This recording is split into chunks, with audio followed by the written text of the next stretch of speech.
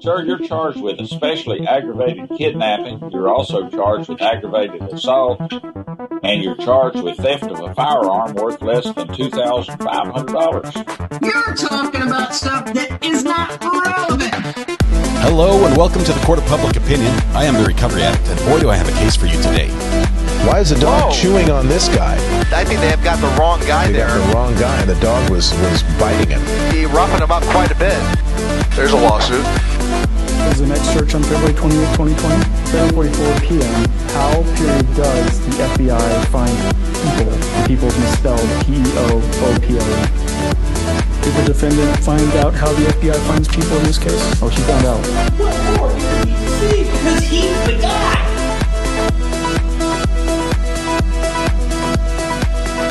All right, welcome back to the Court of Public Opinion. I am the Recovery Addict. We're back.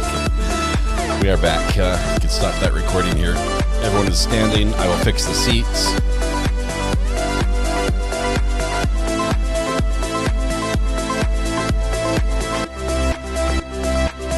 It says they're working. Shut it down, restart it again. Probably doesn't know it's broken.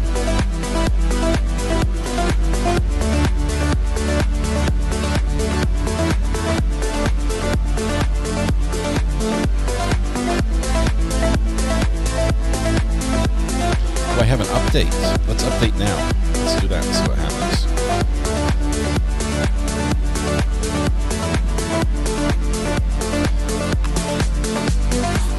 All right, it may or may not work.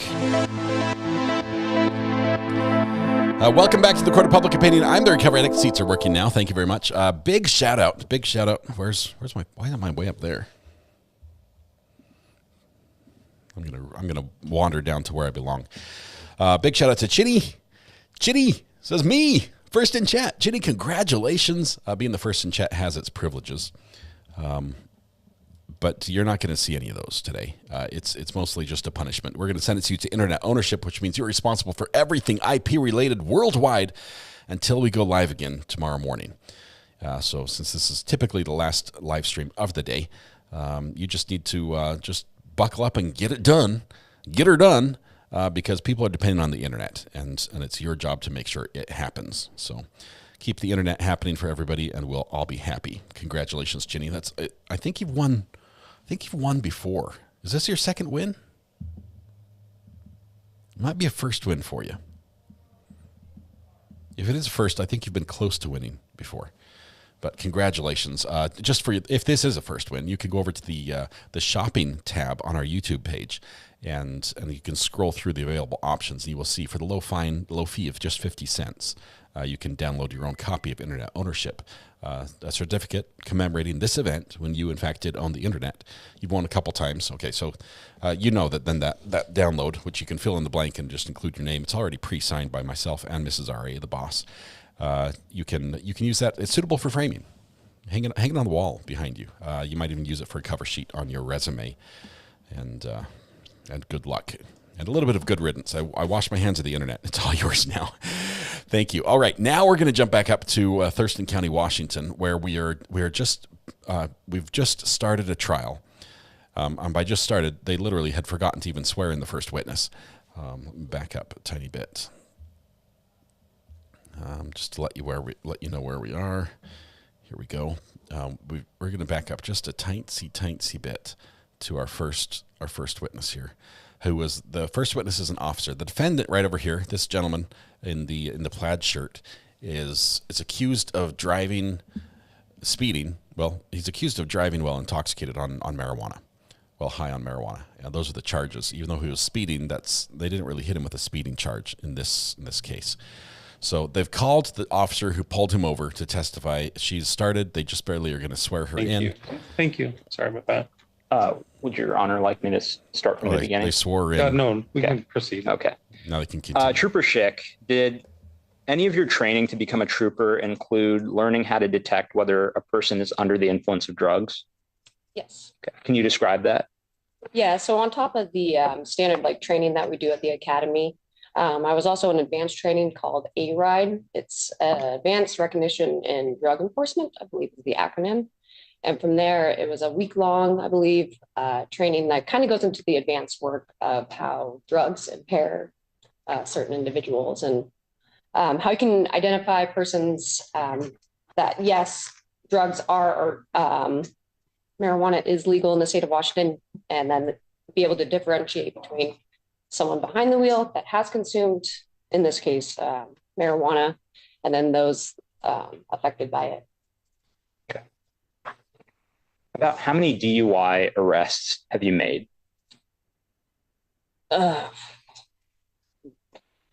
Probably over 400 or so. I'm thinking 400? Like, Could you speak a little louder? I'm sorry. Yeah, I'm thinking over 300. Okay. 300, 400. Okay. And how many traffic stops have you made where you discovered that the driver had been using marijuana but was not impaired to the extent of driving under the influence? Yeah, good question. Objection, Your Honor. Bolstering. What's the basis for the objection? Bolstering. We're talking about one Overruled. specific You can overruled. You can proceed. As I was saying, Trooper Schick, about how many traffic stops have you made where you discovered that the driver had been using marijuana but was not impaired to the extent of driving under the influence? I don't know if I have a good rough estimate of the number, but I can say I've had individuals conduct field sobriety tests that I have definitely said or deemed them to be safe and not intoxicated. Okay. And then certainly put them back behind the wheel. Yeah. Okay. Are there any objective driving patterns or indications that you look for when you suspect that someone might be driving under the influence?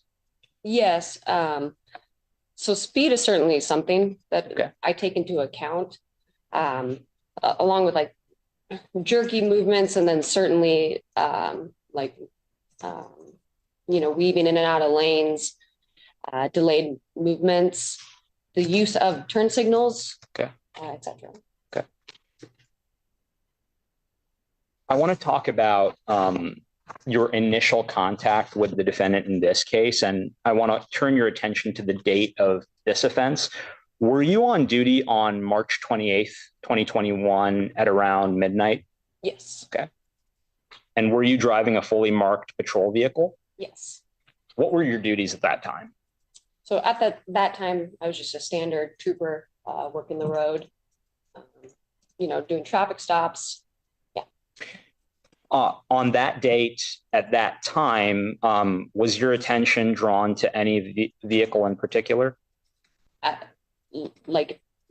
What do you mean? For this traffic stop, or just in general, was I looking for cars specifically? For this traffic stop? No, so I was simply just running speed. Okay. Mm-hmm.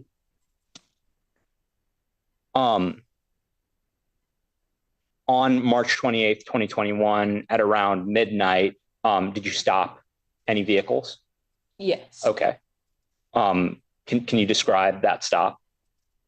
Like this traffic stop? Correct. Yeah, so I was located on northbound I-5. I was fully stopped, and then my lights were fully out, like a tactic that troopers tend to do when we're trying to just run speed or, measure speed. And so I was stationary, running a rear radar so that I could get oncoming vehicles and, in essence, basically get back onto the road, verify a vehicle. Got a speed radar from the rear, got a speed radar from the front, identified, so it's always accurate, or in always accurate. And what street or highway were you actually on? I was stationary at northbound Interstate 5, and then I was sitting under Carpenter Meridian Road, and then the next one is the Nisqually exit. Okay. Is that roadway in Thurston County, Washington? Mm-hmm. Okay. That's subject matter jurisdiction. Sorry, if you could just answer yes or no. Oh, I'm sorry. Yes.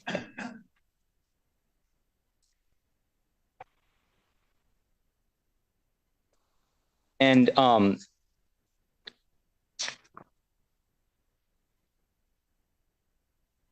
you describe more about the vehicle that you stopped on that day at that time? Mm-hmm. So for this particular traffic stop, like I said, I was blacked out. Again, a tactic you kind of use to go incognito in essence. And I had my rear radar going. It's a and speed how trap. it works for us is it'll be like a buzzing sound or like an alarm sound. And then you look, and that's registers of how fast a vehicle is going, if I'm explaining that correctly, or if I'm explaining that properly. So instantly, it was a very loud alarm. The louder or the faster a vehicle is going, the louder the alarm is going to go.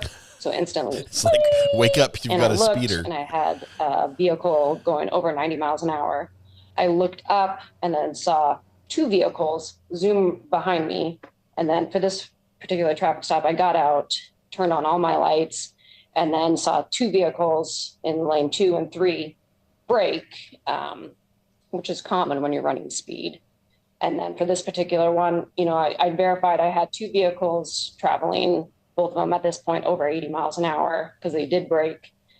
And what caught my attention in the vehicle in the far left lane was I saw it kind of travel over the left shoulder and then a little bit over the right skip line. I say a jerky movement, and then I also noticed it had expired tabs. So I got behind that one. Again, still verified that the vehicle was still speeding. Hang on. And then you didn't notice that expired tags that went by at 90 miles an hour. You activated your emergency lights. How did you notify the driver to stop the vehicle? I got behind it in lane 3, and then activated my emergency lights. And they were already active. We merged over to the right shoulder. They were already active. And how did the defendant, or how did that vehicle stop? So I have, it was a very delayed stop. So what I mean by that is it took us a while to merge over. And then what was alarming to me was that the vehicle was just traveling over the right shoulder, in between the shoulder of the roadway, along with the lane 1 for quite some time.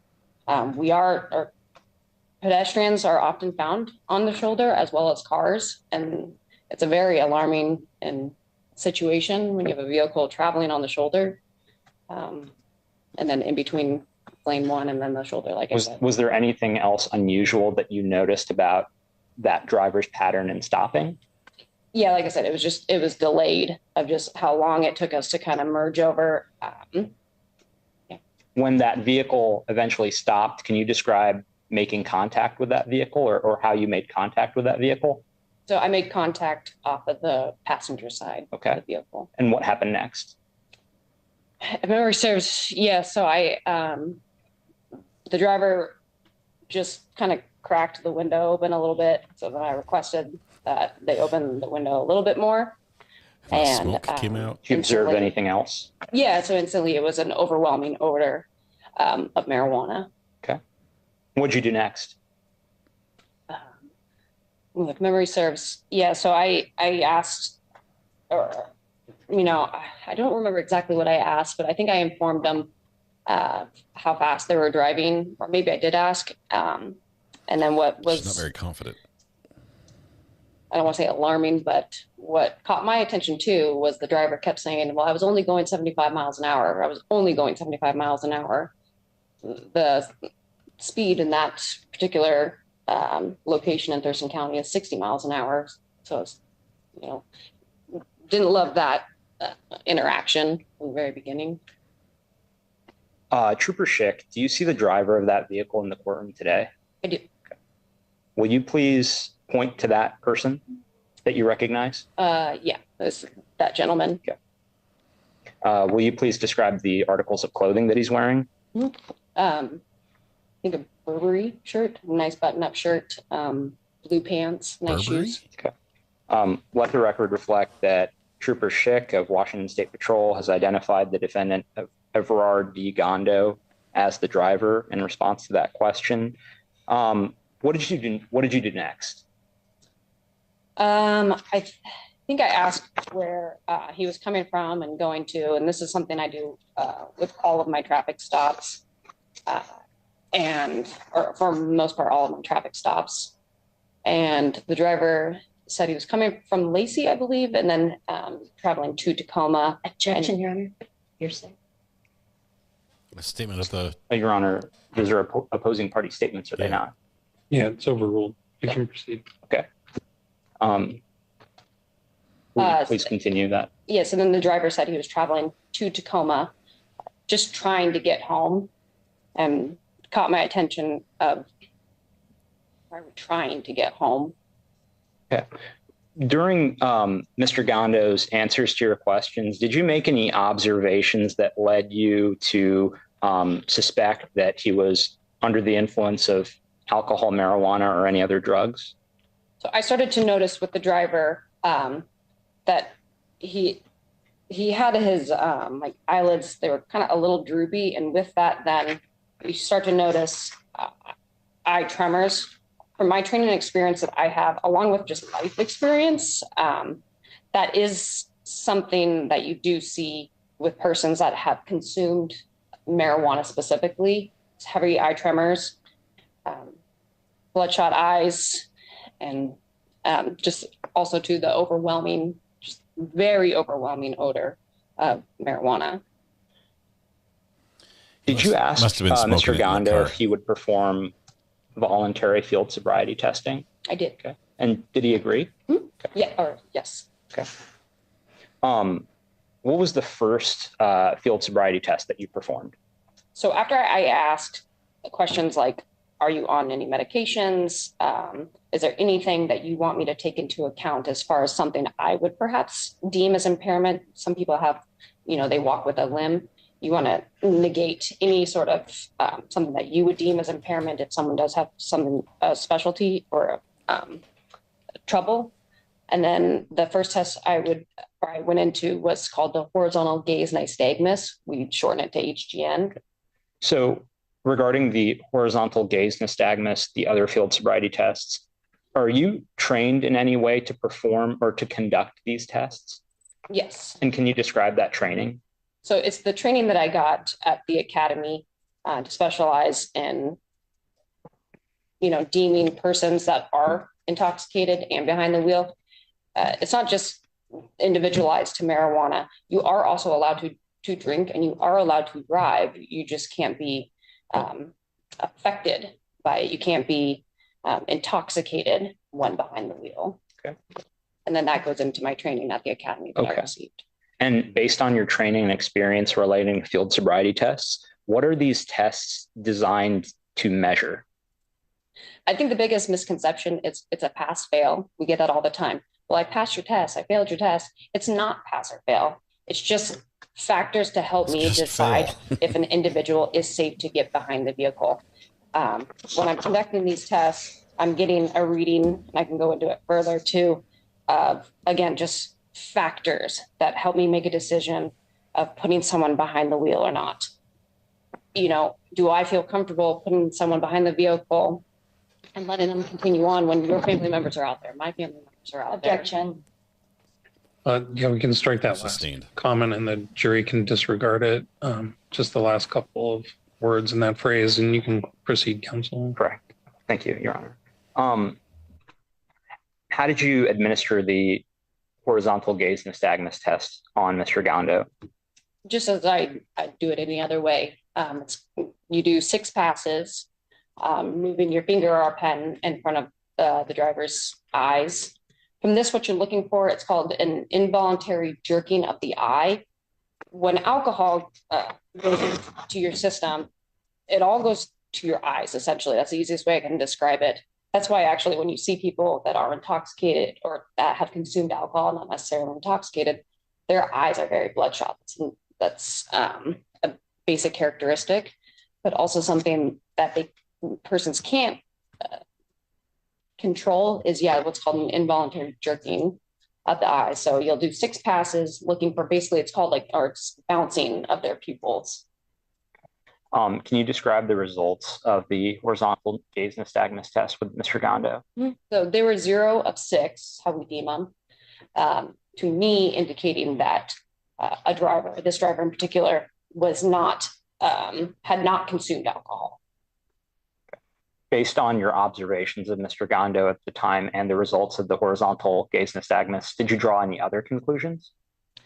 Continuing looking at the bloodshot eyes, obviously, if I didn't see any involuntary jerking of the pupils, again, to me, that's saying he does not have alcohol in his system. So now we're looking at the bloodshot eyes, perhaps being a factor of marijuana in the system, as well as the, at this point, looking at like the tremors.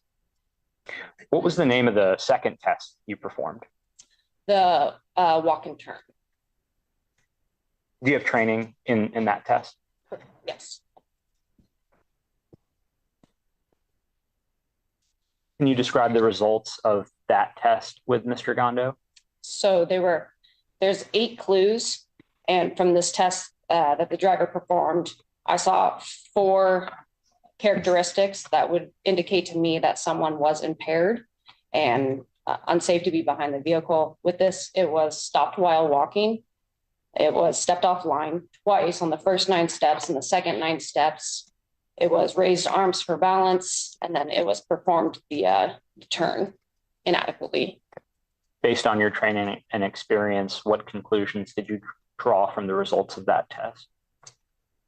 Before you answer that, counsel, if you could just rephrase that question to be a little bit more leading to be consistent with this court's previous rulings. Okay.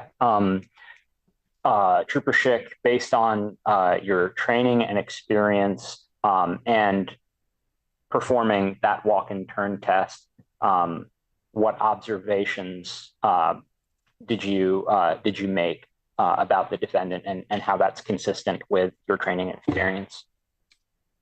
So, I mean, I could show you if that's easiest, or I could show the jury. Yeah, so with this test, you have 8 clues. And well, like I said, I deemed 4 clues that I took into account of a person not being safe to be behind a vehicle. What was the next test you performed? The 1-leg stand. Okay. Do you have training in that test? I do. Okay. Can you describe the results of that test with Mr. Gondo? So I have, from what I remember, it was 1 of 4 clues that you're looking for, and I could see 1. The test, he wasn't performing it adequately or how it was meant to be performed. You're supposed to keep your legs straight, and if memory serves, I think he didn't have his foot straight and his leg straight. So to me, it wasn't even performed properly. Okay. Were there any other tests that you performed? So I did what's called the modified Romberg. Objection, Your Honor. This is not a standardized field sobriety test recognized by NISA. You'll have an opportunity to cross-examine on that. You can proceed, counsel. Thank you. Can you describe that test? Yeah, so like she said, it's not a standardized field sobriety test. It kind of is individualized for drugs. And again, it's just further information of deeming someone plausible to be behind the wheel if they're safe or not. Like I said, it's called the modified Romberg. I can explain it if you want. Correct, please. So it's a 30-second test requesting that the driver tilt their head back, close their eyes, and internally, so not out loud, internally count to 30 seconds. What this does, for example, is, like I said, it provides more information of if you can Everybody fails this one. Be safe to be behind the wheel. Someone that is, for example, consumed cocaine. What you tend to see is someone that very rapidly gets through the test. Can you internally count to 30 seconds? Okay, tell me when you've begun. I've begun. Stop. Well, now my watch is displaying 4 seconds, let's say. So that's an example of someone on cocaine, just someone that has consumed marijuana, let's say. It's actually going to be very slow. But then you can also see, so you'll say, like I explained for that test, okay, start your watch and stuff. Okay, I'm there. Or I'm at 30 seconds. What do you have? I'm at 14 seconds. Oh, my watch is already showing 30 seconds. Why is this test relevant to a DUI investigation? It like I said, you're just trying to deem someone safe to be behind the vehicle, or to deem if someone is intoxicated.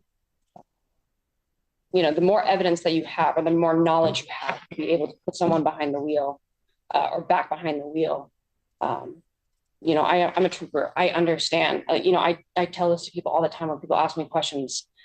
I couldn't imagine, because I'm scared on the side of the road. Objection, Your Honor. Sustained. The answer was already given, and now we're going a little bit further afield of that. So we'll strike the last couple of sentences there.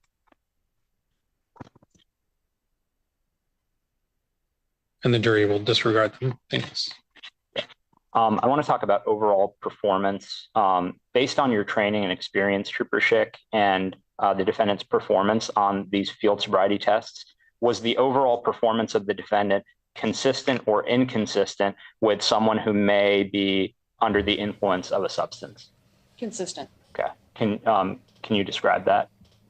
Can you describe your reasons why? Yes. So take it back to the traffic stop. You have someone that was speeding. So we got behind the car. Objection. This is cumulative.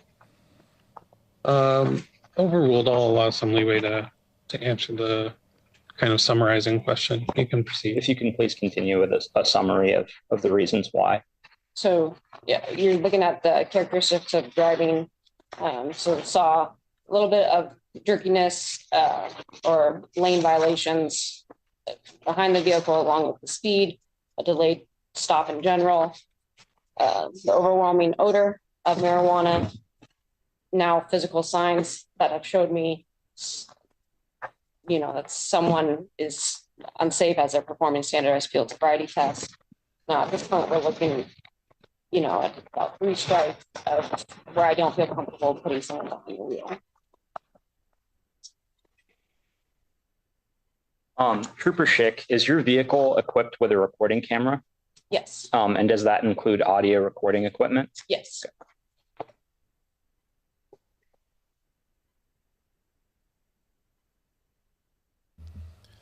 Possibly the best evidence here we might not get to see. You want to go watch the video? He's like, no, I remember.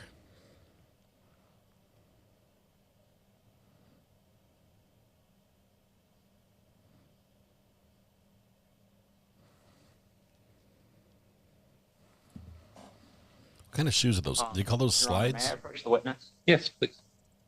They're not Crocs, are they?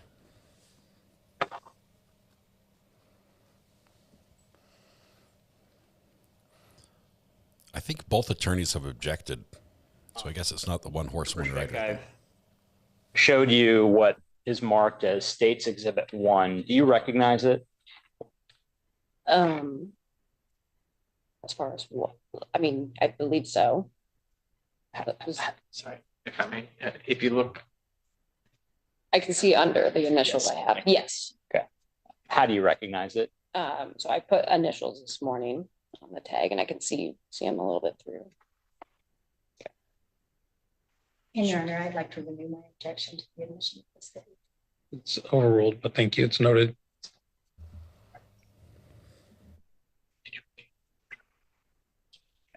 And have you reviewed what's on that thumb drive? Mm-hmm. Okay. Yes. And is the contents of that thumb drive the recording from your dash cam? Yes. Okay. Okay. Is it the recording of the dash cam related to the investigation in this case? Yes. Okay. Permission to approach the witness. Of course. Thank you. So we're taking the thumb drive, plugging it into the USB cable, and we'll get to see about the right-hand fifth of the video.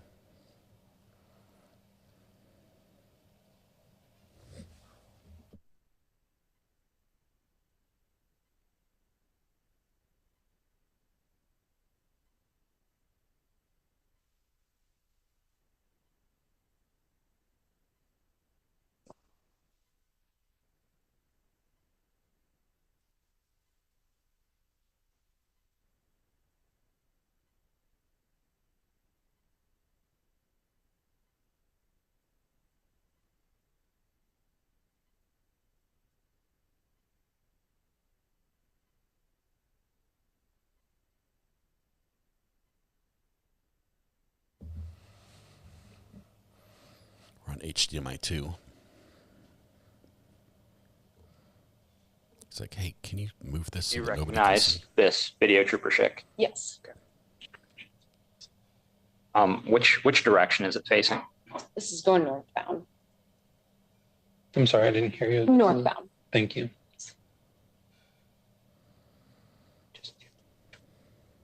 Oh, Your Honor, the state would like move to admit and publish to the jury State's Exhibit 1.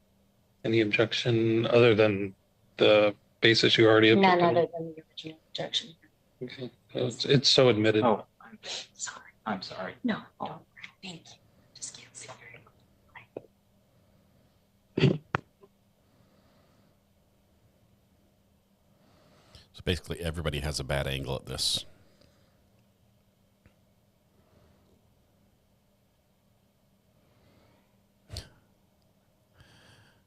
Everyone's moving to get a better seat. By the time this is over, the defendant is going to be in the jury box, watching with the jury, giving a running commentary on, no, that's not how it happened. Can you explain why the audio hasn't started yet? Yes, so it will start recording 1 minute before you turn your lights on. Okay. So that's why. And then that's why you don't hear anything right now, too.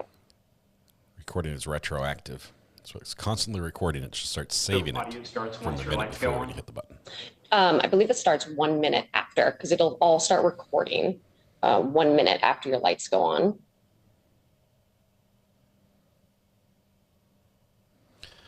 I don't think that's Or true. maybe it is when the lights turn on. I don't know.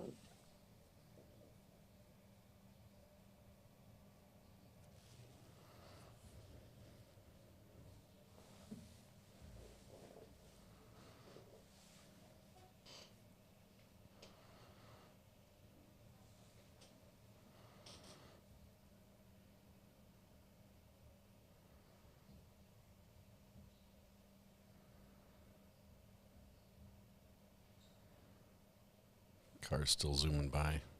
She's pulled him over.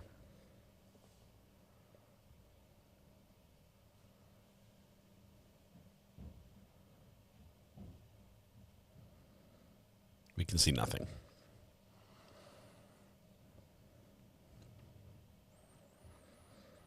Imagine at this point they're having a conversation. She's smelling the smoke, asking him to roll down the window a little bit further.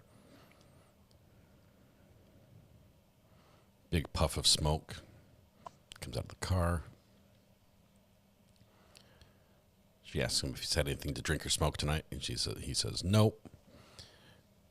Says, "Would you be willing to participate in some field sobriety tests?" And he's like, "Sure. Hold my Cheetos."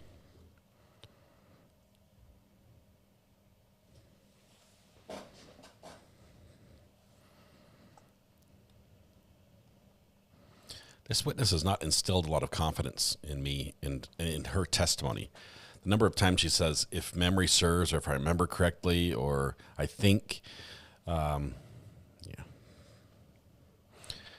Red shoes look like Tom's or the less expensive version, Bob's, but not Bob and Tom's.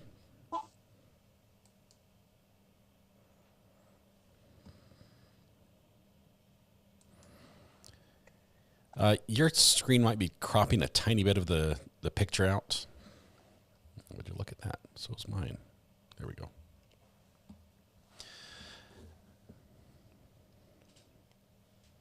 It has to do with overscan on a TV. If you're watching on a TV, I'm only able to see just a corner of the video, not very much of it.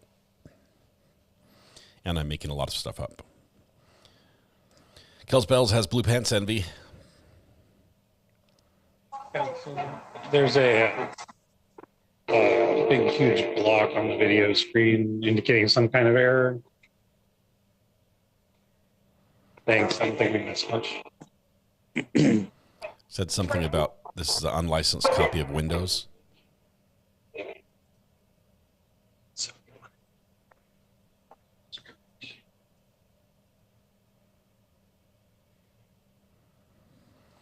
The attorney's new, and so that's his mentor there who's giving him instructions. Now he's going to make an argument to the judge, ask, make a request. Also, I'm sorry, if you could do it over by the microphone. Trooper Schick, will you explain a little bit about how your mic works on your dash cam? So we have like a Coban. I used to wear it, I believe, right here. And then I think it's picked up within our vehicle. I don't know the exact nuances of how it works. It's just magical.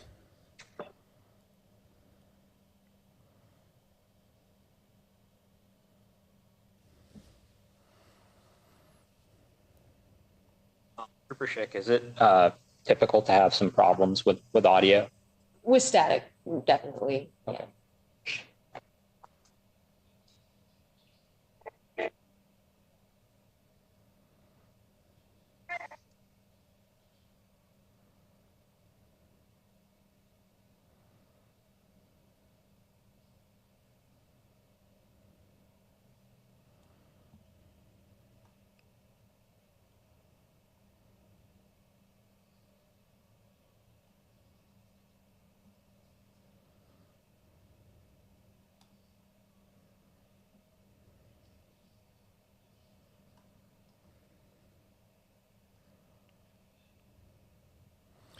Everyone's just standing around because they're showing a video of the dash cam of his. Yeah, I know you're saying 4 hours ago. Good morning. It's like, look, yeah, I'm ready to have it. I have no off right now. So, all right. I go ahead and just put it. All right. Open up your mouth. Open up your mouth, stick out your tongue. All right, and then just go free. All right. All right, let's go. We do want to take over and get the drive test, like I said. Like you're not impaired anyway. All right. All right, so I'm going to give you and we need to go together.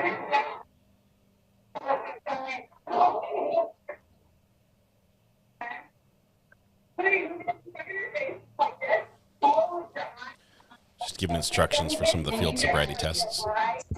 All right. You taking medication? All right. And have you like any sort of ailment? Like, Counsel, if you could pause it. all right. Almost right here.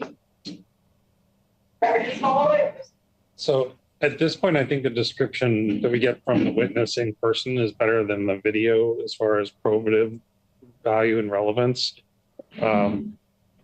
So why don't we pause it here and then we can talk about that further. And then it's time for a bio break anyway for our jury. So why don't we all take a 10-minute break, come back, and we'll either continue with the video or not, depending on what the attorneys tell me is going to happen with the rest of the video. So for now, let's be in recess for 10 minutes. So jurors, just leave your notes on your seats. Don't talk about the case yet amongst yourselves. We can wait until jury deliberations to do that, but feel free to talk about your day or anything else, just not about the facts of this case. And just go ahead and either wait in the jury room or go use the restroom, whatever you need to do. Thank you.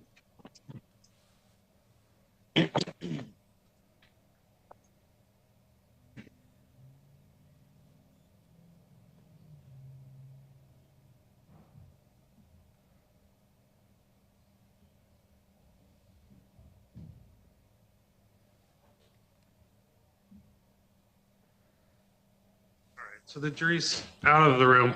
Does the video get any better, or do we start to like actually see any of the field sobriety testing taking place? You can hear you can hear them. You can't see them on the video, Your Honor. There's a second video on the thumb drive, which is the rear camera facing that defense was actually objecting to. Again, while I think Ms. Simmons, and maybe I didn't fully understand her objection, but this is all relevant. This is the actual traffic stop. The jury's entitled to see it. There's nothing objectionable in any of this at this point that the state can see. Well, I'm not sure that it's not probative. There's anything all that objectionable other than obviously traffic stops is always a little bit prejudicial.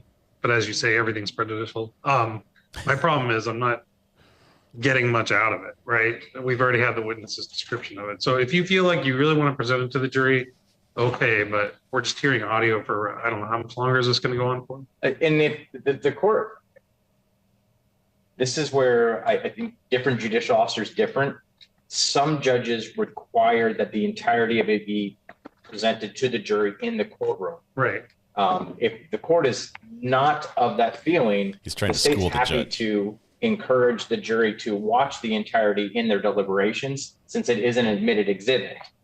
but some judges only admit the exhibit if it's also published in full, which is unfortunate for if you have like a 2-hour interrogation video. Right, I know.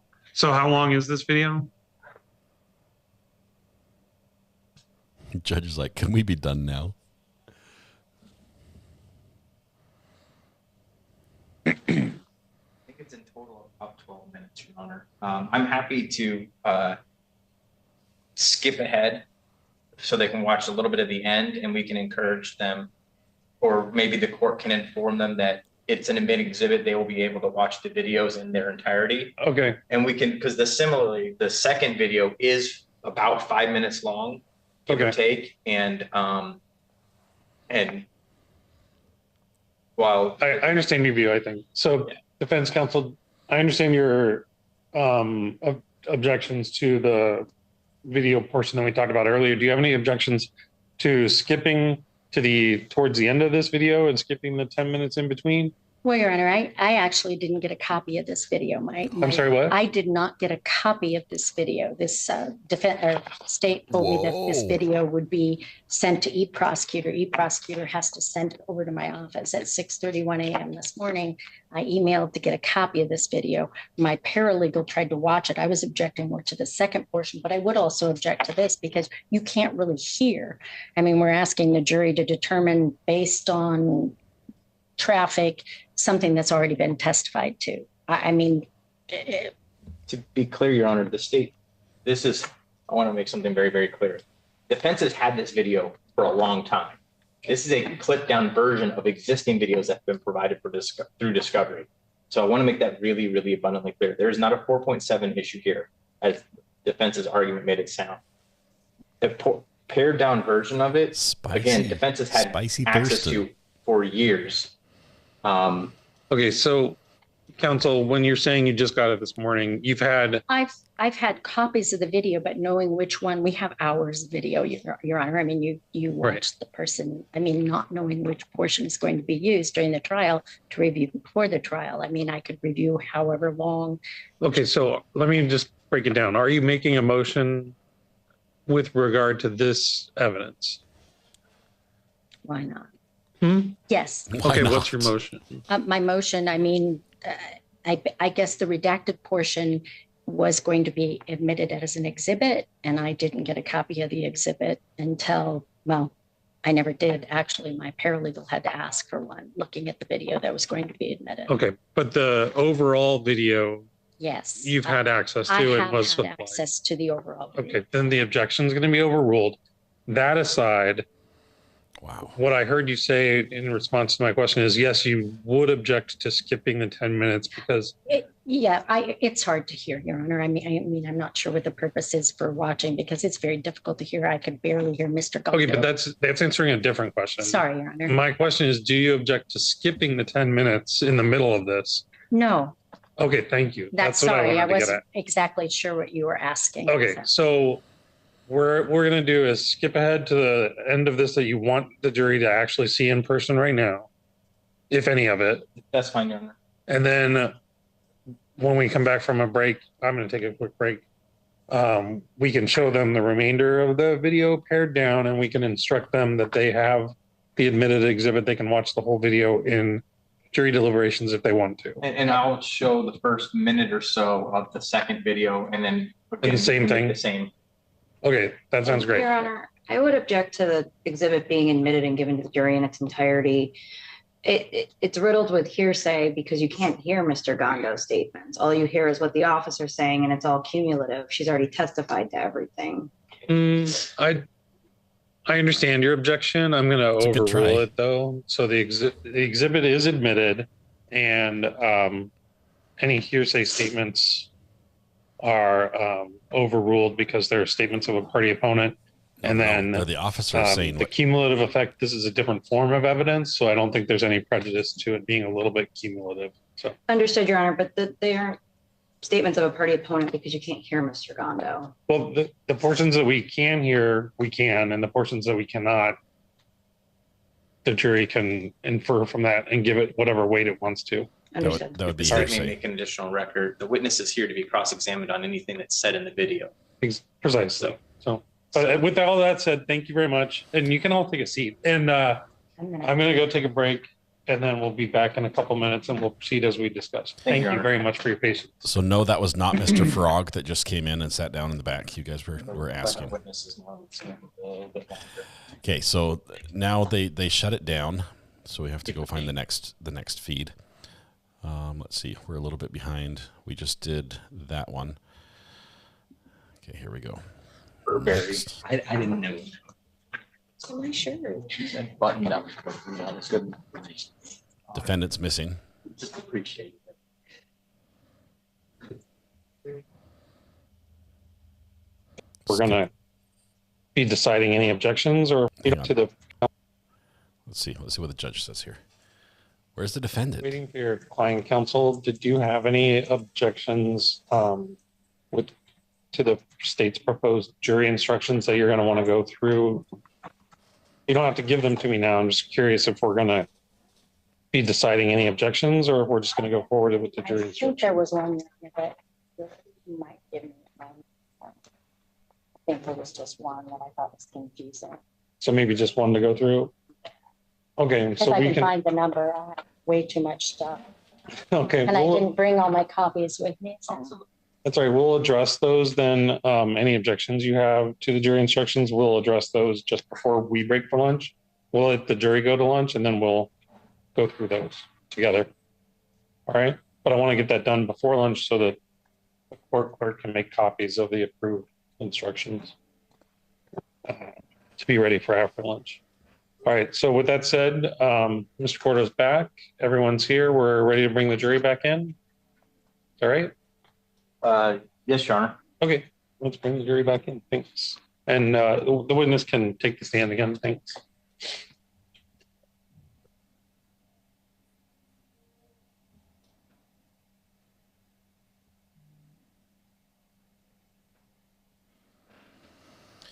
Krista, limited edition. It sounds like a YouTube account issue you might be having. You just texted me a minute ago. I just got it. I've seen at least one. I was thinking one or two at least chats from you today that I might have even put on screen. So I know you're not timed out on the channel. I'm not sure what's happening. Welcome back. Do you have multiple accounts? So we were observing the evidence, exhibit number 1 that the state had proffered, and that's been admitted. We're going to skip the middle portion of it and then show you the ending here in person. But the whole video is admitted and will be made available to you to review during deliberations. If you want to watch the whole entire portion with the middle included, you can do that. But we're just going to continue playing now the end of that video we were watching before we took a break. And counsel, you can proceed with that when you're ready.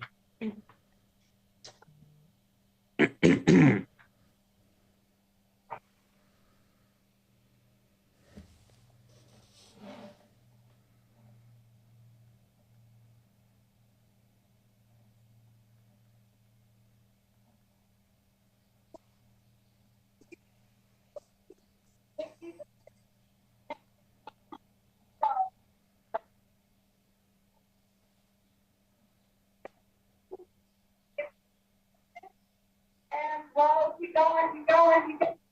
And you're not doing it enough. It's not right. I'm sorry? Yeah, approach, Ryan. Maybe approach. Sure, no problem.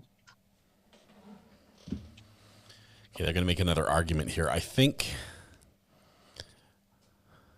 what they have here is, I think they've got a good argument about it's hearsay when she says something and we can infer what the other person said based on what the police officer said. That's not good. That's not good lawyering. Well, it is good lawyering, but let's see. The thumbnail while they're taking a break. I'm going to see if I can show you this just briefly. This is our Weed and Speed thumbnail so far, right there. So it's got skunk, bloodshot eyes. Nice. Looks good. Looks good. All right. You can continue playing the video. Thanks. Objection overruled.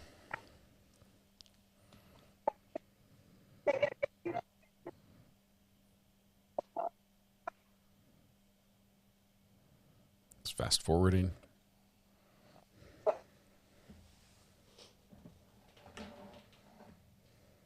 The video that was just watched, for the record, on State's Exhibit 1 was labeled Dash Cam 1. The second video is labeled as Rear Cam 1. Go ahead and ask what this video is. Trooper Schick. If you do it by the microphone, thanks. Sorry, Your Honor. Trooper Schick, will you describe what's happening in this video?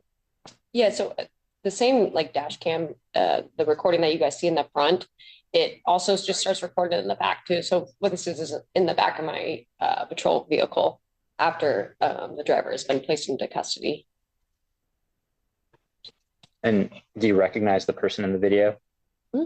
Who is that? Yes. Who is that person? That's the driver and the gentleman that's here today. Okay. Is that the defendant? Yes. Okay.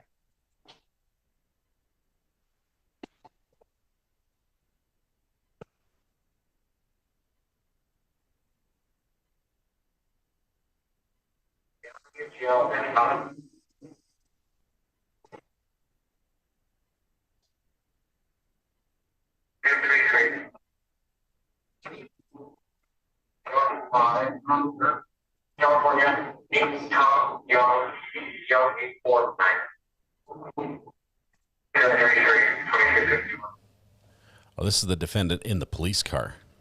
Not the rear facing, that's inside the car, not externally. You can barely see him on the corner of the screen.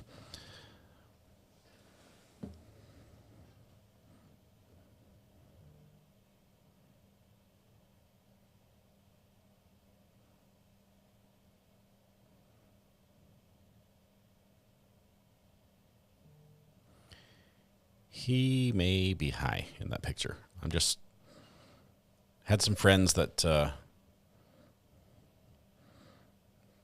enjoyed the weed a little bit, and I'm recognizing some mannerisms.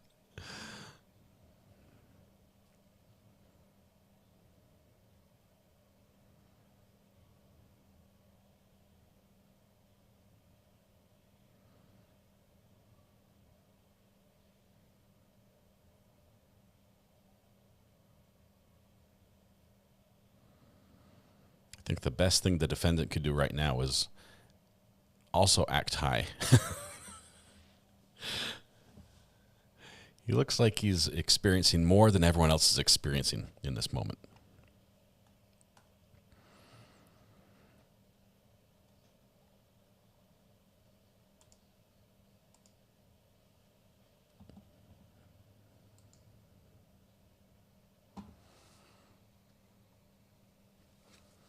If he could testify in his own defense and appear the way he does in that police video, but sound completely coherent, he might have a shot.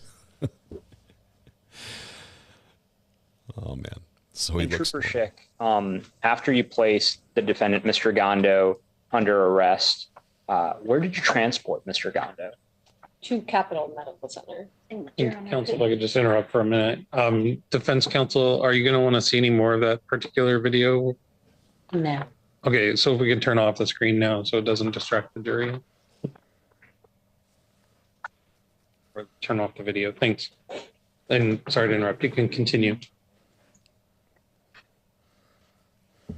Where did you transport Mr. Gondo? Yeah, Capitol Medical Center. Why? With drug DUIs, because it's not a breath test necessarily that you do. We didn't have any alcohol in his system.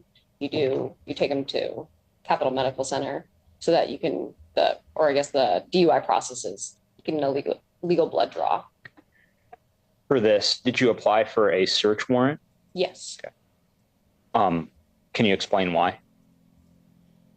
You can't just draw someone's blood. I mean, that's a violation of their rights. So it's in essence like applying for a search warrant, basically, because we are requesting to get legal evidence. In this case, someone's blood. You have to apply for a search warrant and provide your evidence to a judge and see if they get deem probable cause to get the Search warrant. In this investigation, was your search warrant application granted? Objection. This is bolstering. Overruled. You can continue. As I was saying, in this investigation, was your search warrant application granted? Yes. By whom? Do you recall? I don't remember the judge. Skinner, I think. Was it by a judge? Yes. Judge Skinner. What did you do next? So then I just went through the DUI process, obtained the search warrant or granting me permission to get a legal blood draw, escorted the driver into Capitol Medical Center, checked him in, and then waited for the phlebotomist to do the legal blood draw. Okay. What did you observe during that procedure? Objection, Your Honor. Foundation. We have a phlebotomist. Overruled. You can proceed. As I was saying, will you describe that procedure?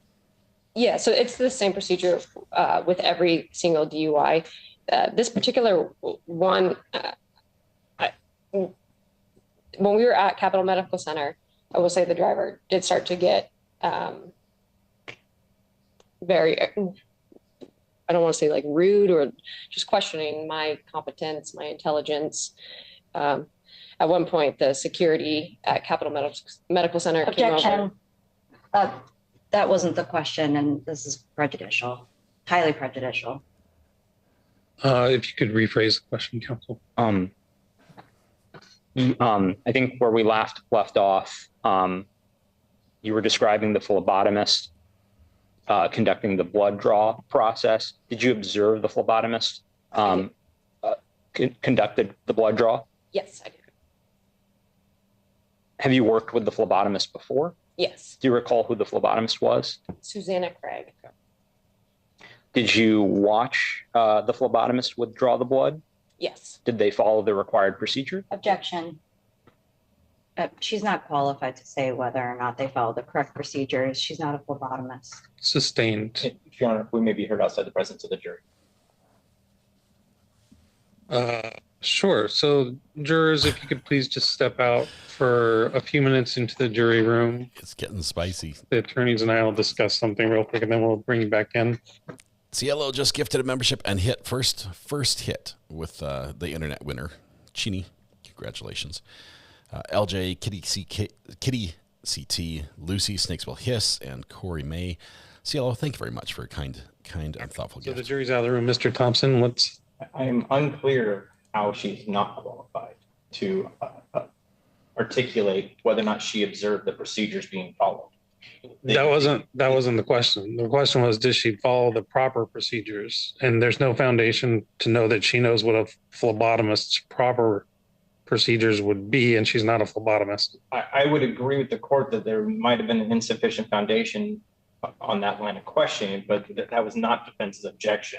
Defense's objection was that she's not qualified to testify as to whether or not the procedures were followed. And actually she is, because we don't need a phlebotomist to testify about those procedures being followed. And that's inaccurate. I object to that. We have no credentialed phlebotomist. We have no ability to cross-examine. Nor do you need one. The statute's actually very clear on that. No, it isn't. Well, if you need to rephrase the question or lay a foundation, you can. For now, this objection is sustained. Understood, Your Honor. Thank you. We may just have a minute. Repeat your question. Repeat your question, he says.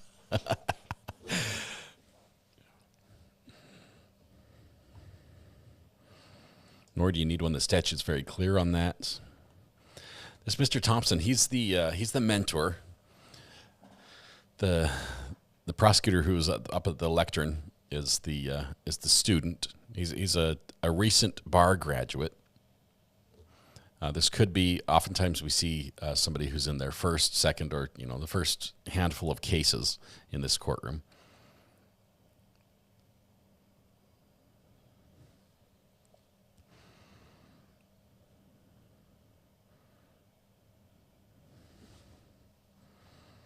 Older attorney's going to write him a better question.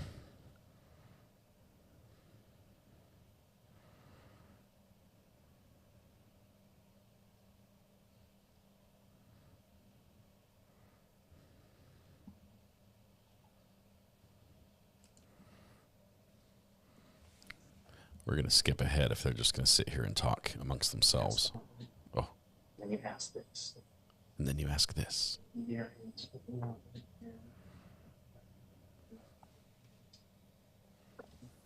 You admit this. She's already identified the person as a phlebotomist. Right? So we hand her this. This is a self-authenticating document that comes. The statute's really clear on this. This is sufficient to show that the phlebotomist was the one who drew the blood. Defense attorney's already standing in anticipation of a little battle here.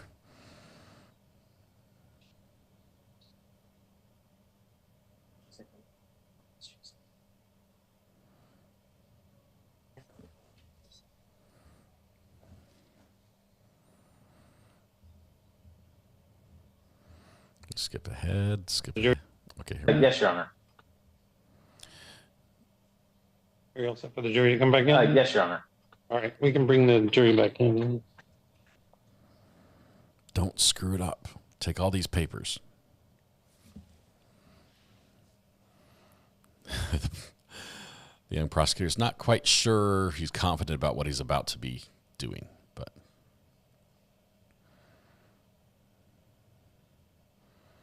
he's got pages, he's got notes. He's in position. The jury's not even here yet.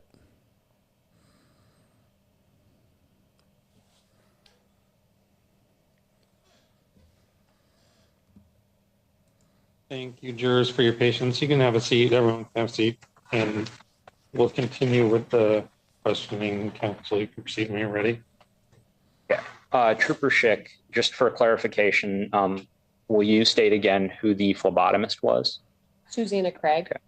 Okay. Did you observe phlebotomist Craig clean the blood draw area with soap and water? Yes.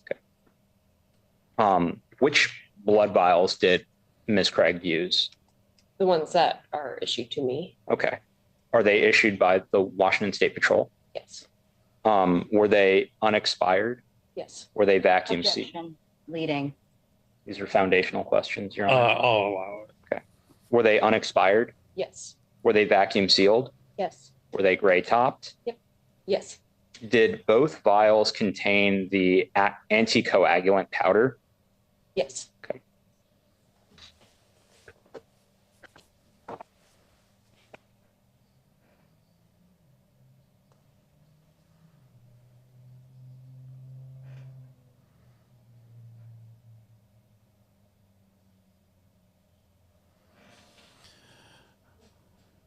Now they're going to try to admit a document.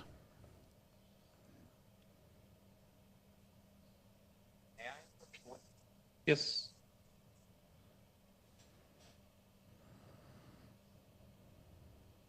Trooper Schick, I've handed you what's been marked as State's Exhibit number 2. Do you recognize the name of the phlebotomist on that credential? Yes. How do you recognize it? Susanna Craig. Okay. How? And is that the phlebotomist that conducted the blood draw in this case? Yes. Can I approach the witness? Yes. Your Honor, the state moves to admit Exhibit 2 into evidence and to publish. Any objection? Yes, Your Honor, we have no phlebotomist who will be called today to dispute any of this testimony. We neither have the ability to cross-examine to determine if the procedure was followed correctly. As stated before, Trooper Schick, with respect, is not a phlebotomist. Counsel? Statute's very clear, Your Honor. Phlebotomist is not needed to testify. Their certificate is sufficient evidence to show that a licensed phlebotomist did the blood. All right. Yeah, I'll overrule the objection, and counsel, you can publish it. And it's admitted into evidence as Exhibit 2. There you go. And Your Honor, we're actually not going to publish it. We'll just have it go back with the jury. That's fine. Thompson gets another win there. And Trooper Schick, you said that earlier you identified Mr. Gondo by his driver's license. Did you perform a check of Mr. Gondo's driver's license? Yes. What exactly did you do to perform that check? It's called a driver's check. What you do is you do it through the Washington State Patrol radio, asking Say, them basically to provide information back of their driving record as well as criminal record. Washington, this is Trooper Chick. Can I get a 1028 by number? And then you read the number to them. And they're like, okay, here's the record. Without telling me the degree of the status of Mr. Gondo's driver's license, what result did you receive in that driver's check? That it was suspended.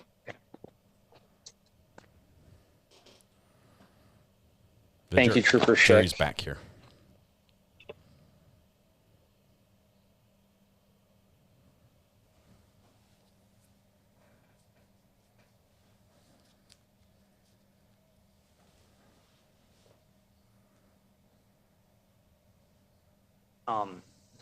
I want to go back to Capital Medical Center.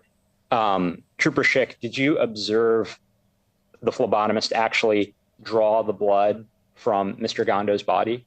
Yes, Susanna's very good. She Objection. Yes. Bolstering the confrontation, just to say. Overruled. You can continue. Please continue, Trooper Schick. Yes, I did. Susanna, she's very good. She always, like, I can confidently say that I watched this blood draw because she makes us watch every single blood draw. Okay. And what did you do next?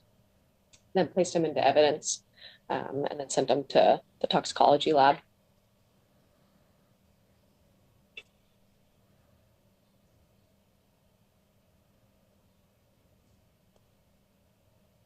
Can you describe more about what that process looks like? Yes. So after I decided and released the driver, then I drove right away to the Olympia office. And the process then is, I mean, I can go into real depth about it, take it out of the box, seal them up, put the evidence tape on to make sure that they haven't been tampered with at all, and then put it in a locked safe so that the lab's or that the state's toxicologists can come and pick it up the next day. Your Honor, I have no further questions for Trooper Schick at this time. Thank you, Trooper Schick. All right. Thank you, counsel. In cross-examination, Yes, Your Honor. you can proceed when you're ready.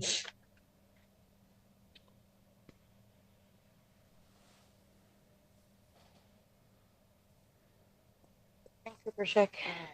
Sorry, this probably feels like a long morning for you.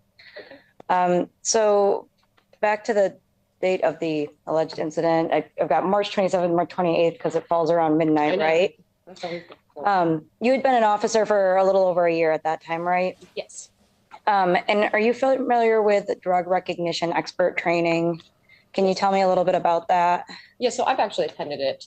I hadn't attended it prior to this DUI. I don't think, I'm just guessing on that 100%, but the drug recognition expert, a DRE, and actually I correct myself. So you're referring to a DRE? Yes. Right within, okay, so never mind.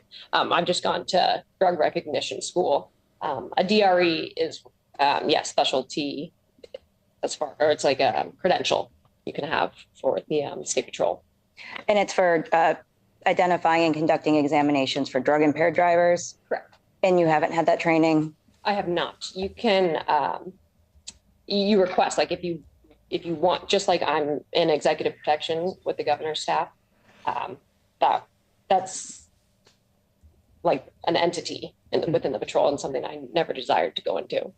And you testified earlier about A-RIDE training and how that's a specialized training for identifying impaired drivers. Yes. And you've had that training? Correct. But you hadn't had that training at the time of this incident in 2021? I don't think so. Not 100%. So you were not certified to conduct examinations on drug impaired drivers? Not correct. Okay. I was definitely, just based off my training at the academy. When you stopped Mr. Gondo, you were in your department issued uniform? Correct. Okay. And you testified earlier that Mr. Gondo's eyes were bloodshot? Correct. And that, let's see. And he was slow to react to your lights? Correct. Okay. Is it your experience that people who are pulled over are sometimes nervous, Correct. distressed, maybe tense? Correct. And is it fair to say that Mr. Gondo is not a white man? Objection, Your Honor. Overruled. Correct. So you pulled Mr. Gondo over on the side of I-5? Correct. And you didn't smell alcohol on Mr. Gondo? Did you? No. Okay. Did you see any evidence of alcohol consumption? The bloodshot eyes can certainly be it, with the overwhelming power or smell of marijuana. That was certainly present, but bloodshot eyes could certainly be consumption of alcohol, yes. So you offered that Mr. Gondo do voluntary field sobriety tests? Yes. And he agreed to do them? Yes. So you administered these tests on the side of I-5? Yes. So on the side of the interstate at night? Yes. In March? Yes. With interstate traffic passing by? Yes. And do you have a police station that you could have taken Mr. Gondo to? That's not practice within the patrol. Okay. That's but practice. You had him perform these tests on the side of I-5? That's how we perform all our tests when you stop someone on the side of. So you had Mr. Gondo do the horizontal gaze nystagmus test? Yes. Which is standardized for the detection of alcohol consumption? Yes. And you had him do the walk and turn test? Yes. Which is standardized for the detection of alcohol consumption? For impairment. So no. And you had him do the one leg stand? Yes. Which is standardized for detection of alcohol consumption? Not correct. For impairment. HGN is standardized for alcohol. Okay. And you had him do the modified Romberg? Correct. Which was historically developed to detect syphilis? That I don't know. It is not standardized by the National Highway Transportation and Safety Administration organization? Bingo. Correct. Okay. And Mr. Gondo is not accused of being under the influence of alcohol? Who's asked, or are you asking me? Yeah, as part of your investigation. And Objection lacks legal knowledge of what the defendant's being accused of. You can rephrase. I can move on. Okay. So it's your testimony that you smelled marijuana when you pulled Mr. Gondo over? Yes. And there was another passenger in the car? Yes. And marijuana is fragrant? Yes. The smell sticks to things? Fabric? Clothes? Hair? Yes. So you don't have any way of knowing when the smell of marijuana got there? No. Okay.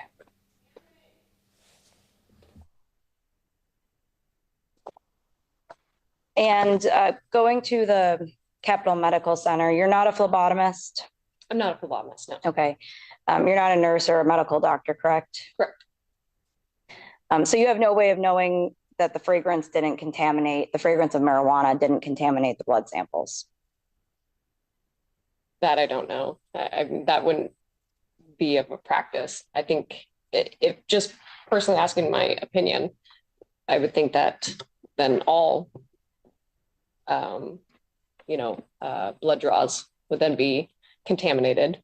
But you're not qualified or certified to make that determination? I suppose not. Okay. So you said Mr. Gondo's arm was clean with soap and water? Yes. Did you verify that? Yes. How did you verify that? So I will document what it's cleaned with. Sometimes they use rubbing alcohol. They'll tell me the solutions that they used, and then specifically, this was, soap and water. So you smelled the soap yourself, saw the soap yourself? Yes. Did you taste the soap? And you don't know if Mr. Gondo's blood was drawn from an artery? I don't know. Or a vein? A vein, but I don't know. I'm not a doctor. Okay. And you don't know how much blood was drawn? I don't. Or how much vials were? Or how much blood needs to be drawn? I don't. Okay. So you cannot certify that the blood was drawn properly? Objection calls for a legal conclusion. Sustained. You cannot certify that the blood was not contaminated during the process. I cannot certify that it was not contaminated. I guess not. It was your testimony earlier that the test tubes were not expired. Correct. What was the expiration date on the tubes? I'd have to go back and look. I don't know. Okay. You looked at your report before today? Yes. Because this took place a little over 3 years ago now? Yes. Okay. But if, I imagine the expiration date of the tubes would be important. Yeah. Is it in the report? And you don't know what the expiration date on the tubes is? I don't. I can wholeheartedly say they're not expired because, like you said, it is very important. And that just in the same of running or checking my speed radar at the beginning and end of my shifts, these are just things that me as a trooper, I have to have correct and knowingly so. Yeah. But you work a lot of cases. Okay. And you watch the phlebotomist do the blood draw. You watch the phlebotomist place the labels on the test tubes. I don't know specifically if she did. I think they're already on there. And then there's a process of I have to sign it. She has to sign it. So I don't know the exact if she put a label because I think there's already labels on there. Okay. So you noticed that the labels were over the expiration date. That I don't know. Okay. And that would be against protocol? No. No? No. For the labels to be over the expiration date? But there's no way for us to verify the expiration date other than from your testimony today. Okay. Was that a yes or? I don't know. Okay. So you're not a chemist? No. You've never worked for a test tube manufacturer? No. I don't think I made it to chemistry in high school. Yeah, and working for a test tube manufacturer maybe doesn't sound all terribly interesting. So it's your testimony that the test tubes were vacuum sealed? Yes. Did you seal them yourself? I did not. Did you test the seal? I did not. Okay.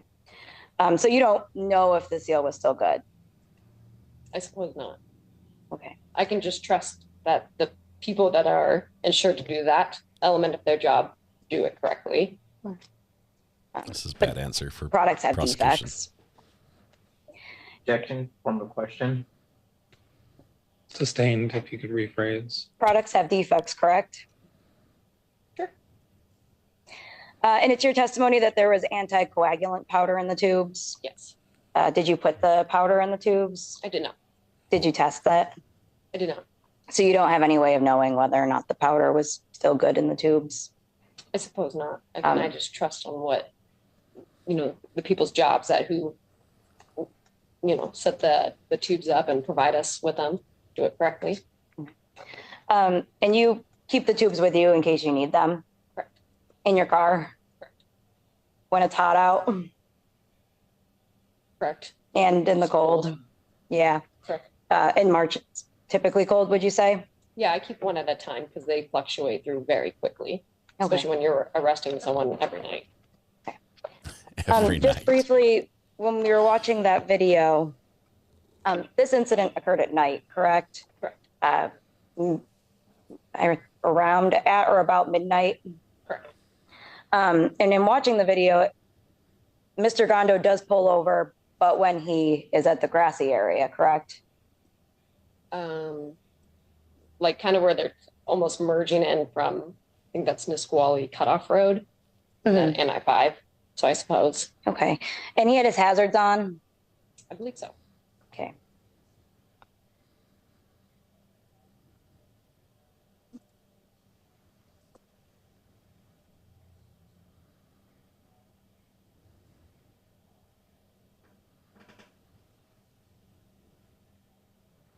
All right. Consult. She's chasing things down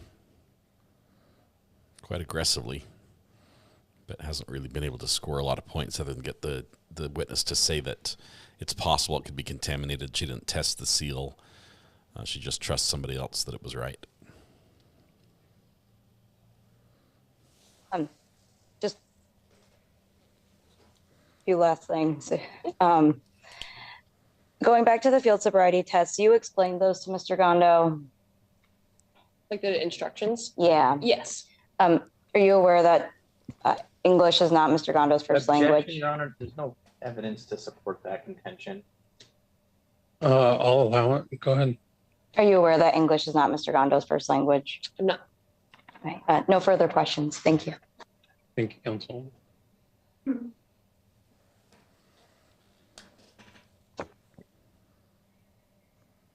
Any redirect? Yes, Your Honor. Thanks. Thank you, Trooper Schick. I just have a few last questions. First of which, at any point in your investigation, did Mr. Gondo have any trouble communicating with you? No. Okay. Back to Capital Medical Center for clarification, was the equipment that Ms. Craig used sterile? Objection. Calls for speculation. Not qualified as an expert. It's not calling for speculation. Lack of foundation. Lack of personal There you knowledge. Did you observe Ms. Craig sterilize equipment? I don't remember specifically. You would have been better off. Did you observe Mr. Gondo sitting, lying down, or reclined during the blood draw? I believe sitting, but I don't specifically remember. So I believe sitting because I can kind of envision the room we were in. So I'm gonna say sitting. Okay. If my memory serves. And would you ever use expired tubes? No, never. Okay. No. You don't have them long enough to be expired. Yeah.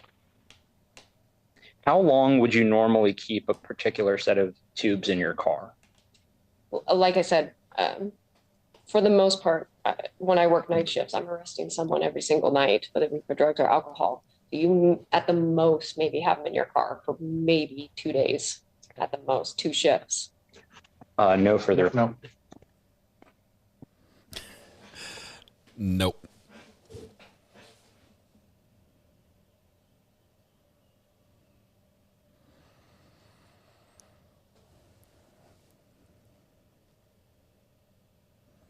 So she was trusting that because she's only had them for a day, they haven't expired.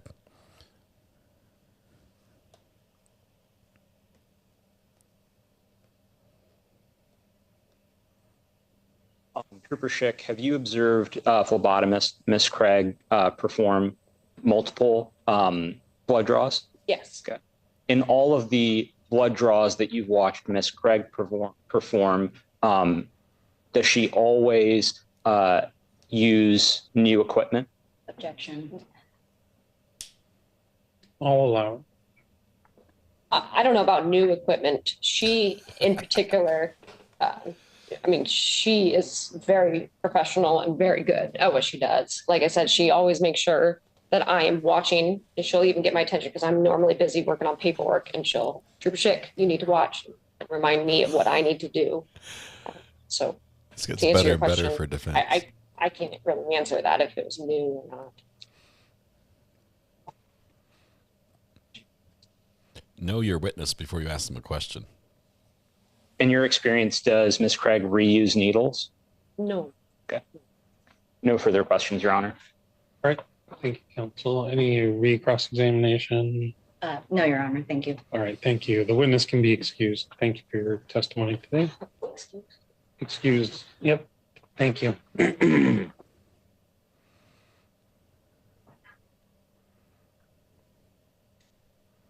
And does anyone need a quick 10-minute break? Apparently they do, because the break just came. Let's see. We're skipping that break.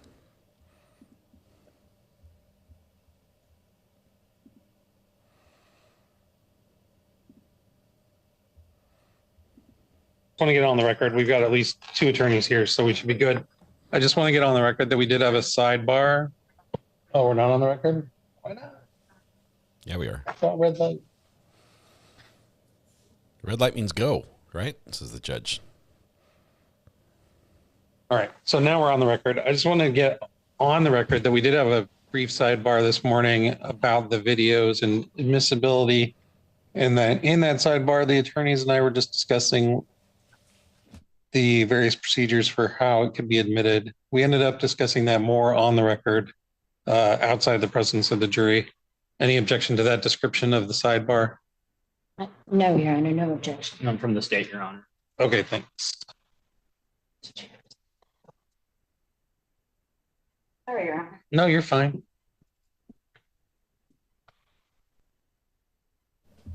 You will brang the jury, even though we're missing 2 people. Well, missing 1. Moving as quickly as I can. And we'll have 2. Whoa. Including the next one. And then how many more witnesses do you have? Including the next one, we'll have 2, Your Honor. We have. Thank you. So this witness and then 1 more. Two more in total. Sir. Yes, Your Honor. Toxicology and drug DOL. Okay, great. Thank you very much. Are you guys all ready for the jury to come back in? We are, Your Honor. Defense? I'm okay for the jury. Yes, Your Honor. Yes, Your Honor. Okay. Also real quick, before I bring them in, is there any objection to the jury instructions? Just a moment, Your Honor. And I messaged the clerk. Let's see. Sorry. You skip ahead a tiny bit. I'll just say no objection, Your Honor. Okay, so no objections to the jury instructions. We're going to use the jury instructions that are proffered by the prosecution. We're going to use the uncited versions so the jury's not looking up WPICs on their own or anything. And so they'll get a copy of those. So we'll just number them 1 through whatever they ending up being numbered. Need a handle marking them. Thanks. And then we'll make copies of those. And I apologize, Your Honor. Did that include ones that were proposed by defense? Ones that were what? Jury instructions proposed by defense. Oh, I didn't see any proposed by the defense. Did you? No. You just did. Okay. So never mind. I guess I didn't. My apologies. Oh, no problem. So She didn't send them. Yeah, we'll just proceed with those jury instructions as given, and then we're ready for the next witness and for the jury to come in. Correct, Your Honor. Okay, great. You can bring in the jury.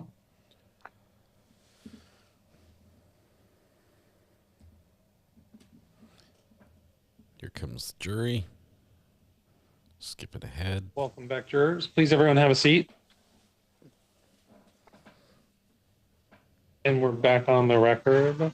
And counsel for the prosecution, you can call your next witness. Thank you, Your Honor. The state calls Darlene Valencia from the Washington State Toxicology Lab. Thank you, Ms. Valencia. If you could approach the table, and then once you get there, if you could just raise your right hand. Do you swear that your testimony today will be the truth, the whole truth, and nothing but the truth? Yes, I did.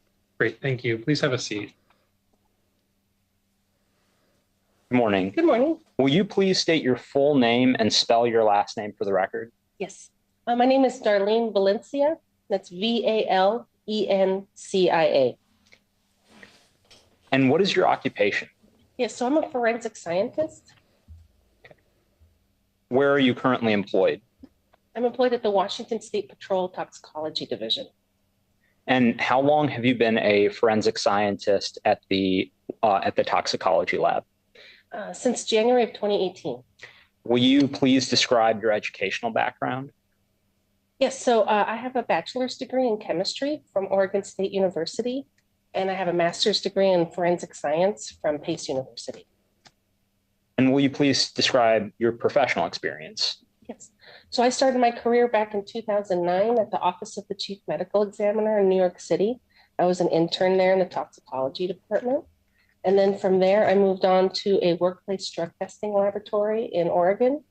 And then from there, I moved to a private corporation to Nashville, Tennessee, where I did all kinds of toxicology testing, including like pain management, drug testing, drug-drug interactions, workplace drug testing. I did sports doping anabolic steroid testing, in addition to doing DUIs and death investigations. And then I came to the Washington State Patrol. And at the Washington State Patrol Toxicology Lab, what are your current duties? Yeah, so my main duties include testing biological substances known as, such as blood, urine, and tissues for the presence of drugs and alcohol. I also review data, analyze data, do testing on the cases. I also write the toxicology report and then provide expert testimony. Thank you. I'd like to talk a little bit about blood. Do you have a valid blood analyst permit in the state of Washington? I do, yes. Did your laboratory receive samples identified as the blood of the defendant, in this case, Mr. Gondo? Yes. Okay. How do you know it was Mr. Gondo's blood? Oh, yes. So when a case comes into our laboratory, they come with test tubes and a request for analysis form. And then we compare what's written on the test tube to what's written on the request for analysis form. Can you describe how the blood was received? Mm-hmm. Yes, so it was received via campus mail through the Washington State Patrol system. And it's first handled by our property evidence custodians. And they're going to take the sample, they're going to photograph it, and then they're also going to look and compare the information that's written on the tube to the request for analysis form. They're going to enter that into our system, and then which will assign it a unique case ID number, and then they'll store it into a refrigerator when it's ready for testing. Do you know if the tubes were tampered with prior to your receiving them?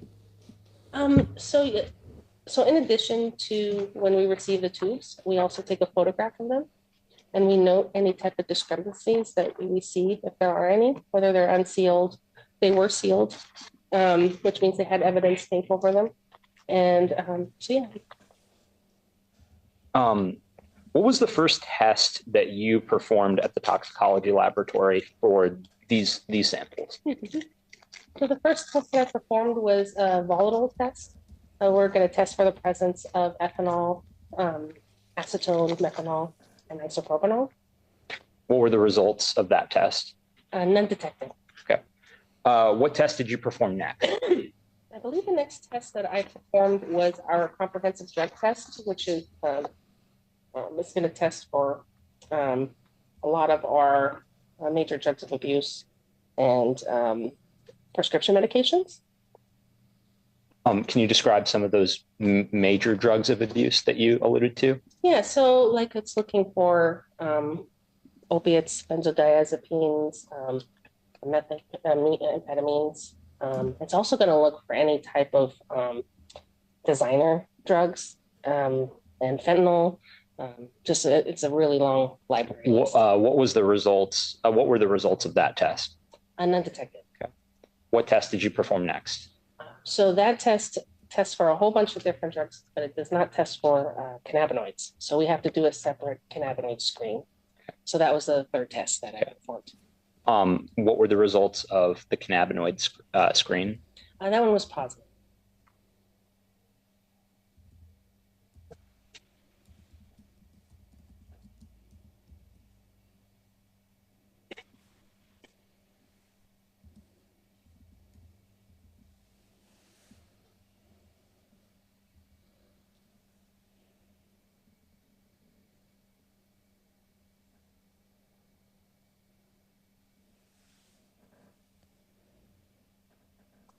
Ms. Valencia, the tests that you performed, are they generally accepted by the scientific community?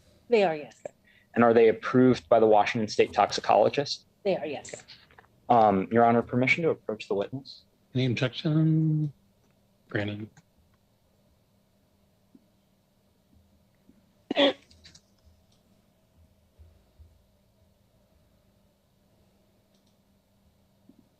Ms. Valencia, I'm showing you what's been marked as State's Exhibit 3. Do you recognize this exhibit? I do, yes. Can you describe it? Yes, so this is the toxicology test report. Can you describe it further and any of the results that you see? Oh, yes. So, so this is the report that I authored.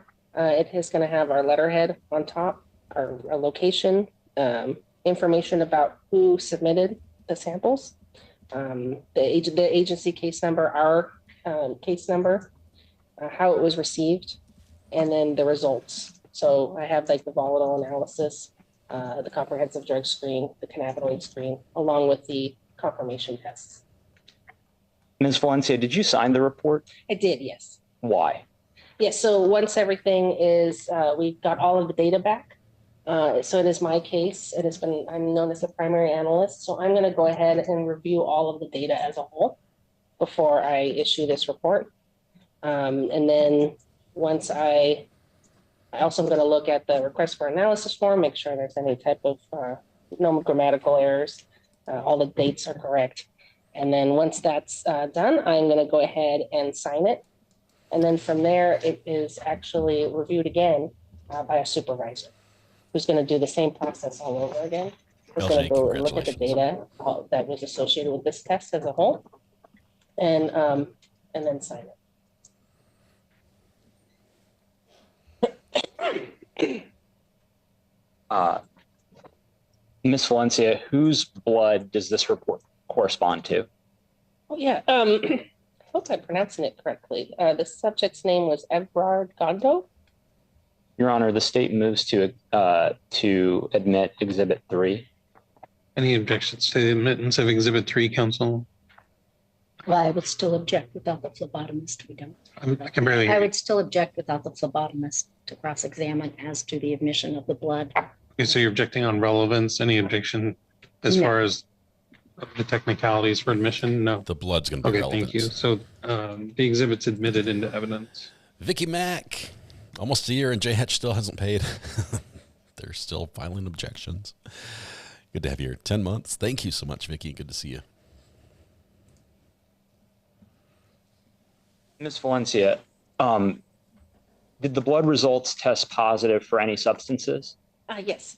So the cannabinoid screen was positive for both carboxy THC and THC.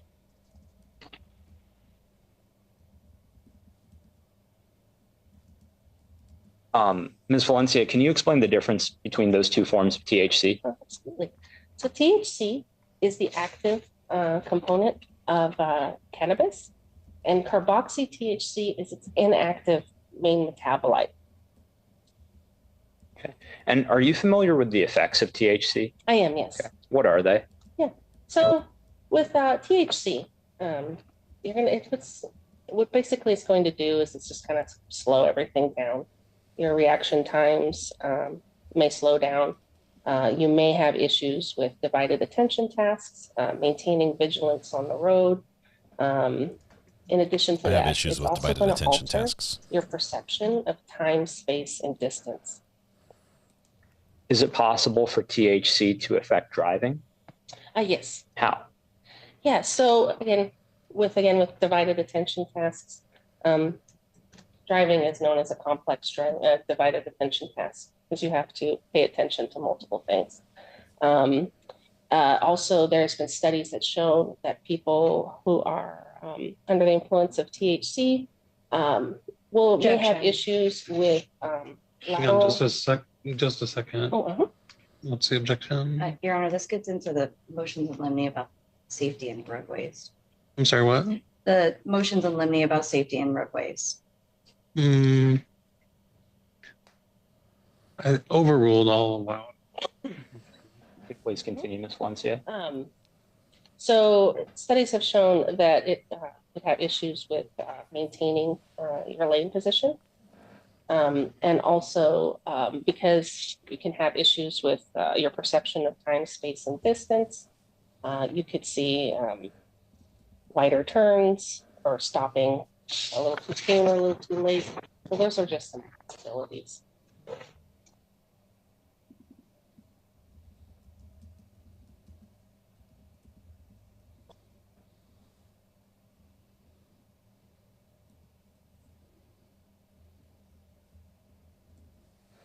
Okay, we're going to think it over again.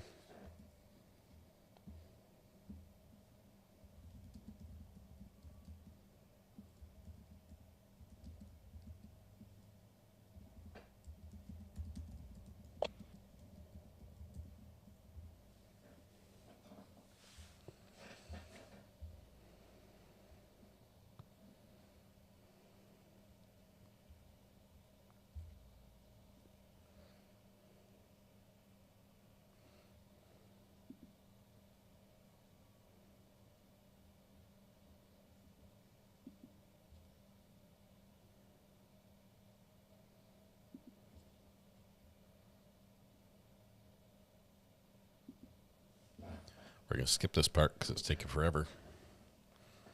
Skippity-doo-dah. Level. And Ms. Valencia, what was the THC level in Mr. Gondo's blood? Yes, so the level was 14 plus or minus 4 nanograms per milliliter. Okay. And that's is that higher than the active 5. THC? Yes. Okay. Is active THC, just for clarification, meaning not metabolized? Right. The metabolite was found at 56 nanograms per milliliter. Okay. I have no further questions for this witness, Your Honor. Thank you. Metabolite is 56. Cross-examination. Yes. Is that like high as a kite high?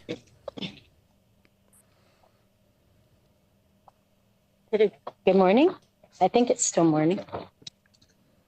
I don't know, hard to tell with the blinds closed.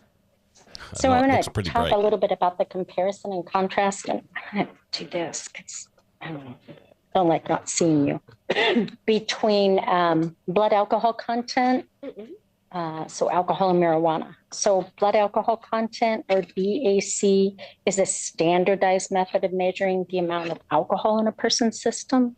Oh, yes. Yeah. And so when something is standardized, that means it's verified by scientific studies.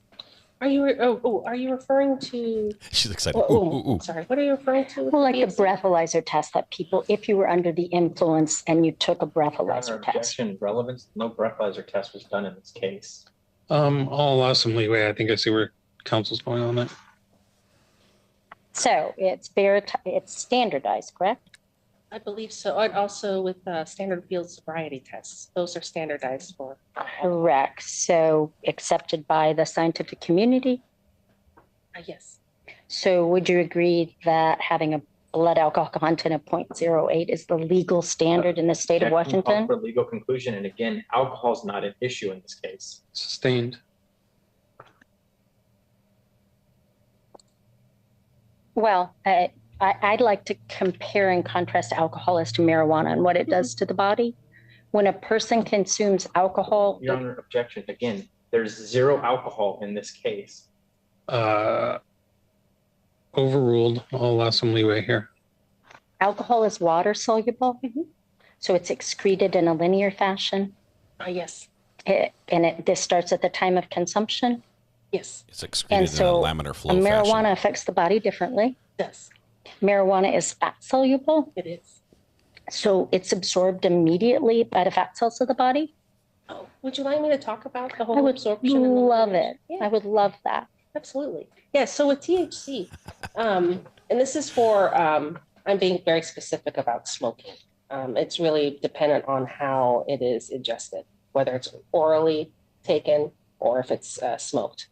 And I'm referring to a very famous paper by Marilyn Hustis. And so what happens is that when you smoke THC, you're going to reach your peak concentration within like 10 minutes of smoking. And then what happens is that it goes straight up and then it's going to start to come right down. And the reason for that being is because THC really does like fat. It's more fat soluble. It doesn't want to stick in the blood. So it's usually out of less than 5 nanograms per milliliter within 1 to 3 hours, which is pretty fast compared to other drugs. Quick high, quick low. So you said it's fat loving. Yes. So it might stay in the organs of the body. Might stay in the organs, remain in the system. Yes. In the tissues. Yes. In fat pockets. Yes. In muscles. It can. And so you said that the fat cells then release the THC slowly over time as to the stored, I guess I should say, the stored THC. Stored THC, I'm not sure about that being leached back into the blood. I know that, again, with the studies that show when it is smoked, it's going to have a big rise and then it's going to have a fall. And then eventually it's going to plateau. And usually it plateaus roughly around 1 to 2 nanograms per milliliter. And that's after 3+ hours. So it can be detected, to your knowledge, about 3 days after consumption? With THC, no. So that, like I said, when we see THC, it's usually, we say it's indicative of recent use. And that's just referring to that study. But it can be stored in the body longer? It can. It'd be difficult to eliminate? So one of the things is, again, from a previous job I had, I did testing in urine, and it will show up in urine for days. So if a person did smoke marijuana the night before, he might still have THC stored in his fat cells? So there's this thing known as residual THC, and that, again, with those studies, they show that if you're someone who is not an inexperienced user, more frequent user, you may actually have residual THC present at all times. It is usually around, again, 1 to 2 nanograms per milliliter. So you differentiate between a daily smoker having, as opposed to somebody who went to a party on Saturday night and had marijuana. I'm sorry, what was that? So if a person is a daily smoker, they might have residual THC, as opposed to a person who maybe just went to a party and had some THC. Right. There's a difference between those two. So as you said, marijuana's impact. So people come in all different shapes and sizes, right? So a bigger person, marijuana would impact them differently than a smaller person? That is something, again, that you would see with alcohol. I'm not sure about that with THC. And again, it affects, you'll see it very differently. And a lot of these studies with residual THC, there are some where they would see it for, like, again, that 1 to 2 nanograms within a few days, several days, some a week. There was one person who you could see it within 30 days later. So that's the THC that might be stored in the fat cells the 30 days later? I'm not sure, I can't remember exactly what is contributing to that. But yeah. And then, as you stated earlier, occasionally users wouldn't have it stored in their fat cells. It's eliminated pretty quickly. Very quickly. And there would be different tolerance levels then? Yes, you could develop tolerance. And so different routes of administration, you were talking about smoking. Can you describe the difference maybe between smoking and vaping for people who maybe aren't as in the know?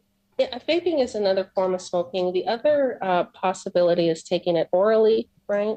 That is going to be completely different. It's going to take a really long time for that peak concentration to rise, because it needs to go through what's known as first pass metabolism. It's got to go through your intestines.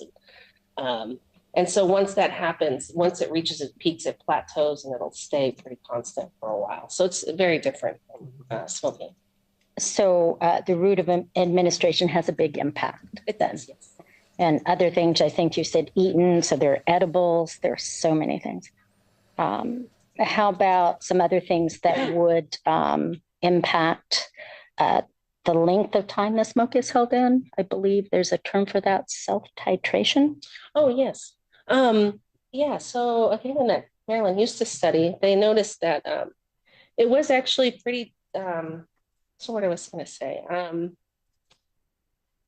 they were noticing that concentration levels during when they were doing this study were kind of not really consistent, because they found out that users were, the subjects were self-titrating. So they're inhaling as much as they think that they could take it, right? So then you get different levels. And the concentration of THC in the marijuana smoked, how strong or how much THC is present in the marijuana, the concentration doesn't in any way equate with impairment? Sorry, that was a long question. Right, because of this, yeah, we can equate the actual concentration to the level of impairment. And then back to processing, or how it's taken in the body. So if you have a different metabolism rate, that can impact it, slow versus fast. Hello? Hello? You have been kicked from this conference. What?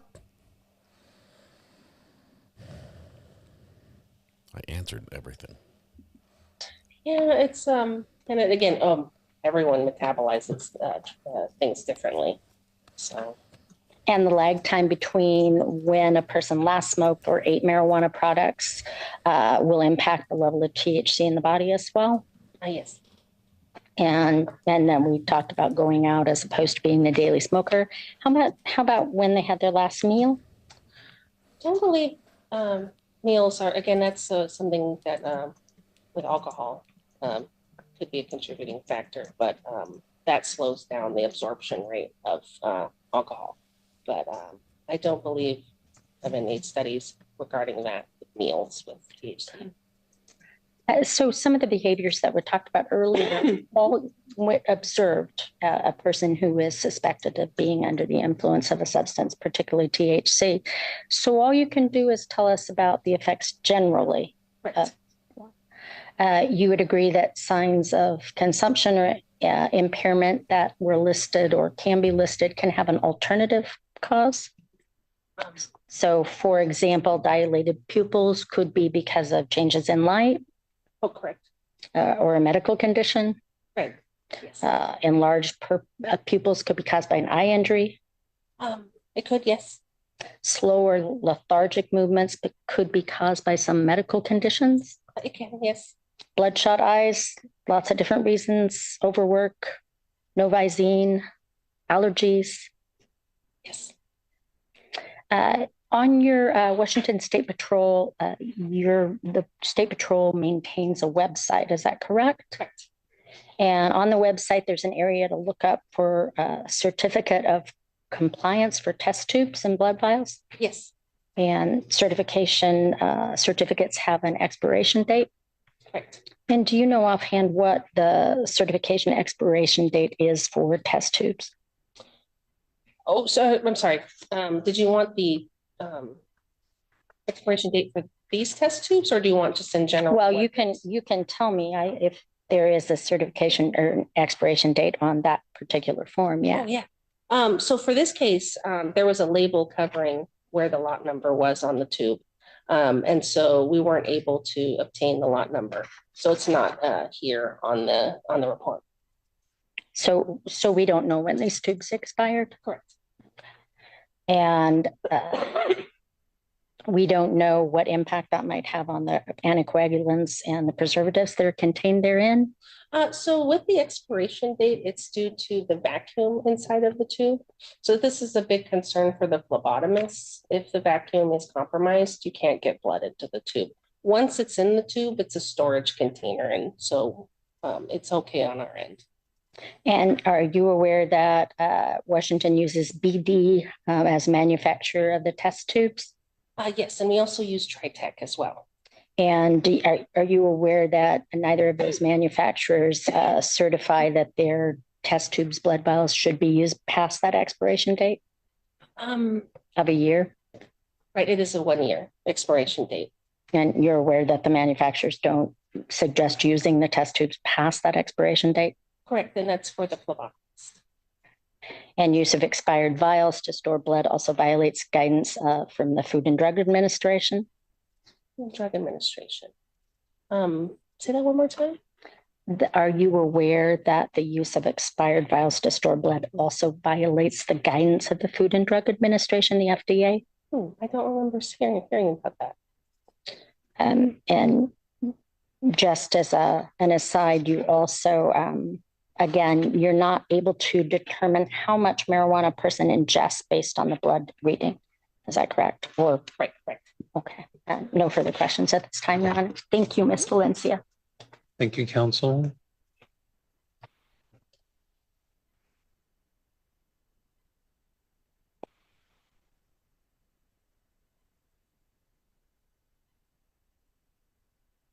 Any redirect? Oh, yes, Your Honor.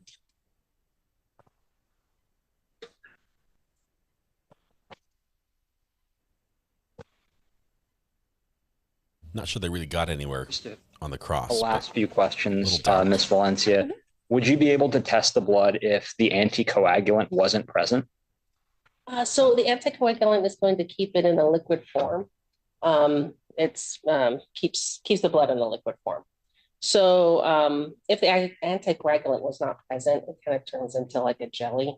And so it becomes very difficult to test. Did you see that in these results? No. Okay. The toxicology lab report that you signed, just for clarification, what was the defendant's active THC result? It was 14 plus or minus 4 nanograms per milliliter. Is that greater than 5 nanograms per milliliter? It is, yes. Okay. No further questions, Your Honor. All right, thank you, counsel. Any recross? No, thank you, Your Honor. All right. So at this time, you're excused. Thank you for your testimony here today. Ma'am, Oh, I'm so sorry. I was No gonna worries. go quick. One more witness and we're almost done. State's Exhibit 3 will go back with the jury's indictment. Thank you. All right, at this time, we're going to take a lunch break. Any objection to starting at 1:30 since we were a little slow getting started this morning? Not at all, Your Honor. All right, so we're going to have you back here at 1:30. Hopefully, you get a witness on the stand right around 1:30 for you, so we're not taking up too much of your day. But you can be excused.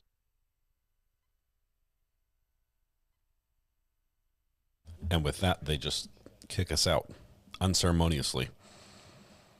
Let's see, that was on 7. They might still be at lunch.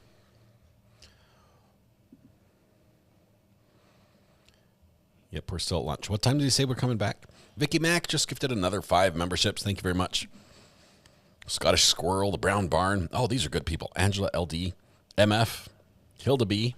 Thank you, Vicky. Thank you for your generosity. I'm thinking this guy's going to be found guilty. Their defense is trying hard, but I just don't think they've overcome the fact that he was high as a kite when he was driving. 1:30 for them is 8 minutes or so, says Josh. Yeah, it's going to be soon. Soon we'll be back live.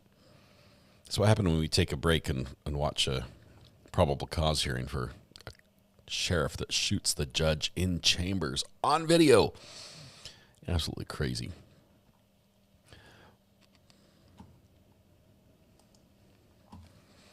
Just trying to see what we have.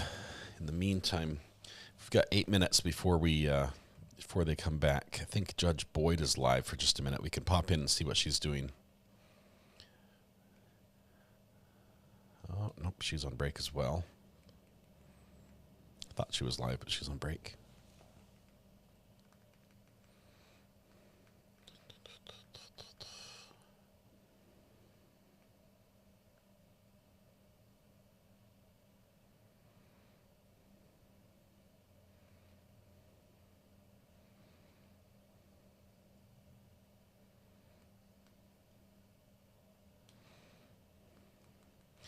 We might just have to wait for just a couple minutes while Thurston gets their act together after lunch and gets started.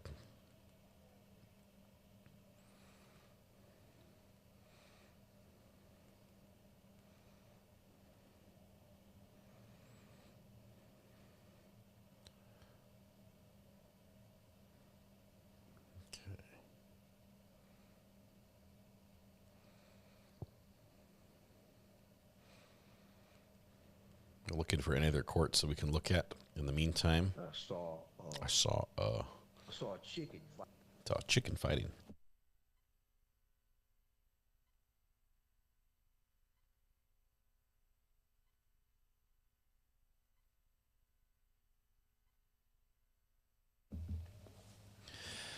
Let's see. Can you recap that hearing for those of us who missed it?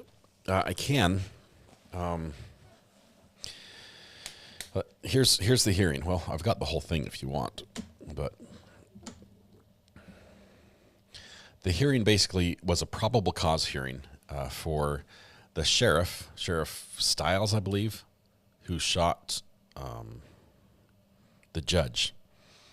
And apparently they were friends. They were definitely better than just acquaintances. Something happened. Here's what we know. There was a court case that is still pending, that's still working through, a lawsuit that's going through, where the sheriff's department is getting sued, And it's because of something one of the deputies did, where that deputy engaged in sexual relations in the judge's chambers, this specific judge's chambers, the one who was shot. So there's a lawsuit involving that. Anyway, this judge and the sheriff, not that deputy, but the sheriff over that deputy, go out to lunch. They have lunch. At some point, they say, hey, let's go back to chambers. We'll talk in chambers. They go back into that room where there's a camera set up. I believe the camera has been set up in that room ever since it was discovered that things were going on in that room that shouldn't have been going on in that room. So there's a camera there, and the part they showed us, they didn't show us the conversation or anything else. They just showed us the shooting. The part they showed us is where the sheriff draws his firearm. The judge is sitting at his desk there in the corner and shoots him 8 times. 1, 2, comes around on top, shoots him at the top, goes around the side, shoots 4 more underneath. It was, wow, just like in your face, and there's no sound. It was shocking. It was shocking. The whole reason this was presented is because the judge in this case in Kentucky is listening to see if there is probable cause to move forward with an indictment with a grand jury to get an indictment for the sheriff, and they found there was. So this wasn't you didn't see everything. What they gave us was just a smidgen of evidence they have. They had one witness that authenticated the video and gave a few answers. He was very cagey about a lot of stuff, just didn't answer a lot, wouldn't give out any information, said it's all new. I haven't looked at any of that. I don't know. I haven't talked to these people. But all they needed to do was overcome that low bar that is set for probable cause hearings, which they were able to do. This now gets forwarded to the grand jury. How long that takes, we don't know. There's going to be a grand jury summons that goes out. People are going to sit on the grand jury. They're going to listen to the evidence just from the prosecution, not from the defense. And they will most likely return an indictment, because that's what you do when you only hear evidence from one side. You tend to agree with that side. They'll return an indictment. That indictment will probably also be full of holes and gaps and things like that. There often are errors in there. And once that's returned, that's going to begin the court process for the sheriff, who will remain in custody at this time. And it's going to be a spicy case, because from what we have heard, the sheriff's daughter, who we believe is a juvenile, may be involved in some way. Her phone is in custody. She's turned that over. There may be text exchanges involved. It may be related to, but not necessarily the same incident as the lawsuit that is going on against the county. And the judge is involved in some way. What we know from the video, from the people who have seen it, is apparently that the sheriff was on his phone doing something in the judge's office. The judge was on the judge's phone. The sheriff asked to see the judge's phone. The sheriff takes the judge's phone, does something, looks at it, observes something, pulls out his gun, and shoots the judge. So something on the phone was the triggering issue there. It's going to be spicy. It's going to be, I'm just guessing. You can't have this level of what goes on in that room happen without other people knowing about it. There were people who heard what happened when he got shot, obviously, that day. And triggering, you say, yes, good choice of words. Anyway, there's going to be a lot of dirt that comes out in this trial, and a lot of people who don't want dirt to come out in this trial. So you're going to have some witnesses who do not want to testify. They're going to be called to testify.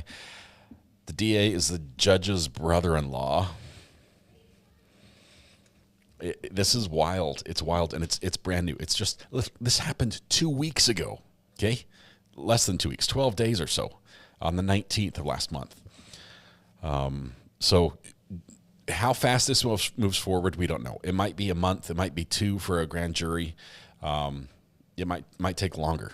I don't know how long they're going to take, but I might be able to look that up. I'm not sure what the requirements are from probable cause to an indictment, because you can't just hold someone forever. But if he doesn't waive speedy trial, we could be going to trial very soon after that indictment, like 3 months on the outset. If he does waive speedy trial, buckle up and buy some food storage or something, because it's going to be a while before this comes around. So absolutely just amazing story that is going to be made into a movie and a book and a series, and I don't know, it's going to be wild. And I'm all over it, because Kentucky's not far from North Carolina. I'm thinking that's going to be something we want to be into in person. It will get very, very spicy.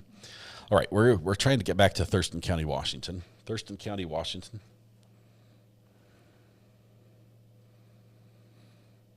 I need district court. Thurston County District Court. There we go. And we're back in 4. They're not back quite yet, even though we're like a minute late.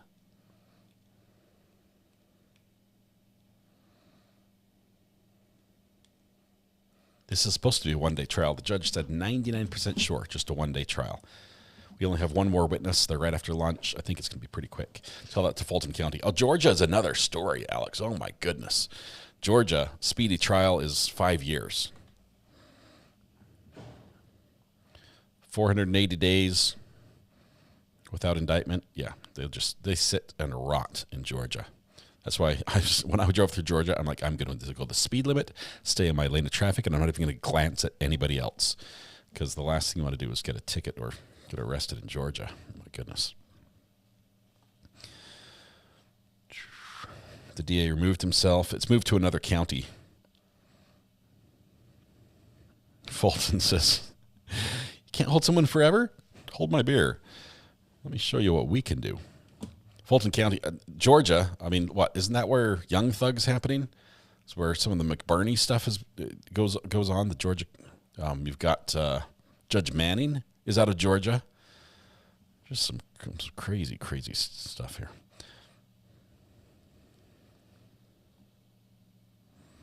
The sheriff's daughter's phone hasn't been looked into yet. All we know is that there's a text conversation that's pertinent that's on there, and that it has been surrendered and it is being examined. They're doing a forensic dump on it. How many deputies are erasing their texts now? It's too late if they have the other end of the phone. If they have the other side, you're caught.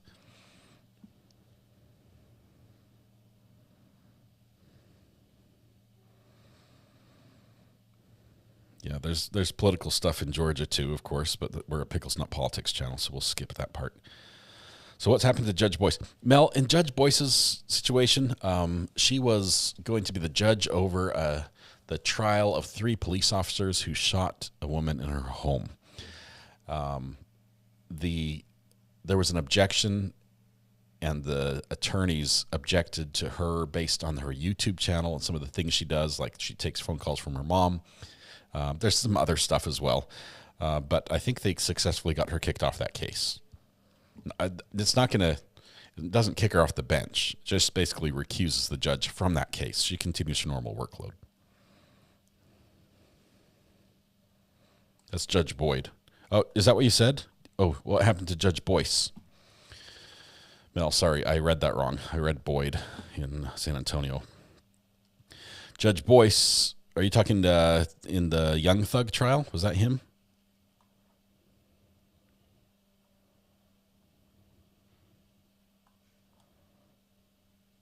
I don't remember Boyce's. I don't remember. The name rings a bell, but I can't. Someone said something about Judge Boyce. Let me double check where it's at. For some reason, I'm thinking it was Judge Boyce that was in Young Thug. Oh, we're back in Thurston. Just coming back. Oh, we presided over the Daybell trials. I don't think if something happened to him, I was not aware of it.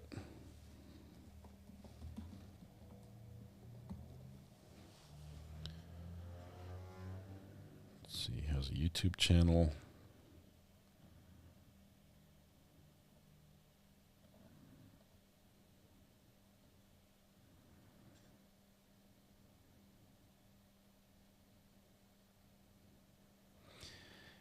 See, he was 4 days ago. He was honored for his contributions to the Idaho court system. Was he back from lunch yet, or no? Yeah, he's back from lunch. He's retrieving the state's next witness.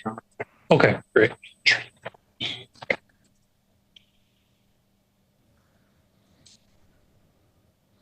You may fetch the witness, apparently.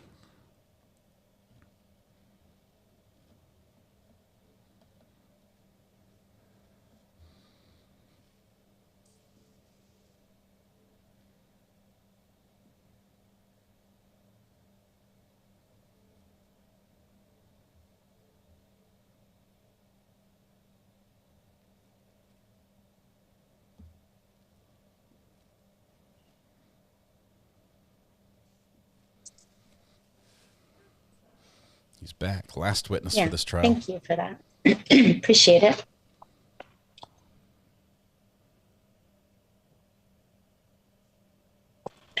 Thompson, you've got your next witness ready to go? We do, Your Honor. DOL rep is just sitting outside. I'm sorry, what's that? Our DOL rep is just sitting outside. Okay, and then we made copies of the jury instructions. I didn't see any corrections, any typos or anything like that. Looked good to me. Did anybody see anything? I hope not. I did not see anything, Your Honor. Okay, yeah, I didn't see anything, so it all looks fine. All right. Anything procedurally before we bring the jury in? Okay, you can bring the jury in. Thanks.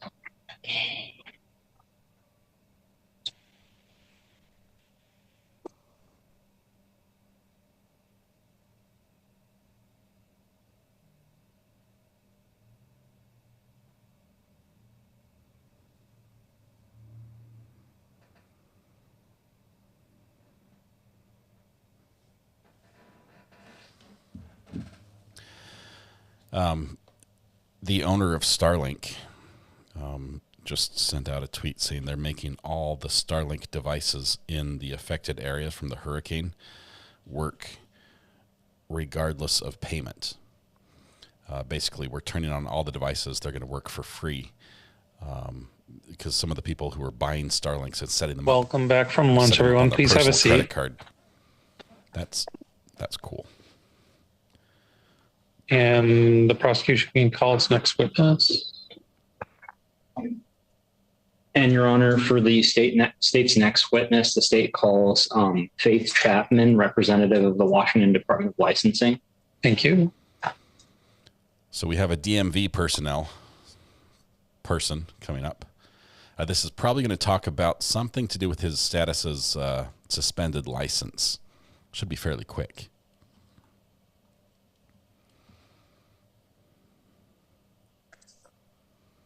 Stand by the table and raise your right hand. You swear the testimony you're going to give today will be the truth, the whole truth, and nothing but the truth?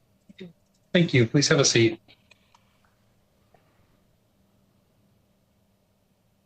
Good afternoon. Good afternoon. Will you please state your full name and spell your last name for the record? Faith Chapman, Chapman. And how are you presently employed, Ms. Chapman? I'm employed by the Department of Licensing in Washington State. Ms. Chapman, I apologize. Will you please speak up a little bit for me? Thank you.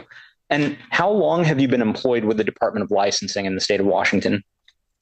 6 months. 6 months. And what are your duties there?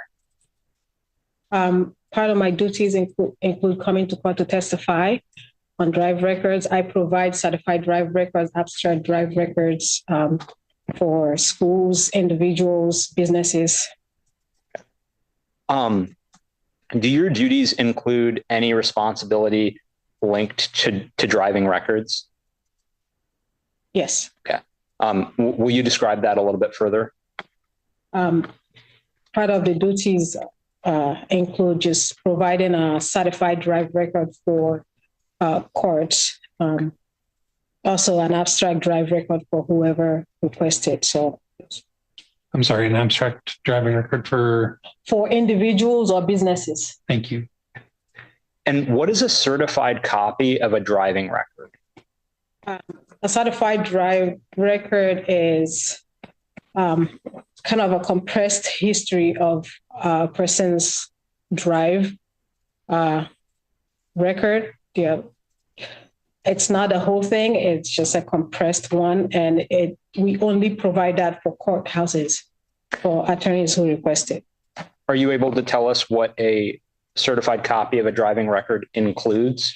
The first page of a certified drive record is it has the letterhead, is the cover page. It has the letterhead, it has the seal of DOL, and it also has a signature of the custodian of record who worked it.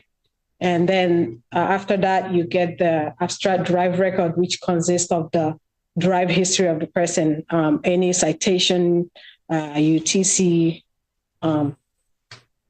speeding ticket, whatever. It also has the name, license, driver license of the individual. It also says whether they are revoked or suspended. So you get all of that there, and it also includes any suspension or revocation letter. Okay. Are the letters attached, official, and maintained by the Department of Licensing? Yes.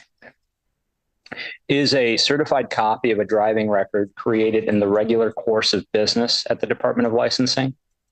Yes. Are certified copies of driving records regularly maintained documents by the Department of Licensing? Yes. How is the information obtained to create a certified copy of a driving record? We get a request from attorney, and with that request, they give us a drive license of the individual they are trying to get a record for. They also provide us with violation date. They provide us with the name of the person, and they will also let us know what exactly they want us to provide for them, either address, photo, or the status. Is this information retained in the normal and regular business of the Department of Licensing? Yes. When is a certified copy of a driving record routinely created? It is created at the time of the violation that it reflects.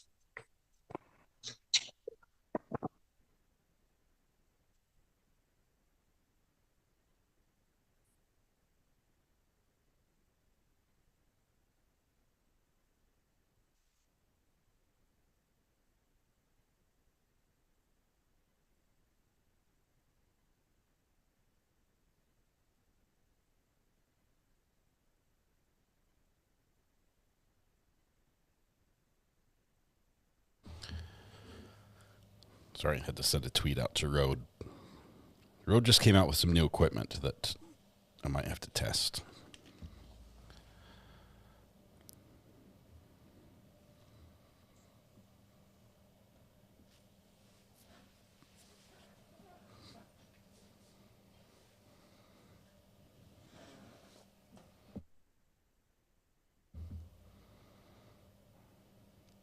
See if they get this admitted or if there's objections. The amount of time they're spending over at the desk would indicate there might be some objections here. But if it's a business record, it might be coming in.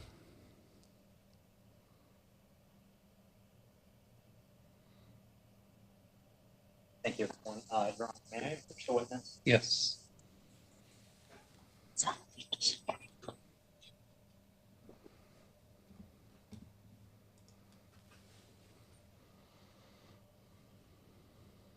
Ms. Chapman, I've handed you what's been marked as State's Exhibits 4, 5, and 6.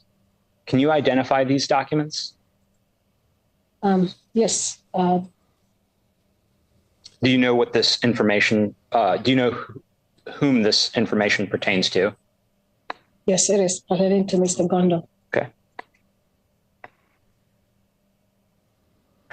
Does all of this information on, how do you recognize Exhibit 4? Exhibit 4 is an abstract drive record, and I recognize it because it has the Washington, it was printed on the Washington State letter, and you can also, if you look at it, carefully, you can see the seal right there in the middle. Is that a certified copy of a driving record? It is a certified abstract drive record. Okay.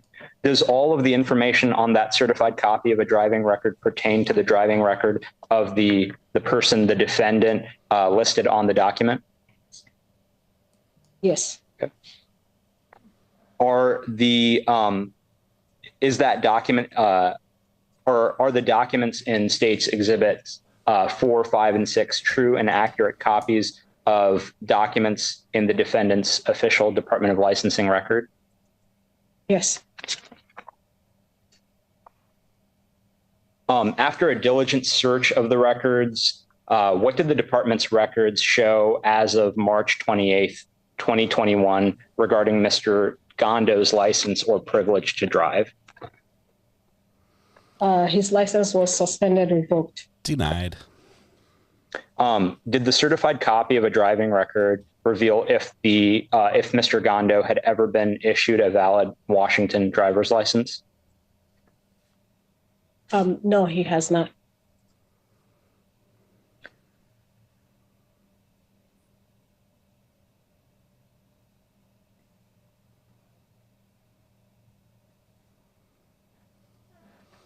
All right, anything else?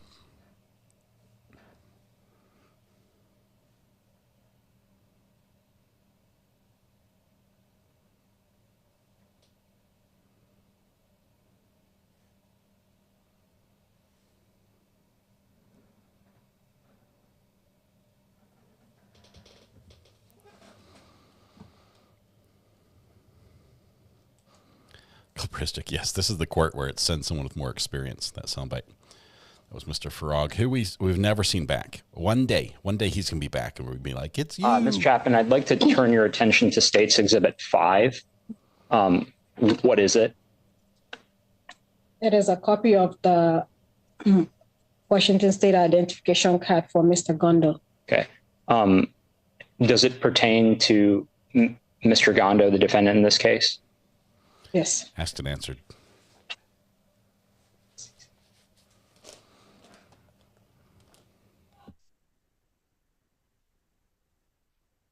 Do you recognize the ID number on Exhibit 5?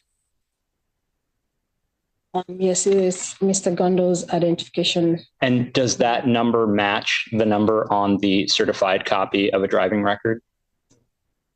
It does.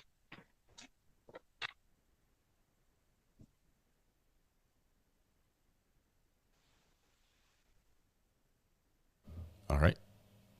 Just to clarify, after a diligent search of the records, what did the department records show as of March 28th, 2021 regarding Mr. Gondo's license or privilege to drive? Mr. Gondo's privilege to drive was suspended, revoked. Can you tell me the basis of that suspension? Sorry. The reason for that suspension? According to this letter right here, it was the reason for suspension is driving while license is suspended. Hang on, it was suspended because he was driving while his license was suspended? What was the original suspension for?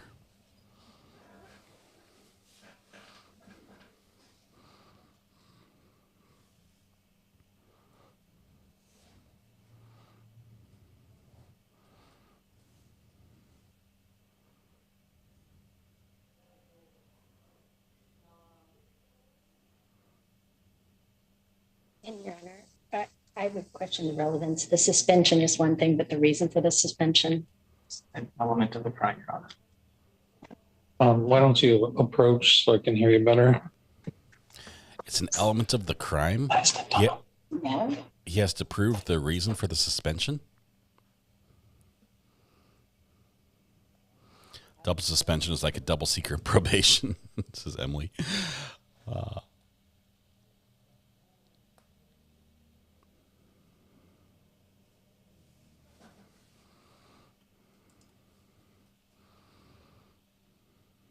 This was the best person. This might have been the only person that was available. Because DMV is a busy place.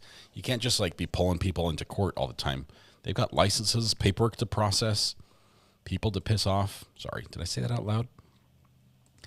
Alita Lay, we are live. Yes, we are. We're up in Thurston County, Washington, where a Gentleman is fighting for his life. No, really, he's just charged with driving while high. And he's fighting it. We're almost done with this case. It's about to go to the jury. Yes. Ms. Chapman, on. Your Honor, can we get clarification on the court's ruling regarding the objection? Oh, the objection is overruled for the reasons we discussed. Ms. Chapman, turning your attention to State's Exhibit 4, page 9 of 10, what do you see on the description? For the description, it says D56 is failure to answer to citation. Are you able to tell me the basis for the license suspension, Ms. Chapman? And it's failure to answer to citation. What was the citation for? Failure to answer a citation. And Your Honor, the state moves to admit State's Exhibits 4, 5, and 6 into evidence. Any objection as to Exhibit 4? No objection. 5? No objection. 6? No objection. All right. Those are so admitted.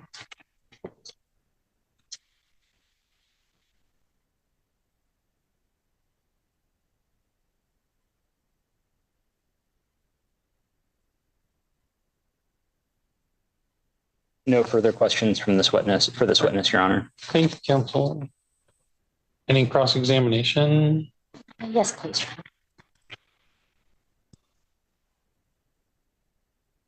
Good afternoon.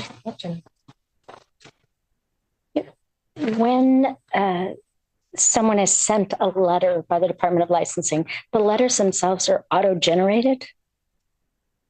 Yes. And you have no way of knowing if Your Honor, person. State would object. May we approach? Sure, approach. The judge is like, you're objecting to what? I didn't hear anything objectionable. She's about to say they're auto-generated letters and you have no way of knowing the person knew they had a letter or that they received the letter, or if it got damaged in the mail or sent to the wrong place or something else.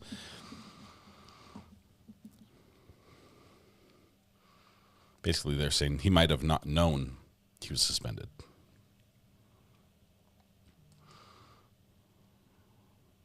Is that in sync or?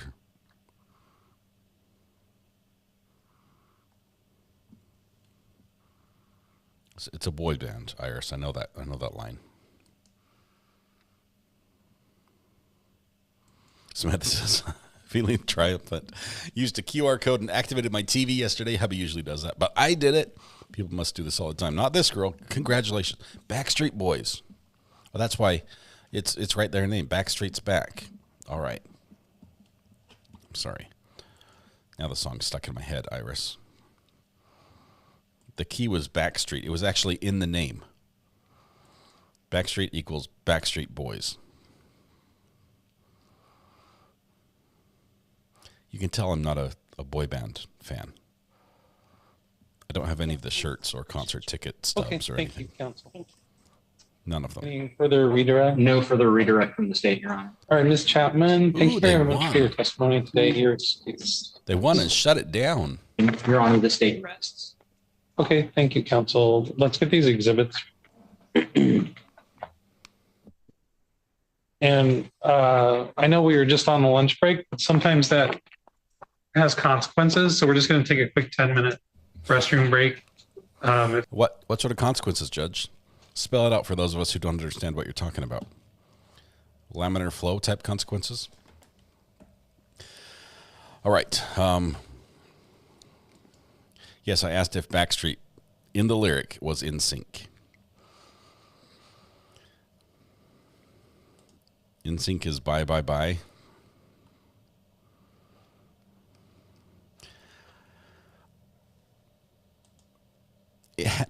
Honestly, if I had known and gotten it right, wouldn't you be more worried?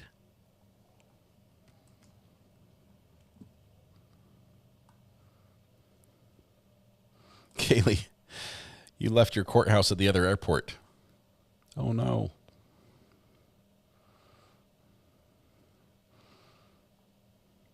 I mean, I can do the dance. I can do the full, even from the where they're all standing like in formation and they sort of jump, turn. I can do the whole thing. I've got the choreography down, but I don't know like their names or anything. NSYNC is Justin Timberlake's old home. He's the only one that really went on to do something, right? The other ones all ended up in the news for the wrong reasons, if I remember correctly. Something about a hotel. Proof is needed. We must see that. There are very few people who get to see that.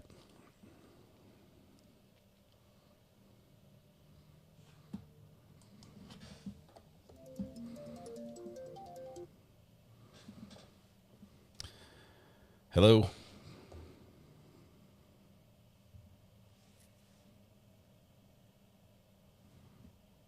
The call dropped. Sorry. Not sure who that was.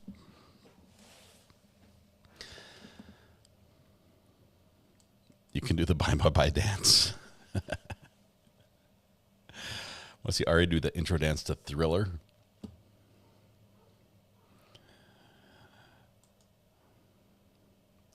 Culperistic. I am okay with this idea right here. If we hit a certain follower goal, but just know it's a moving number. And without him getting his channel canceled, I will need to have more subscribers than Mr. Beast before I'm going to do an on camera boy band dance for you guys. It's not going to happen. I opened the door. I got a lyric wrong. Amber's calling to complain. Hello. Hi. Hey, Amber. How's it going? You fibber. What? The call didn't drop. It dropped on my end. I didn't see anything. I tried to answer. It sat there. Mm-hmm. Mm-hmm.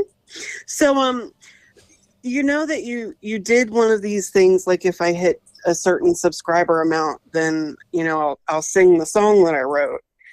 And we made that happen, right? And I sang the song. You sang the song. You haven't played the guitar on the stream yet, but we'll get there. So I have a feeling that this that was the last time I played the guitar, period. I have a feeling that this boy band dance is going to be on this list. And I, for one, will make sure it happens. And I will choreograph and run the whole thing. And all you have to do is show up.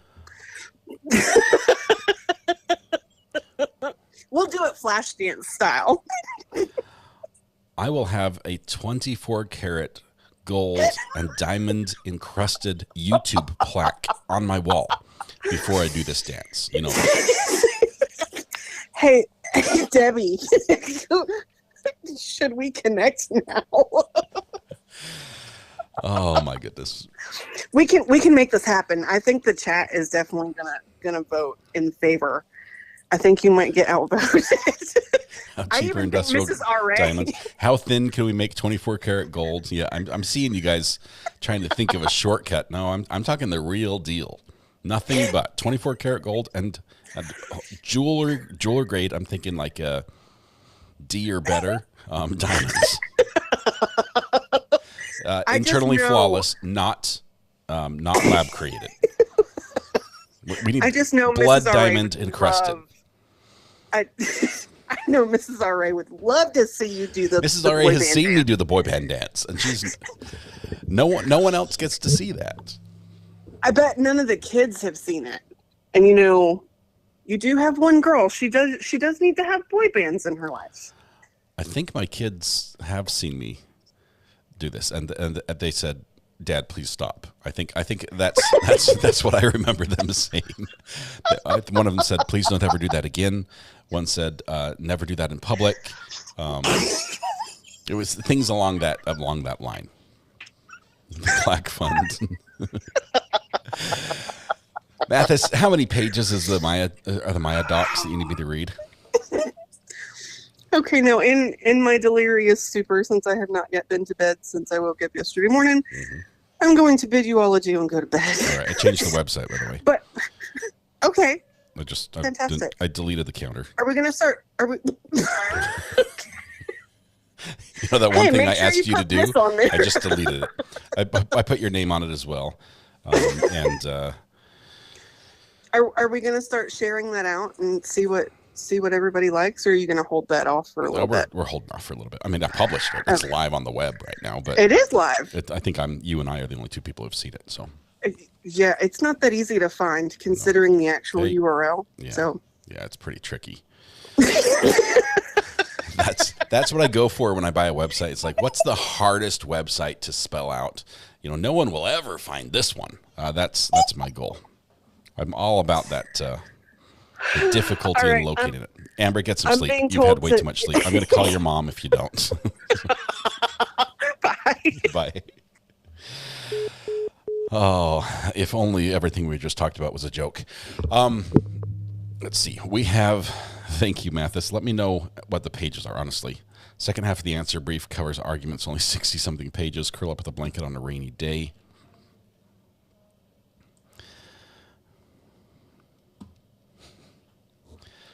We're working on a website that is our problem is some of the courts we're trying to get into are requiring certain things to exist before they consider us media. They're not current with the times, and so one of the things they require is a website that has external editor and tracks of articles going back a certain number of dates. I have zero desire to run like a website where everyone goes to and gets the latest information. I'm not that guy. But I'm totally that guy when it comes to getting it set up so that we can get access to courts like we want. All right, so we're taking a little break in court here. Let's see if they're coming back here any moment now. They're not yet. They took a break a few minutes ago.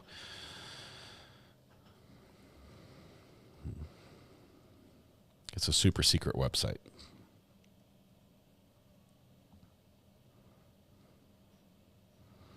The website's just like a blank page right now. There's nothing to see. I mean, a little more than that. It's got like, here's who we are. This is what I do. That's it. It's like About Us is the only page we have, and maybe a couple links to YouTube. LW, thank you very much. Anyway, Amber's been helping us with that, and she's been helping in the way that she's ready to help, but I won't give her any information that she needs. So that's where it's at. Okay, the judge told us to take a bio break, and now I can't, that's all I'm thinking about. I'm like, if I don't take a bio break, suddenly I'll be like, now I need to go. And the judge told me I should have back then. So at least give me more credit. It's more than, I'm just telling people that so they don't go look for it.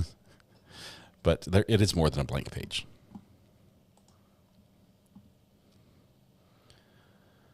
Okay. What are you guys looking at? Oh, me. Okay.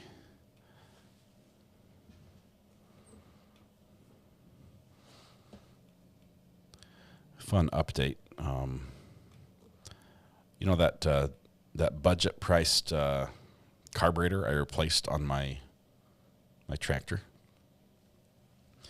and the reviews where people said, yeah, it works for like a week and then it doesn't work. We got 2 mows out of it, and now it's doing the same thing it did before. So now I probably just buy the good one, the brand name one, and repair it. So more car parts on the kitchen counter, I think, is what's going to happen. I say that because I can hear my neighbor mowing my lawn right now. Are we having consequences from lunch? Not yet.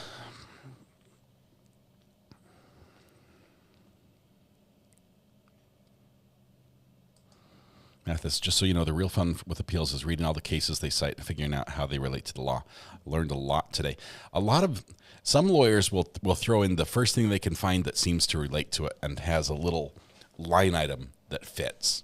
And you know that's what happened when the opposing counsel knows that case, and then in their argument against it, or does the research and the argument against it, says, yeah, they picked out that line, but it was actually the opposite was the ruling, and you know, it said that, but then it went on to say this. Those are always fun when somebody uses your own ammunition against you in court. Let's see. Did the trial end? They're at break right now, Ashley. They're at break. Should be back in just a moment.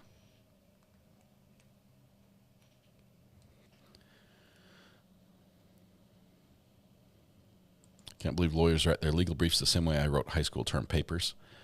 Culperistic, now they use AI.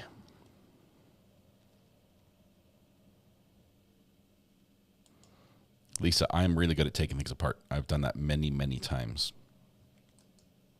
Kimby just finished watching the sheriff and judge video. It was great. Great in like, this is going to be an incredible spicy trial, but wow, that video was shocking. I was not ready for it to go from 0 to 100 miles an hour as fast as it did. State just rested and it's in a break. Yes, they just went over the jury instructions. They're just finalizing a couple things and then they'll be back. They have not started yet. Donnie, did I get your Airbnb application yet? No, I did not. We're booked out on the Airbnb almost a year right now. We've got people that are, let's see, we've got one person in, I think, for the next 2 months, and then another person in for the next 6 months or something like that. Just had it cleaned yesterday. We had a like a 2-month rental that spanned our before. Well, they arrived right after we left for our trip. And then we had already booked a 3-day overnight type thing. And so we said, okay, you can rent it for the before and after, but you have to be gone for these 3 days. And they said, that's fine. So they rented it first. We cleaned it. New guys came. We cleaned it. And now they're back. Karen's a nurse. Awesome. Awesome. We get a lot of nurses here. What was that? What just made that noise? Camera 7. Camera 7's on. Camera 3's on. Was not camera 3.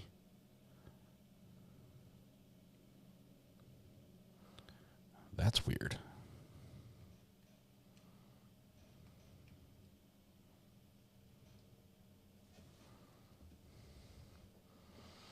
Thurston County District 3 is live right now.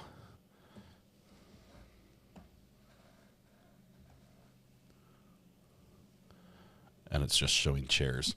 Oh, look at the Nisqually courtroom chair is I think that's a chair, all one piece. Looks extremely comfortable. And then the judges' chairs look much better. That's pretty nice.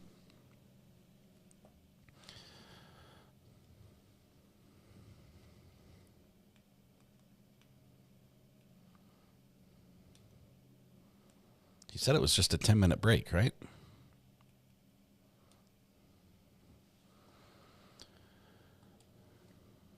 It is good news for the Airbnb. I will tell you, the lady that cleans our Airbnb is phenomenal.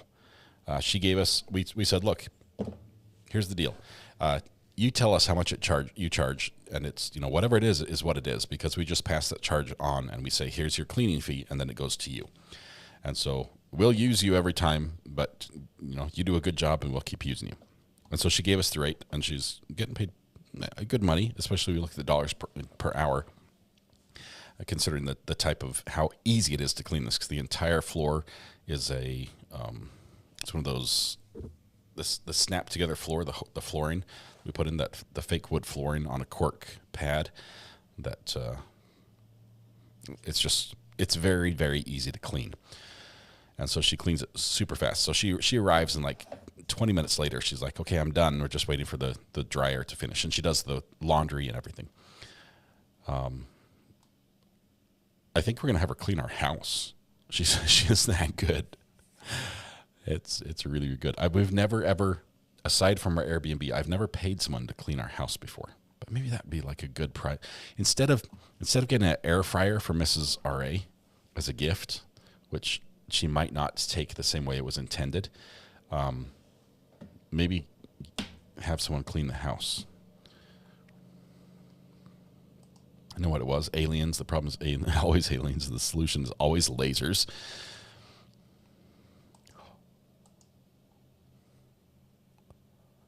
Why didn't you guys tell me? You guys, you got one job on this ship.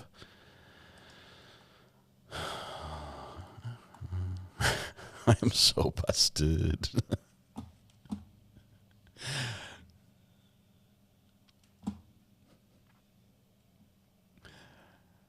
So,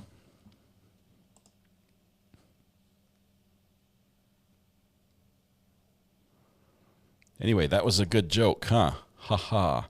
Mrs. R.A., air fryer. Mel, knock it off. Knock it off. She's just going to rewind. Ashley says, my house cleaner is the best thing I pay for. I will reduce all costs before them. Debbie says it wasn't my turn to watch her. I didn't know she was watching. How comfy is that couch? It's never as comfy. No.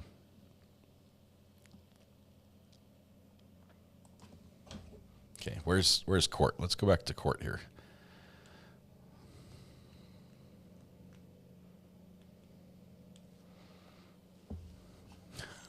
Iris, you're very close to getting timed out.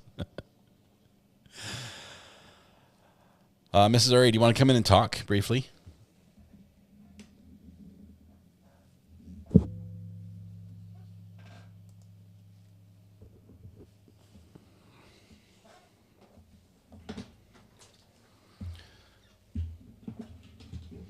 Hey.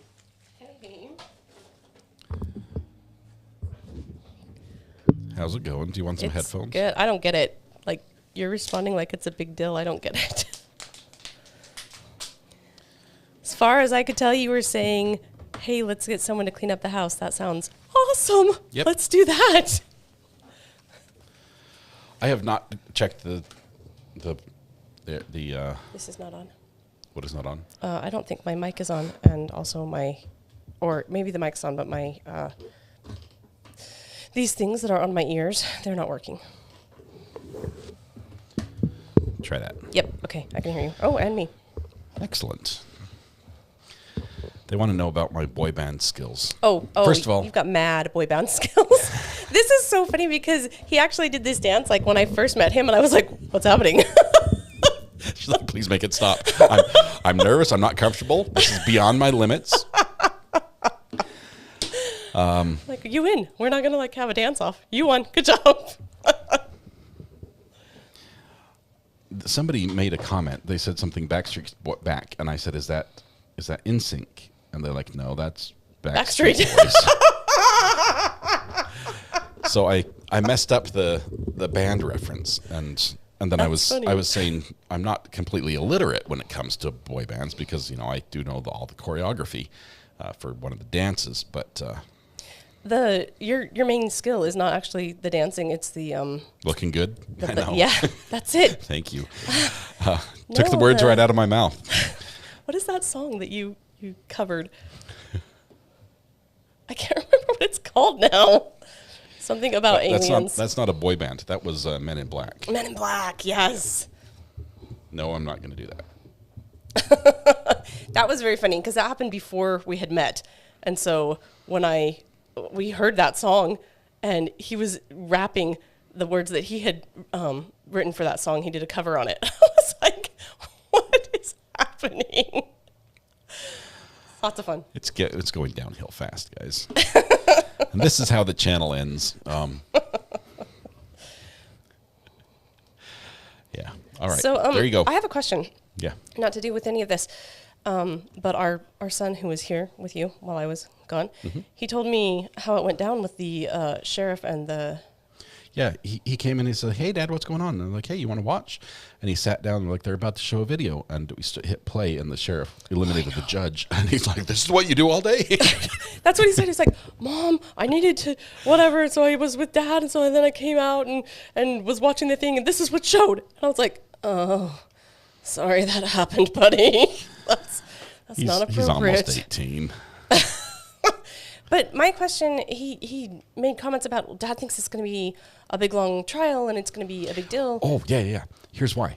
Yeah, why? Because seriously, the crime is on film. We don't know what happened. Yeah, no, I'm pretty sure I know what happened. But we know the sheriff, from what we can gather, the sheriff didn't know what happened until he saw the judge's phone. Whatever he saw on the judge's phone made him flip and pull the trigger. It triggered him, quite literally. He probably discovered something very bad that involved the judge. On the phone. This is my gut feel here. And if so, the only way for this to become public is through a court case. That's what he's pushing because everyone else is being very quiet. Because they're all guilty? They may be involved or have knowledge or something. And so it's, yeah.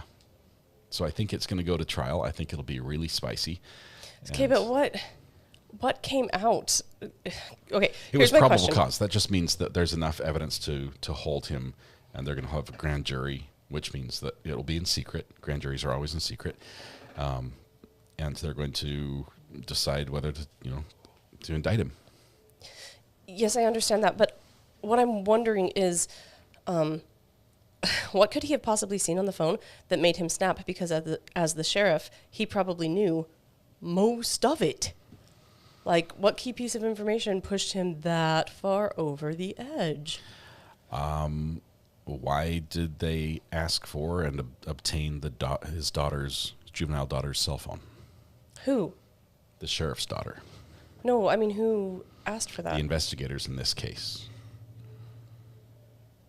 Okay, walk me through it for a second. I don't know. All we know is that they have 3 phones. They have the judge's phone. Who's they? The investigators in this murder trial. The sheriff's murder. The sheriff shooting the judge. They have the judge's phone. They have the sheriff's phone, and they have the sheriff's daughter's phone. He was defending his daughter. It looks like there's. Yeah. Anyway. So how is it possible that the sheriff would not have known the details that, like we're assuming that it involves his daughter directly? We don't know. We don't know that. We just know the daughter. All we know about the daughter is that there was a conversation, a text message exchange on that daughter's phone with somebody that is pertinent to this. It might be the judge. It might be somebody else. How do we know that? Just because they're requesting the phone? Yes. Well, they testified to it today. So we know that it is a text and nothing else. It's text exchange. There could be more. They're going to do a forensic extraction on the phone. They might go in and get, unless they had like an encrypted app to do communications. There's many ways they can communicate, social media and stuff. Amber, can you hear Amber? I don't know. Is she talking? Yes. No. Hi, Mrs. Oh, A. yes, How I can hear you. Good. How are you doing? I'm really delirious and I need to go to bed. But since you guys started talking about something else, I figured I'd just share the little tidbit. Okay. Scott, I'm bumping in Mod Chat the document. So digging a little further into this case. Oh, puppy incoming. Digging a little further into this case, it all started with that lunch before all of the festivities the same day that the sheriff shot the judge. So the civil case was apparently what fueled this whole thing. The civil suit was involving the deputy engaging in some sort of sexual relations in the judge's chambers. And that's not criminal. Why? Correct. Well, the guy ended up pleading guilty to not so nice things, and the sheriff was also a party on that lawsuit. And through some of discovery, I believe, things came out that stuff could be related back to judges' chambers, and other people could be involved with other potential minors of the sheriff's bloodline. So that initial lawsuit, so we can kind of gain some kind of context, because that's what it all stems from what I understand. Okay, I might read this document. Is it something I can read on the air? Give me 2 minutes, to look it through, and I'll let you know in chat. All right, and then go to bed. And then go to bed. Yeah. Yes. All right. Yeah. They're back in Thurston, so we're going to go live back up in Thurston while we finish this one out. Okay, bye. Thanks. Bye. Josh says, "Tell Amber to go to bed." That's it. Court's back, so we have to start. I've been saved by the bell. So here we go. I'm still confused on what you got saved about. This talks about an ambulance, which is not relevant. We're going to back up just a couple seconds here. Sorry. Jury back and tell them, or if we can just do that motion now before they're back. Okay, and I apologize Sorry, two again, but things. you've got to speak up a little bit. What's your motion? I'm making a motion to dismiss Based on what? based on a no ability to confront the phlebotomist, which is a violation of the statutory language. Okay, and which statute? Looking at 46.61, 506 sub 6. When a venous blood sample is performed by a forensic phlebotomist certified under Chapter 18.360 RCW, it must be done under the following conditions. Talks about an ambulance, which is not relevant. The collection of blood samples must not interfere with the provisions of essential medical care. The blood sample must be collected using sterile equipment, and the skin area of the puncture must be thoroughly cleansed and disinfected. The person whose blood is collected must be seated, reclined or lying down when the blood is collected. We have no testimony as to whether this was drawn from a vein or an artery. It is required to be a venous blood draw. The trooper testified to watching the blood draw. The trooper doesn't have any information as to whether the vein was prepped. If it was an artery, the trooper doesn't know what questions to ask Mr. Gondo, how the needle should be inserted, how the vials should be filled, how to properly shake the vials. They need to be inverted to mix the chemicals that contain the blood, how to tell whether the seal is working. I can go on extensively, Your Honor. Just a moment, though. The statute you're looking at is 4661 what? 0.506 sub 6. And this is where the law comes back and bites her. Listen to what Thompson is not concerned at all. Wait till what he's about to say. Subsection B through D, particularly.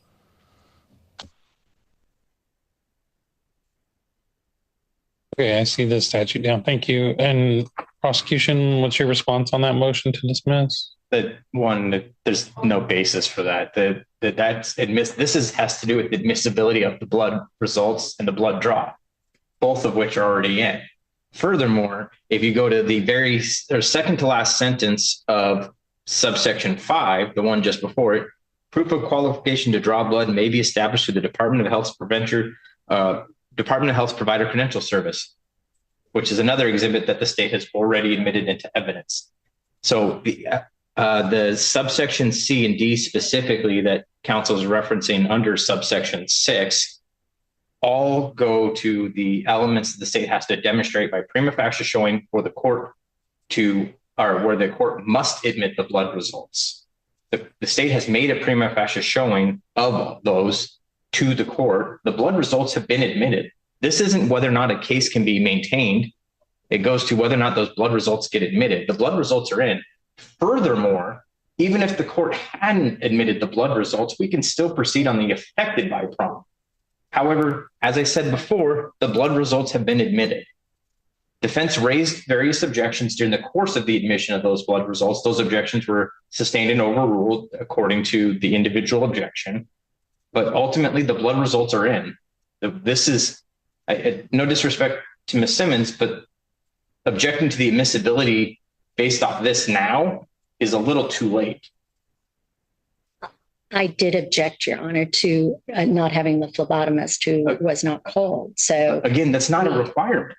Ms. Simmons keeps talking about not being able to talk. I understand your argument. If I can hear further from Ms. Simmons, sorry. Your Honor, confrontation cause, we have a right to cross-examine the phlebotomist. There's a label that was put on the test tube. The trooper states that the tubes were not expired. However, there was a label over the test tubes. When Ms. Valencia, the state toxicologist, testified, she said that there was a label over the expiration date. We have no knowledge of whether that that expiration date exists or what it is, because there's a label over it. We did not get to cross-examine the the phlebotomist. We don't know if the blood draw was taken from a vein. As far as objecting, yes, I did object. I objected to the admission of testimony. There's a protocol. Was it a sterile tube? Was it cleaned? Was it a chemically clean, dry container consistent with the size of the sample with inert leak-proof stopper? The trooper did testify that there was anticoagulant. It's suitable for preservatives, and anticoagulants include the combination of sodium fluoride and potassium oxalate. The trooper said there were chemicals in the tube, but the trooper doesn't know what those chemicals are. They just said, well, she had to trust the manufacturer. We don't have the person who drew the blood. You're asking us to trust the trooper. So, counsel, I started to interrupt you, but it sounds like you're making two arguments. One of your arguments has to do with the confrontation clause. Is the other one going to admissibility? We don't have the ability to cross-examine. We don't know if the blood was drawn correctly. Therefore, how can you admit something if it wasn't properly done? So then you're focusing on confrontation clause only? Well, I'm focusing on both because we don't have the ability to determine any of the things that are required for the blood draw other than what a trooper says they saw. All right. So what's the prosecution's response as far as confrontation clause goes? There's nothing that Crawford, and specifically Crawford, there's nothing in here that they haven't been able to ask about. Now, whether or not any conversations with the phlebotomist, sure, the confrontation, but the phlebotomist's certificate and the actual performance of the blood draw is not something that invites confrontation. And if it did, the very second to last line of 5 would be rendered meaningless. The fact of the matter is, there is not a single case that defense can cite to where a phlebotomist is actually required to testify. I know it doesn't carry much weight, but I've been doing this for 7 years, and in all of the DUIs, blood draw DUIs, I've never once actually had a phlebotomist testify because it's not an element that the state has to prove. Prima facie showing. Now, defense is free to raise the issue of didn't hear from the phlebotomist as to weight of the evidence that the jury should give. That they're absolutely free to raise that. It's the state's choice whether or not to call a phlebotomist, but it does not go to the admissibility of the blood test. And it's pretty clear in the bench books on this too. All right. Thank you. I just wanted to understand everyone's arguments. Did you have anything to add, Ms. Simpson? Well, and it says proof of qualification to draw blood may be established through the Department of Health's proper credential search. This limitation shall not apply to the taking of breast specimens, but there's also 46.61.5066, and it says the conditions of the blood draw. We don't know what those are. How do we know that the blood sample is valid? If that isn't necessary, then why does that statutory subsection exist? And as far as never having had a phlebotomist testify, I haven't been here that long. I've been here 5 years. I did have a phlebotomist testify. So I understand the arguments. Thank you. I'm going to withhold ruling on the motion to dismiss at this time. I'll issue a ruling if needed after the jury verdict, and I'll do a little bit more research while the jury is deliberating. So that said, did you want to call any witnesses? No, Your Honor. Okay. So the defense rests. Oh, go ahead. I believe Ms. Capone has a motion as well, Your Honor. Your Honor, I'd also like to present for the court and on the record a motion to dismiss for failure to establish a prima facie case. I believe with regard to jurisdiction, Trooper Schick had testified that she was stationed checking people's speeds in Thurston County, Washington, but then never actually elaborated further where Mr. Gondo was with regard to jurisdictional lines. So I don't believe that the state has established the jurisdictional element of the charge, and I don't think that it should be presented to the jury because no reasonable juror could find that the crime was committed in Thurston County. Yeah, I don't have the transcripts in front of me, but I was paying careful attention to that part of the testimony. And my recollection is that the trooper did testify that this took place in Thurston County. So for that basis, the motion is going to be denied. But I was concerned for a minute there that the witness was not going to get to that, but you guys got to it. So, okay, so then we're going to call the jury back in and do closing arguments. It is already 2:30, so try to make your closing arguments concise. Less than 10 minutes, Your Honor. Okay, great. And then we'll let the jury go into deliberate after that, and I'll do some research on that motion, and then I'll be ready to rule after that. Okay? All right, so we can bring the jury in.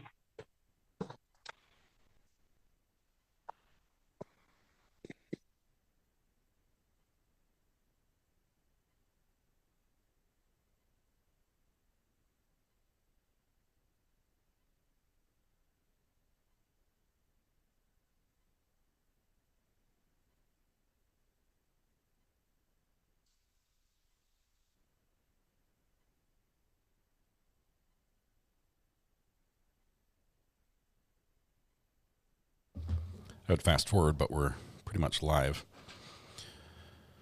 Let's see, I think I can go forward just a couple moments. Hi, everyone. Please have a seat. So thank you for your patience. I apologize that was longer than I planned, but sometimes attorneys and judges get to talking and we don't know when to be quiet. So nobody's fault other than mine. And I apologize. And I thank you again for your patience. So attorneys don't know when to be quiet. The defense That's what I heard. Or excuse me, the state is rested, the defense is rested. So we're done with the evidence that's going to be presented to you. What's going to happen now is each side is going to have an opportunity to do closing arguments. And then because the state has the burden of proof, they'll also be able to make a rebuttal argument. So they're going to make those arguments to you. And then I'm going to give you jury instructions. And then you're going to deliberate the case. So the prosecution, you can proceed with your closing argument when you're ready.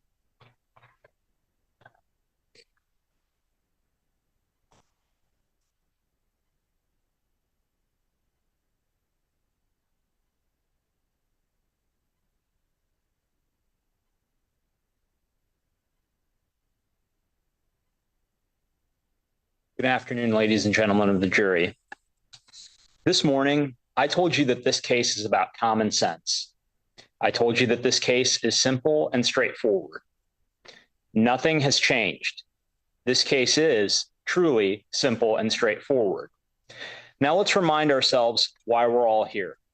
The defendant, Everard David Gondo, is charged with count 1, driving under the influence, and count 2, driving with license suspended, revoked in the 3rd degree. Now you all will receive jury instructions. So you all will know that it is your duty to decide the facts in this case based on the evidence presented to you during the trial. And you all will know from those instructions that it is your duty to accept the law from the judge's instructions, regardless of what you think the law is or what you think the law should be.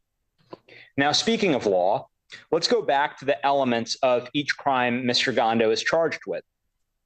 As to driving under the influence, the 3 basic elements of that crime that the state must prove are: 1, that on or about March 28th, 2021, the defendant drove a motor vehicle, that the defendant at the time of driving a motor vehicle was A, under the influence or of or affected by marijuana or a drug, or was under the combined influence of or affected by marijuana or a drug, or B, had sufficient marijuana in his body to have a THC concentration of 5.00 or higher within 2 hours after driving, as shown by an accurate and reliable test of the defendant's blood.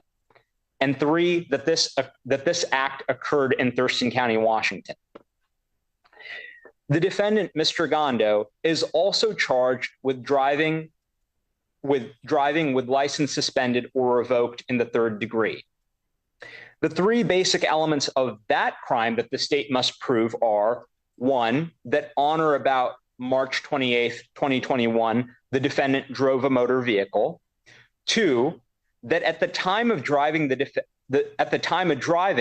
defendant's driver's license was suspended or revoked because A, the defendant failed to respond to a notice of traffic infraction, failed to appear at a requested hearing, violated a written promise to appear in court, or failed to comply with the terms of a notice of traffic or citation. And 3, that the driving occurred in the state of Washington in Thurston County. Now let's remember the evidence presented today.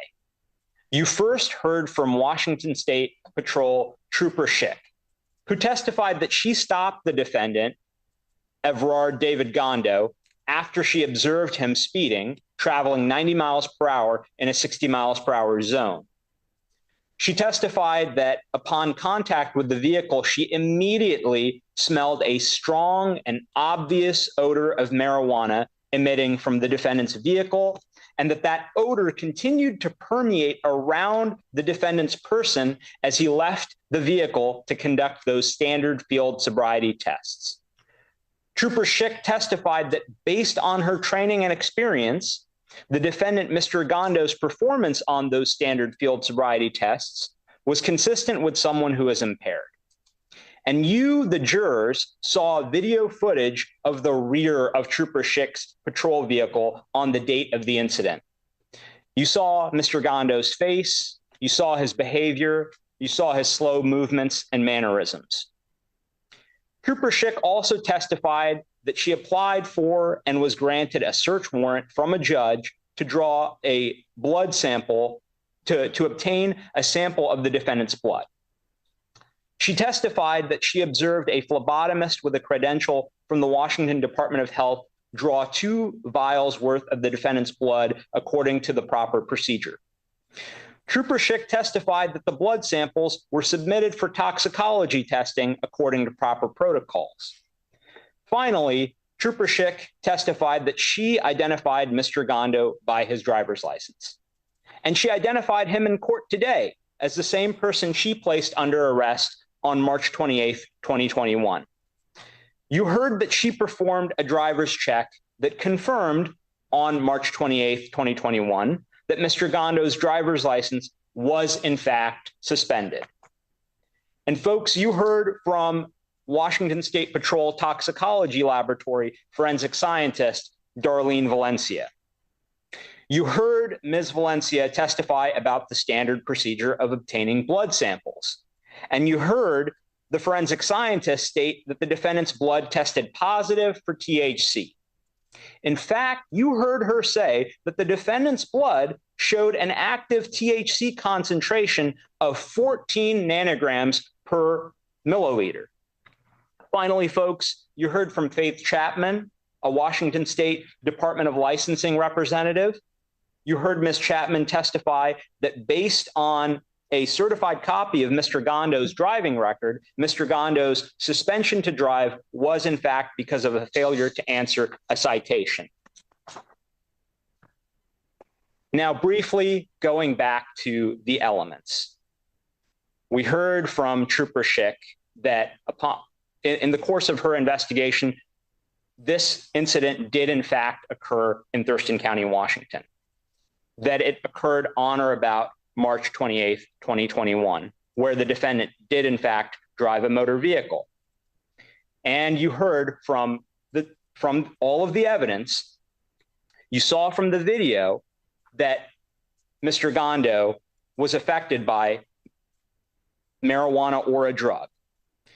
And you heard from Ms. Valencia that Mr. Gondo's blood report shows that the blood sample shows an active THC concentration of 14 nanograms per milliliter, when element B in count 1 says had sufficient marijuana in his body to have a THC concentration of 5.00. Folks, I submit to you, 14 is a bigger number than 5. And finally, as to the driving with license suspended charge, you heard evidence that this occurred on or about March 28th, 2021. You heard evidence that the defendant drove a motor vehicle. And you heard evidence from a DOL representative that Mr. Gondo's driver's license, a certified copy of that driver's license, shows that the license suspension on or about March 28th, 2021 was because of one of the mentioned reasons in the elements, the failure to answer a citation.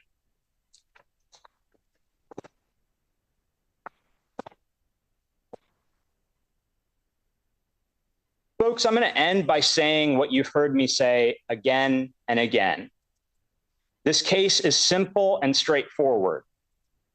I'm confident that the evidence presented today proves beyond a reasonable doubt each element of the charges. So based on all the evidence presented today, the state respectfully asks you to find the defendant guilty as to both counts. Thank you. All right, thank you, counsel. And counsel for the defense, you can proceed when you're ready. It's not just about what we hear. It's about what we found. What didn't you? We have no points. Do we know that that procedure was performed properly? The trooper said you just have to trust me. I've watched this person numerous times. Now to take the trooper's word for it. Why is that? We're here to prove guilt or innocence. Mr. Gondo has a presumption of innocence, not a presumption of guilt. Why isn't that person here? Why didn't it happen? Why are they missing? Those are questions you get to answer. Do we know if the blood was drawn from a vein or an artery? That's important because that is the law. It can be drawn from the vein. Objection, Your Honor. Sustained. If counsel could refrain from stating what the law is or isn't, and the jury will disregard that part of it. We don't know how the blood was drawn. We don't know the expiration date of the test tube. The phlebotomist, Miss Valencia, the toxicologist, said that that's important for the phlebotomist. We don't have phlebotomists. If expiration dates are not important, why do they exist? Because the manufacturer says that test tubes are only good for a year. We don't have Objection, facts not in evidence.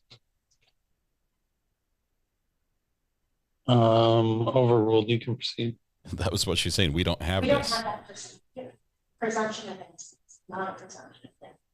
Field sobriety test. When you think of sobriety, I've been a little inquiry when I was at Starbucks the other day for chronological. Because I think marijuana is much more popular. It's also legal now. It wasn't legal when I was growing up. Marijuana has been legal since November of 2012. So that's only about 12 years. Alcohol has been legal since 1933. So there's a lot of difference. I said, when you think of sobriety, do you think of marijuana? Not really. When you think of sobriety, you think of alcohol.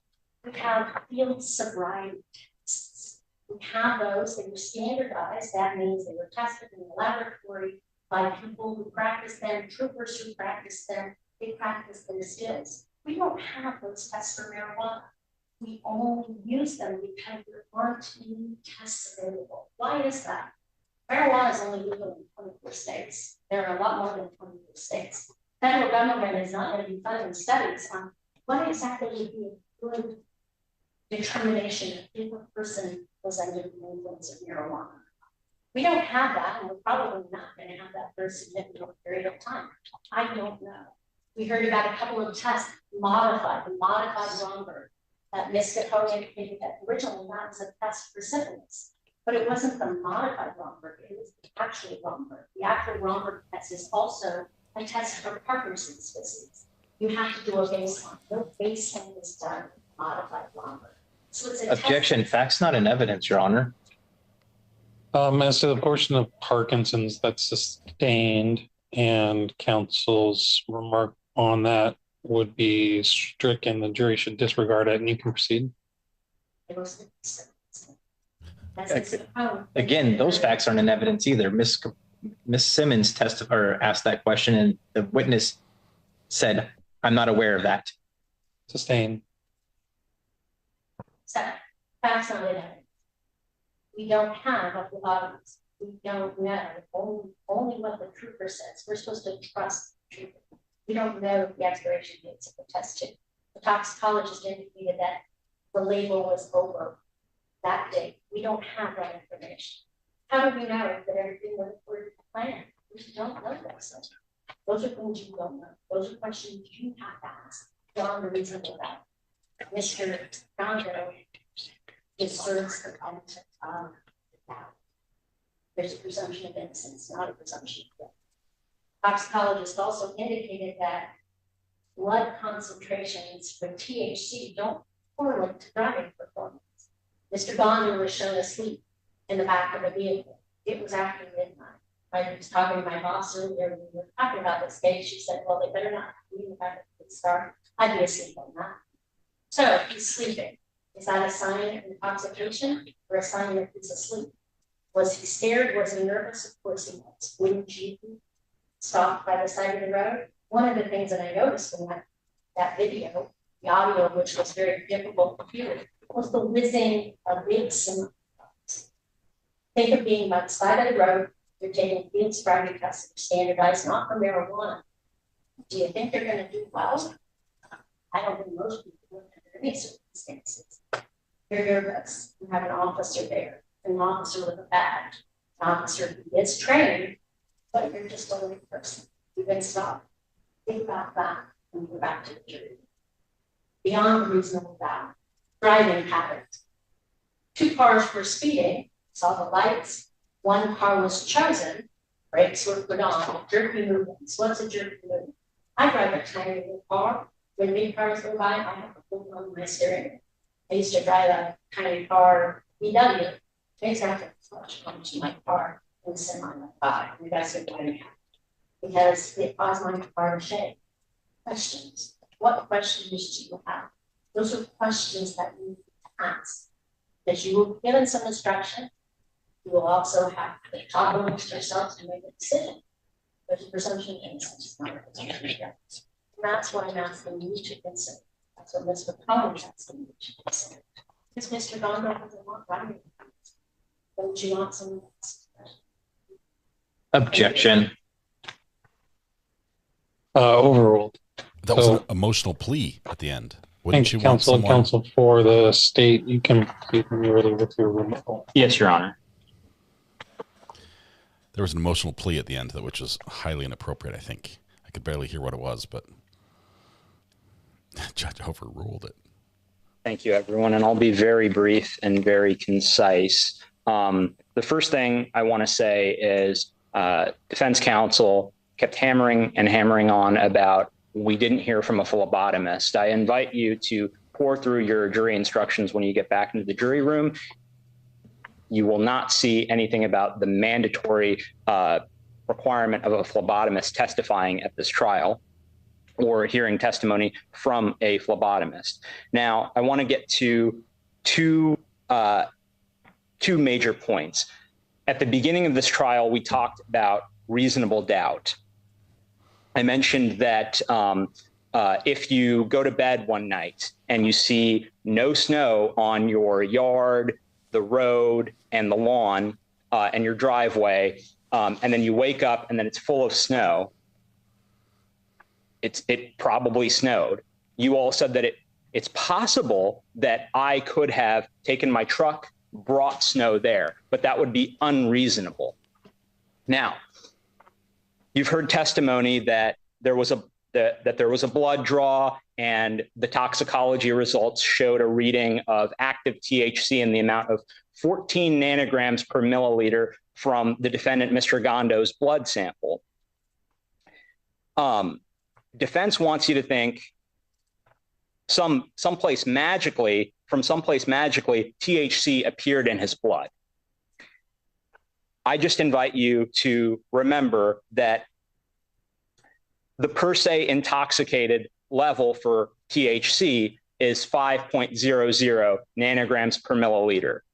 You heard testimony from a toxicologist from that report that we have active THC in the amount of 14 nanograms per milliliter from Mr. Gondo's blood. 14 is a bigger number than 5. I didn't come here to also, math. You saw video, you saw from the trooper's rear camera. Recall the defendant's face. Recall his mannerisms. recall his behavior. That's someone who was immediately pulled over. That shows that he was affected by. Objection, Your Honor. I'll allow it. It's based on the evidence. The final thing that I want to say is, based on all of the evidence that you heard and saw today, it's clear that the state has met its burden and proved the elements of the charges beyond a reasonable doubt. Do not throw your common sense out the window. The state respectfully asks you to find the defendant guilty of the charges. Thank you. All right, it's time for us to do a poll. So at this point, ladies and gentlemen, I'm going to read you some jury instructions. You've got a copy of them, I believe, at least one. And we're just going to go through those. So jury instruction number 1, it is your duty to decide the facts in this case based upon the evidence presented to you during this trial. It's also your duty to accept the law from my instruction. That's what we're going over now, regardless of what you personally believe the law is or what you personally think it should be. You must apply the law from my instructions to the facts that you decide have been proved, and in this way decide the case. Keep in mind that a charge is only an accusation. The filing of a charge is not evidence that the charge is true. Your decisions as jurors must be made solely upon the evidence presented during these proceedings. The evidence that you are to consider during your deliberations consists of the testimony that you've heard from witnesses, stipulations, and the exhibits that I have admitted during the trial. If evidence was not admitted or was stricken from the record, then you are not to consider it in reaching your verdict. Exhibits may have been marked by the court clerk and given a number, but they do not go with you to the jury room during your deliberations unless they've been admitted into evidence. The exhibits that have been admitted will be available to you in the jury room. One of my duties has been to rule on the admissibility of evidence. Do not be concerned during your deliberations about the reasons for my rulings on the evidence. If I have ruled that any evidence is inadmissible, or if I have asked you to disregard any evidence, then you must not discuss that evidence during your deliberations or consider it in reaching your verdict. Do not speculate whether the evidence would have favored one party or the other. In order to decide whether any proposition has been proved, you must consider all of the evidence that I have admitted that relates to that proposition. Each party is entitled to the benefit of all the evidence, whether or not that party introduced it. You are the sole judges of the credibility of each witness. You are also the sole judges of the value or weight to be given to the testimony of each witness. In assessing credibility, you must avoid bias, conscious or unconscious, including bias based on religion, ethnicity, race, sexual orientation, gender, or disability. In considering a witness's testimony, you may consider these things: the opportunity of the witness to observe or know the things he or she has testified about, the ability of the witness to observe accurately, the quality of a witness's memory while testifying, the manner of the witness while testifying, any personal interest that the witness might have had in the outcome or the issues, any bias or prejudice that the witness may have shown, the reasonableness of the witness's statements in the context of all the other evidence, and any other factors that affect your evaluation or belief of a witness or your evaluation of his or her testimony. The lawyer's remarks, statements, and arguments, including those you just heard, are intended to help you understand the evidence and apply the law. It's important, however, for you to remember that the lawyer's statements are not evidence. The evidence is the testimony and the exhibits. The law is contained in my instructions to you. You must disregard any remark, statement, or argument that is not supported by the evidence or the law and my instructions. You may have heard objections made by the lawyers during this trial. Each party has the right to object to questions asked by another lawyer and may have a duty to do so. These objections should not influence you. Do not make any assumptions or draw any conclusions based on a lawyer's objections. Our state constitution prohibits a trial judge from making a comment on the evidence. It would be improper for me to express by words or conduct my personal opinion about the value of testimony or other evidence. I have not intentionally done this. If it appeared to you that I have indicated my personal opinion in any way, either during the trial or in giving these instructions, you must disregard this entirely. You have nothing whatever to do with any punishment that may be imposed in case of a violation of the law. You may not consider the fact that punishment may follow a conviction except insofar as it may tend to make you more careful. The order of these instructions also has no significance as to their relative importance. They are all important. In closing arguments, the lawyers may properly discuss specific instructions. During your deliberations, you must consider the instructions as a whole. As jurors, you are officers in this court. You must not let your emotions overcome your rational thought process. You must reach your decision based on the facts proved to you and the law given to you, not on sympathy, prejudice, or personal preference.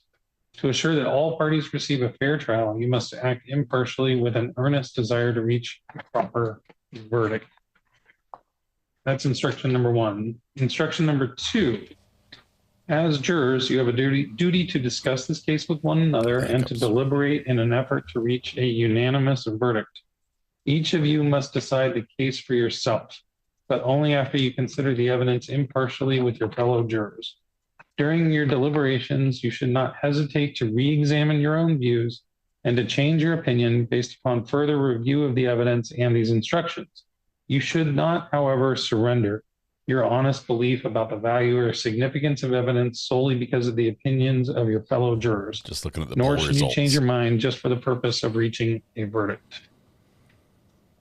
Instruction number 3, the defendant has entered a plea of not guilty. That plea puts in issue every element of the crime charged.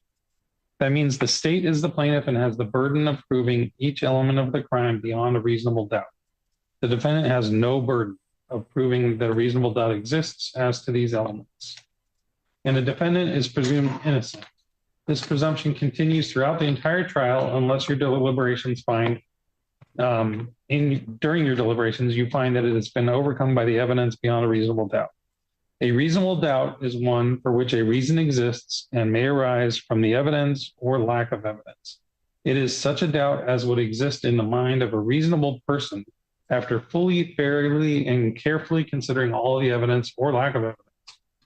If from such consideration you have an abiding belief in the truth of the charge, you are satisfied beyond.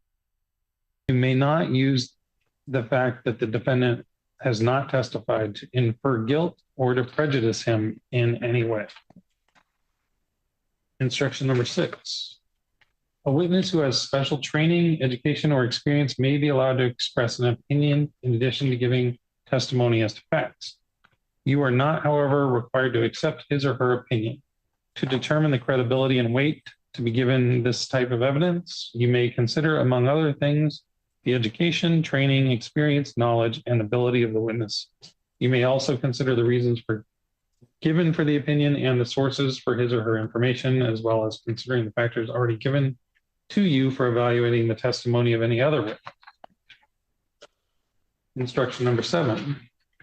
A person commits the crime of driving under the influence when he or she drives a motor vehicle while he or she is under the influence of or affected by marijuana or any drug, or while he or she is under the combined influence or affected by intoxicating liquor, marijuana, and any drug, or while he or she has sufficient marijuana in his or her body to have a THC concentration of 5.00 or higher within 2 hours of driving, as shown by an accurate and reliable test of the person's blood. Instruction number 8. To convict the defendant of the crime of driving under the influence, each of the following 3 elements of the crime must be proved beyond a reasonable doubt. 1, that on or about March 28, 2021, the defendant drove a motor vehicle. 2, that the defendant at the time of driving a motor vehicle, A, was under the influence of or affected by marijuana or a drug, or was under the combined influence of or affected by marijuana and a drug. Or B, had sufficient marijuana in his or her body to have a THC concentration of 5.00 or higher within 2 hours after driving, as shown by an accurate and reliable test of the defendant's blood. And 3, that this act occurred in Thurston County, Washington. If you find from the evidence that elements 1, 3, and any of the alternative elements 2A or 2B have been proved beyond a reasonable doubt, then it will be your duty to return a verdict of guilty. To return a verdict of guilty, the jury need not be unanimous as to which of the alternatives 2A or 2B has been proved beyond a reasonable doubt, as long as each juror finds that at least one alternative has been proved beyond a reasonable doubt. On the other hand, if after weighing all the evidence, you have a reasonable doubt as to any of the elements 1, 2, or 3, then it will be your duty to return a verdict of not guilty. Instruction number 9. In determining the accuracy and reliability of a blood test, you may consider the testing procedures used, the reliability and functioning of a testing instrument, maintenance procedures applied to a testing instrument, and any other factors that bear on the accuracy and reliability of the test. Instruction number 10. A motor vehicle is any vehicle that is self-propelled. Instruction number 11. A person commits the crime of driving while license suspended or revoked in the third degree when he or she drives a motor vehicle while his or her driver's license or driving privilege is suspended or revoked because the person failed to respond to a notice of traffic infraction, failed to appear at a requested hearing, violated a written promise to appear in court, or failed to comply with the terms of a notice of traffic infraction or citation as provided in RCW 462028-9. Instruction number 12. To convict the defendant of the crime of driving while license suspended or revoked in the third degree, each of the following 3 elements of the crime must be proved beyond a reasonable doubt. 1, that on or about March 28, 2021, the defendant drove a motor vehicle. 2, that at the time of driving, the defendant's driver's license or driving privilege was suspended or revoked because A, the defendant failed to respond to a notice of traffic infraction, failed to appear to requested hearing, violated a written promise to appear in court, or failed to comply with the terms of a notice of traffic infraction or citation as provided in RCW 462028-9, and 3, that the driving occurred in the state of Washington, county of Thurston. If you find from the evidence that elements 1, 2, and 3 have been proved beyond a reasonable doubt, then it will be your duty to return a verdict of guilty. On the other hand, if after weighing all the evidence you have a reasonable doubt as to any of the elements 1, 2, or 3, then it will be your duty to return a verdict of not guilty. All right, number 13. When you begin deliberating, the first thing you should do is select a presiding juror. The presiding juror's duty is to see that you discuss the issues in this case in an orderly and reasonable manner, that you discuss each issue submitted for your decision fully and fairly, and that each of you has a chance to be heard on every question before you. Deliberations are to occur only in the jury room when all 6 jurors are present. You are all officers of the court and must evaluate the evidence with an open mind, free of bias or prejudice. If during your deliberations you become concerned that the discussions are being influenced by preconceived bias or prejudice, you must bring this to the attention of the other jurors so that the issue can be fairly discussed amongst all members of the jury. During your deliberations, you may discuss any notes you have taken during the trial if you wish. You have been allowed to take notes to assist you in remembering clearly, not to substitute for your memory or the memories or notes of other jurors. Do not assume, however, that your notes are more or less accurate than your memory. You will need to rely on your notes and memory as to the testimony presented in this case. Testimony will rarely, if ever, be repeated for you during your deliberations. If, after carefully reviewing the evidence and instructions, you feel a need to ask the court a legal or procedural question that you've been unable to answer, write the question out simply and clearly. For this purpose, use the form provided in the jury room. In your question, do not state how the jury has voted. The presiding juror should sign and date the question and give it to the bailiff, and then I will confer with the lawyers to determine what response, if any, can be given. You will be given the exhibits submitted in evidence, these instructions, and verdict forms for recording your verdict. Some exhibits and visual aids may have been used in the court, but will not go with you to the jury room. The exhibits that have been admitted into evidence will be available to you in the jury room. You must fill in the blank form provided in the verdict form the words not guilty or the word guilty according to the decision you reach. Because this is a criminal case, each of you must agree for you to return a verdict. When all of you have so agreed, fill in the verdict forms to express your decision. The presiding juror must sign the verdict forms and notify the bailiff. The bailiff will bring you into court to declare your verdict. And then there's a couple of verdict forms attached to the end of the instructions, and that's the end of the instructions. Thank you. Yay. So with that said, juror 14, if you could remain behind, the rest of you can go into the jury room and start your deliberations. And thank you very much for your attention.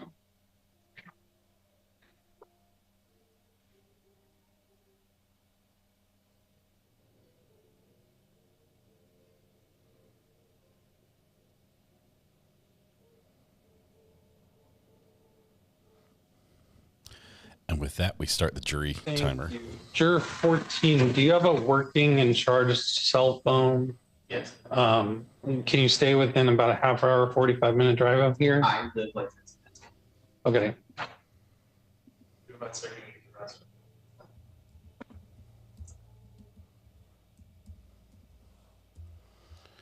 Just a second. So can you give that number to the court clerk? I leave it right now. Okay, good. Then you can go and we will text you if we need you.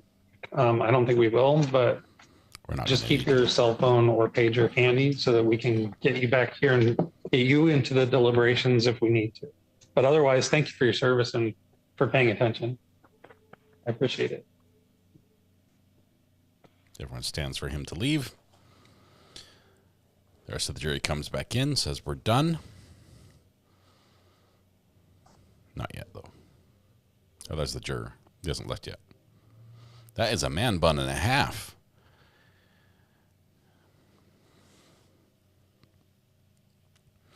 All right. While we wait, I was going to go back and read the document that led that might have been a precursor that led up to the shooting of the judge. Thank you.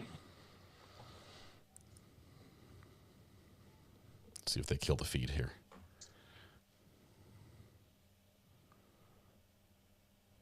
And we're still here. All right, please take a seat. So we're still on the record. As to the motion to dismiss, I've done the research and the motion is denied.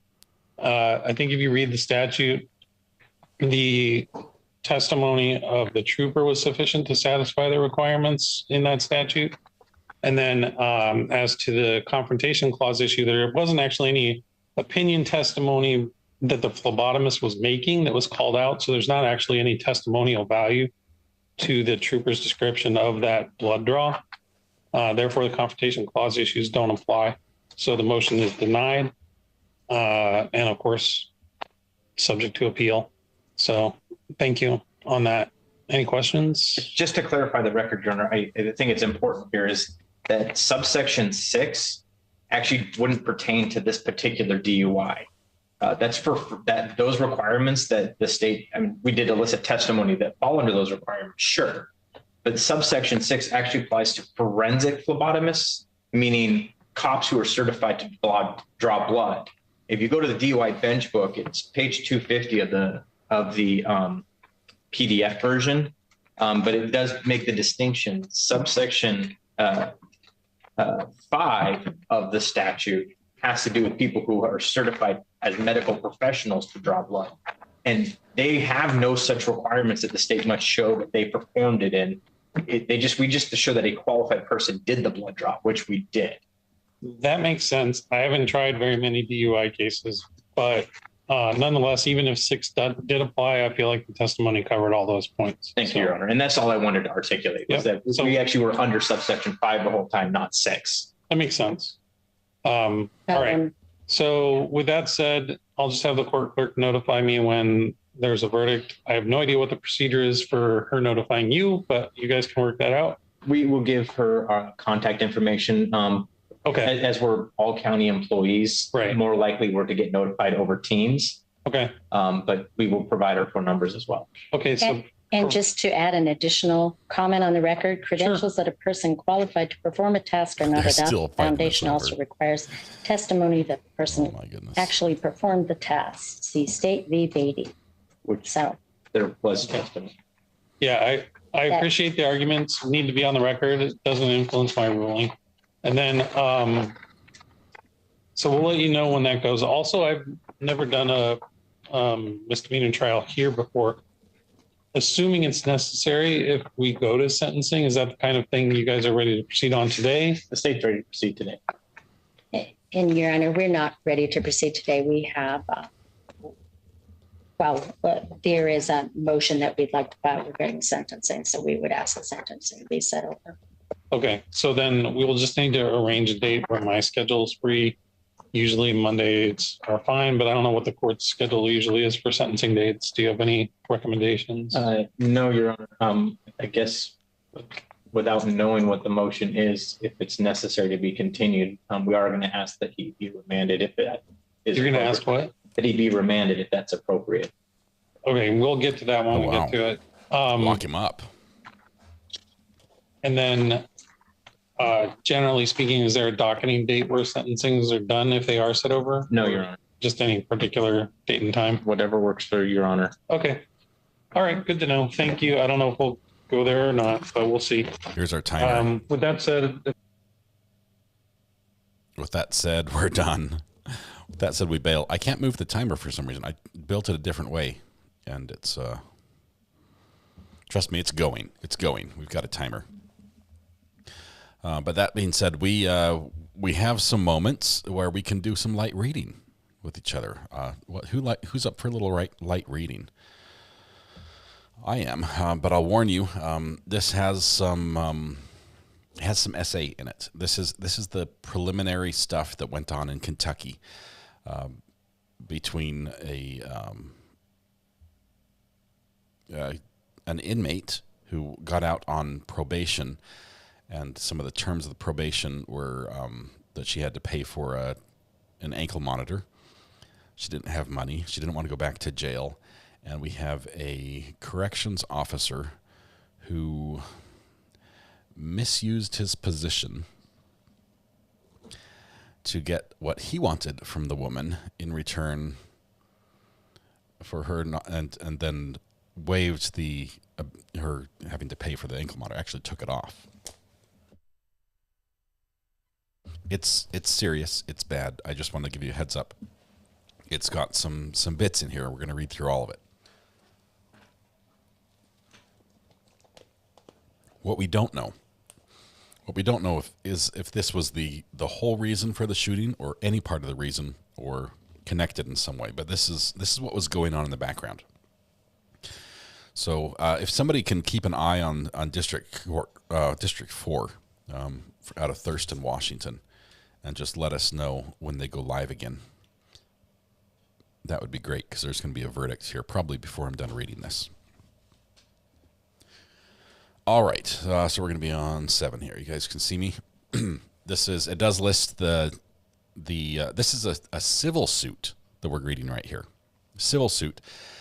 Ben Fields was the individually and in his official capacity as a deputy sheriff with the Letcher County Sheriff's Department.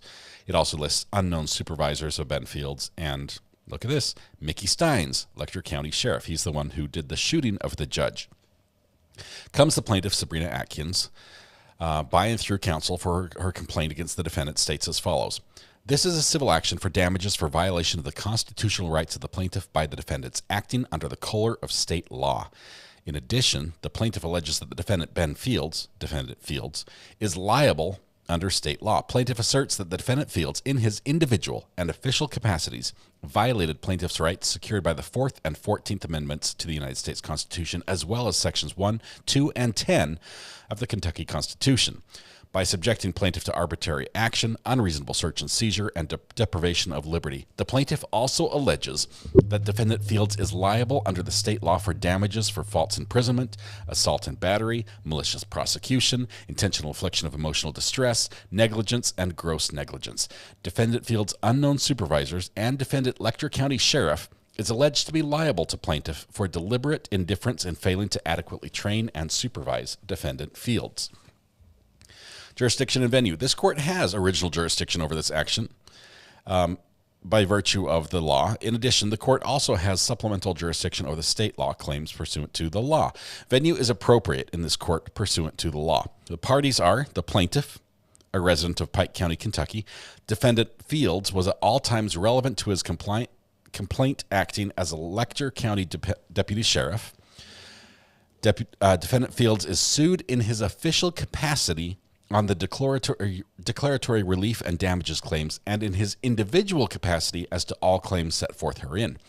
Upon information and belief, Defendant Fields is a resident of Letcher County, Kentucky. At all times relevant hereto, Defendant Fields, the deputy, was acting under the color of state law in performing the acts or omissions complained of in this complaint. Basically, this is on-the-job conduct. This is him in his official capacity abusing authority.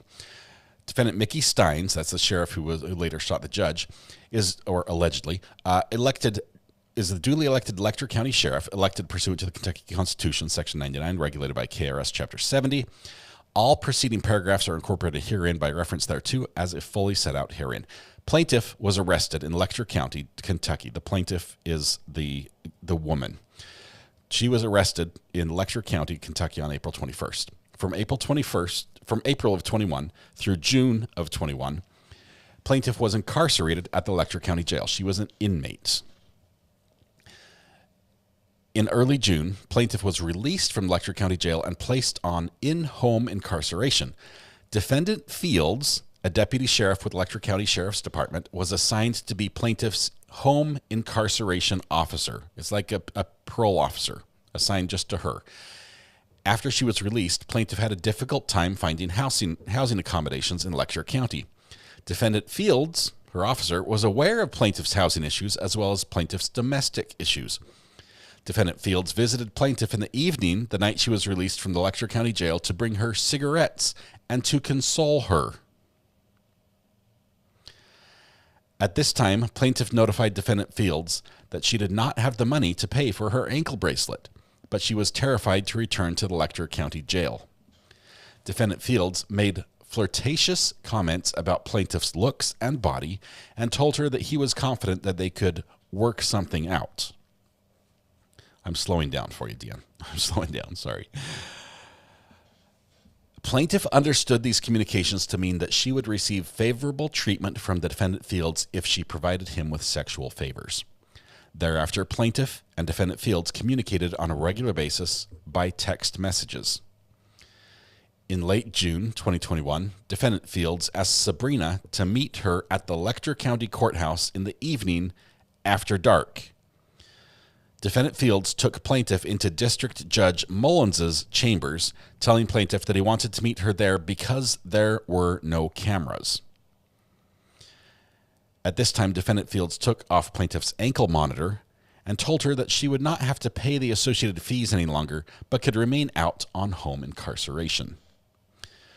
Between June and December, Defendant Fields met plaintiff at the Letcher County Courthouse in the evening or early morning hours approximately 6 times. This is happening in the judge who was murdered chambers. During these meetings, Defendant Fields' behavior escalated from flirtatious comments to forcible kissing, to oral sex, to intercourse with plaintiff, all of which occurred at the Letcher County Courthouse after hours in Judge Mullins's chambers, hereinafter the sexual abuse. Plaintiff was coerced and compelled to comply with Defendant Fields' advances, given Defendant Fields' position of power, and because she could not afford to pay for the ankle monitor and did not want to return to Letcher County Jail. Plaintiff did not consent to the sexual abuse. These meetings would typically occur at night before plaintiff had a court appearance, and Defendant Fields would put plaintiff's ankle monitor back on and otherwise fix it so she would appear compliant with her home incarceration the following day. Upon information and belief, in late December 2021, certain persons at the Letcher County Courthouse were notified that Defendant Fields was having inappropriate communications and/or relations with plaintiff and were provided text messages evidencing the inappropriate communications and relations. Upon information and belief, Defendant Fields became aware of the information contained in the preceding paragraph. So Defendant Fields, the defendant, finds out that this is going on. In late December, defendant Fields stopped communicating with plaintiff by text message or otherwise. Upon information and belief in early January, defendant Fields filed a complaint against plaintiff, claiming that she was not complying with the terms of her home incarceration. Upon information and belief, this complaint was filed maliciously by the defendant in an effort to punish plaintiff and in an attempt to save his own job and reputation. The plaintiff was arrested on January 26th in Pike County. The plaintiff is terrified that she will be transferred to the Letcher County Jail, where, upon information and belief, defendant Fields' wife is employed as an officer, and where, upon information and belief, defendant Fields was previously employed. Plaintiff has serious concerns for her safety and welfare if she were to be transferred to the Letcher County Jail. Upon information and belief, there are other women who defendant Fields has similarly abused. Upon information and belief, the Letcher County Sheriff and unknown supervisors of defendant Fields failed to adequately train and supervise defendant Fields. Upon information and belief, the Letcher County Sheriff knew or should have known that defendant Fields was sexually abusing females, including the plaintiff, in his charge. Upon information and belief, the Letcher County Sheriff did not reasonably respond to reports of suspicious of sexual abuse, reports or suspicions of sexual abuse perpetrated by defendant Fields. That's what gets them. Did not reasonably respond to reports or suspicions. That's gonna bite them. The defendant conduct described above has caused severe injury to plaintiff, for which she is entitled to recover actual damages in the amount to be determined at trial. Count 1. Defendant Fields violated plaintiff's rights secured by the United States Constitution, Amendments 4. In all preceding paragraphs and incorporated herein by reference thereto, as if fully set out herein, defendant Fields knowingly and recklessly engaged in the above described sexual abuse of plaintiff, and such physical contact was objectively unreasonable. Defendant Fields' sexual abuse of plaintiff was not rationally related to any legitimate government purpose and was otherwise excessive. Plaintiff did not consent to the physical contact with defendant Fields. Plaintiff was coerced by defendant Fields to the extent she complied with defendant Fields' physical contact, did so only because she was intimidated by defendant Fields, who provided plaintiff with privileges in exchange for sexual favors. The above described actions of defendant Fields constitutes a violation of the plaintiff's right to be free from unreasonable search and seizure secured by United States Constitution Amendments 4, which is actionable pursuant to 42 U.S.C. subsection 1983. Plaintiff is entitled to recover compensatory damages against the defendant Fields in an amount sufficient to fully compensate her for the damages she suffered as a result of this constitutional violation. Defendant Fields willingly, wantonly, recklessly, and maliciously engaged in unconstitutional conduct described above. Plaintiff is entitled to recover punitive damages against defendant Fields in an amount sufficient to punish said defendant Fields, as well as deter him and others similarly situated from committing such violations in the future. This is the big one. Okay, there's like, the first one is actual damages. This is punitive damages, and they can be, we saw it happen in Maya's trial. We don't know what the law is here in Kentucky, but we'll see. Now you've got the same thing under a different constitutional protection. Plaintiffs are entitled to recover things. She goes through count 3, this third one I wanted to focus on, deliberate interference or failure to supervise or train. This goes to the sheriff. This was what was going towards him. Defendant Fields was inadequately trained in the areas of proper supervision and interaction with female criminal defendants on home incarceration. Defendant's Letcher County Sheriff, that's Mr. Stiles himself, and unknown supervisors of defendant Fields knew or should have known that defendant Fields was abusing his power and taking advantage of females on home incarceration under his control and supervision. The inadequate training of home incarceration officers employed by the Letcher County Sheriff's Department is likely to result in the ongoing violation of constitutional rights. The Letcher County Sheriff's Department and policymakers have been deliberately indifferent to this need for adequate training. Their failure to adequately train, supervise, or discipline their employees proximately caused the violation of her constitutional rights. The Letcher County Sheriff's Department substantially caused a constitutional tort to plaintiffs through its customs, policy statements, ordinances, regulations, and decisions officially adopted and promulgated by that body's officers. And in failing to do this, to train him, it amounts to deliberate interference to the constitutional rights of the plaintiff and complete disregard for the known and obvious consequences of such interference, all of which resulted in the constitutional violations and torturous conduct described in this complaint and are therefore actionable. So that's, we're basically suing him as well. Then you've got negligence, gross negligence, assault and battery against Defendant Fields, all the same things again. Defendant Fields had a duty to reasonably supervise while she was on home incarceration. He violated his duty. The violation of the duty he owed caused the plaintiff damages. It was wanton, reckless, malicious, and tortuous conduct, and she's entitled to damages. And then also you have the same thing for emotional distress for these same events. There's the facts of the case are the same for all these charges. Intentional infliction of emotional distress, that's when it's intentional, that's what J. Hatch learned has a big number to it. So all this is going to go forward in a civil suit, which is absolutely crazy. Both sides in this civil suit, as I understand it, have agreed to sort of put it on hold while they wait to see if the shooting was connected to this case or how it was. Is this tied to the sheriff and the judge? The judge, I don't know, unless the judge was handling this case, which I don't think he would have. Let's see. It doesn't say who the judge is. It's just a complaint. But the sheriff was definitely, the sheriff is named on this other side right here as a defendant. Mickey Steins, that's him. He's the sheriff. So he's involved. Now, it's possible, I mean, you can play this out a couple ways. It's possible the judge who got shot was not doing anything inappropriate and knew nothing about what happened. And just basically said, yeah, you're going down for this because it's all going to be pinned on you because you're the sheriff. And that made him mad. I don't know.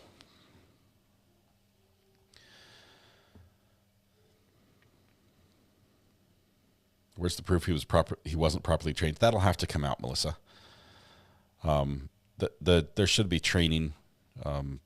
That's why most companies have annual training on harassment and in the workplace and everything else. So that's that one. That's just a teensy bit of background on what's happening and what could have led to this. And this is a federal court, not a state court, where criminal conduct will be tried. The civil suit is federal, right? The criminal conduct is going to be tried in the murder trial. But that's only on one side, one part.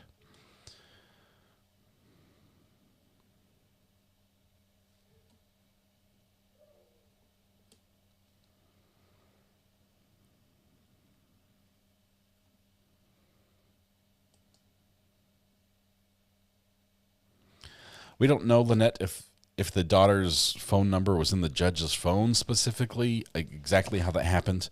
But the daughter's phone was connected because of a conversation via text message that was had there. The Sunlit Waves, the meetings that were taking place in the judge's chambers were, the judge was not there. It was after hours. The deputy who had access to the courthouse was meeting her there because there were no cameras. Since this moment, cameras have been installed in that courtroom, and they were installed for this reason, to make sure that nothing happened there. But now we know why there's a camera in his chambers. And there's no audio.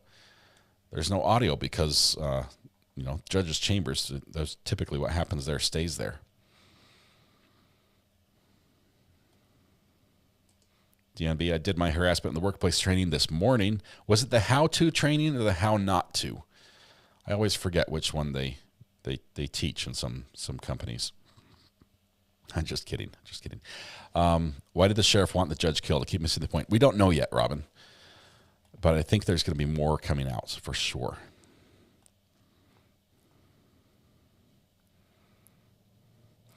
Left hand always considered the wrong hand. When my grandpa was a kid, he was left-handed, and at school they would tie his left hand behind his back to make him use his right hand. They don't do that nowadays.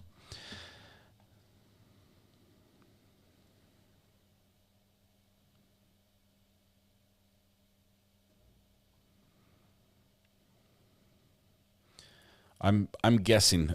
Let me tell you this: the courthouse already had cameras all over it, so documenting these meetings and who was there would be pretty easy. And I don't think anyone was there but the officer and the woman that he basically made go there.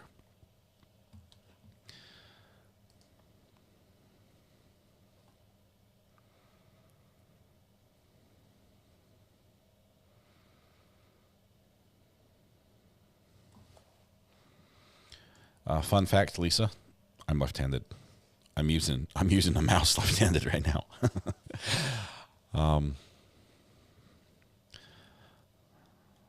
Top-notch training, Mayo Clinic, awesome. That's awesome. All right, so that takes us back to Court Watch. We have, as far as our timer goes, we're at 24, almost 25 minutes.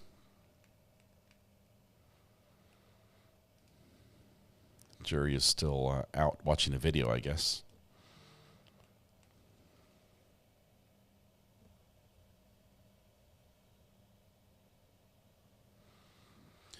I put a tweet out there, guys. I've never done this before. If you're on Twitter and you want to, I've never tried this hard to get a company to send me something to test on for my channel. But I don't want to buy it if it's not any good. But I do want to try it in case I want to buy it. There's a switcher. There's an all-in-one unit that basically takes, you've seen my desk here. It takes this machine and this machine and this machine, and it makes it into one. It doesn't do everything that all of them do, but it does most of it all in one. It connects 2 laptops, 2 mics, audio, video, 4 inputs, multiple outputs. It's all in one. And I've tweeted the company that made it because it's just barely been announced, hasn't even been released yet. And I've basically said, hey, I'd like to try it. First of all, I'm not like bragging here, but I run a hardware-based channel, and this is hardware. You've come out with hardware. A lot of people will use software, whether it's StreamYard or OBS or something like that, to run their channel. I use hardware, and you've come out with a hardware thing. I'd love to try it. And so there's a tweet out there. Broken Baker's already reposted my tweet. I appreciate that, Broken Baker. I'd love it if you guys would hit the repost on that if you're on X, on my on the Recovery Addict channel. Just so it gets a little visibility. I'd love to hear from Rode. Rode is a great company. They make the mic that I'm using right here, and the mic that Mrs. R.A. uses, and the soundboard I have here. My wireless mics are with Rode. On I love Rode products. They're really, really good, and I'm very curious about this next one. So I'd love it if you would if you happen to be on tweet and on the tweeter on X and repost it for me. That would be great because I'd like Rode to take a look at that, and that'd be cool. That'd be cool. Thanks for your help. Link to my X. That sounds funny when you say it that way. Link to my X. It's at Recovery Addict and the number 2. So let me type it in chat here. Or let's see. How do I share that? Profile.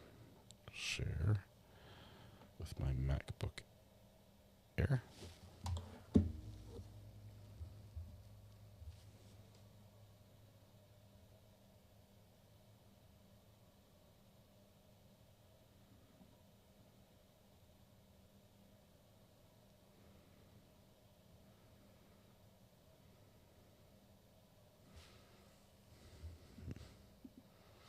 It's not working. Can one of my mods link my Recovery Addict X account? Maybe I can do it on this computer. Hang on one second.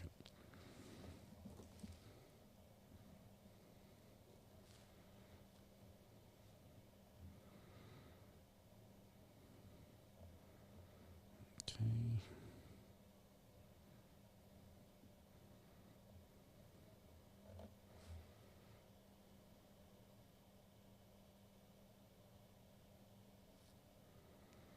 Let me see if I can put the full link up there. There it is. Copy. Here, let's try this one. There's a link. Oh, Josh. Amber and Josh beat me to it. Thank you very much. Appreciate that. I don't know if they'll do anything, but I'd love to try it out. I'm always a big fan of new equipment, and especially in this space for live streaming that incorporates multiple inputs, good audio, and the idea that my everything I have on my desk could pretty much be one unit is good. Well, the reason my mouse is on the left side is because I don't have room on the right side for my mouse. I've got another computer over here, and I use this last laptop. Here, I'll move my mic so you can hear me. I use this laptop sideways, so I rotate my hand 90 degrees to use the trackpad. It's fun that way. You guys are amazing. Thank you very much. Appreciate that. Okay, Thurston County waiting on verdict watch here. I didn't think it would be very long. Not back yet, but of course, Washington jurors. Anything? Oh, they just came back right now. Right now, let's take it live. I on everybody to let me know what you're recommending. Were you asking for a warrant on this one? Yes, Your Honor, on all of the failures Well, to this appear is the something state's else. position would be to ask for a warrant. Okay. And yeah, what am I? Hang on. Which one did I just get? That they just brought in a new feed. Oh, that was court 1. I clicked the wrong button. Let's go on court 4. That got really exciting really quick, and then not so exciting very quick as well.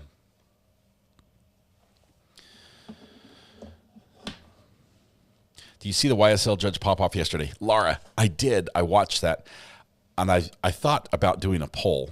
We've followed a little bit of the action in YSL, but ever since they went crazy on us on day 1 when we tried, well, it seems like a year ago, we have not followed that closely. But now more than ever, I'm thinking that one of these mistrial motions is going to take. It's going to stick, and it's going to be with prejudice. The judge already, this new judge is already not having it, is so upset with the prosecutors.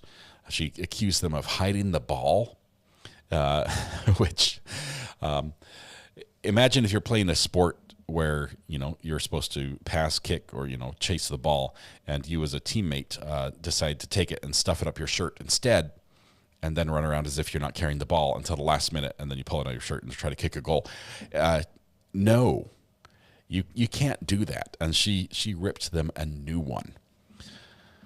So mistrial is in the works. First of all, it cannot come back. There is no way. The sheer cost of this trial, it is not worth it to run it this way. I think they should break it up into pieces, to bite-sized chunks if they need to charge people, which I think some of these guys, there's some pretty serious allegations against them, and I think there's some pretty valid evidence to support those allegations. Break them up, handle them separately. But trying to do this as a RICO and take down the entire organization, terrible. Ashley, you got yeeted. You got yeeted over to lawyer. It's not a bad place to land, though, Ashley. Of all the places to land, Peter's a good destination. Unsportsmanlike conduct, 15-yard penalty, loss of down. Laura, thank you very much. Laura, let's see if we can pull it up really quickly. You guys watch for the. Oh, I've got a call that's not work related. Hold on just one second, and it's not a scam call either. Hang on.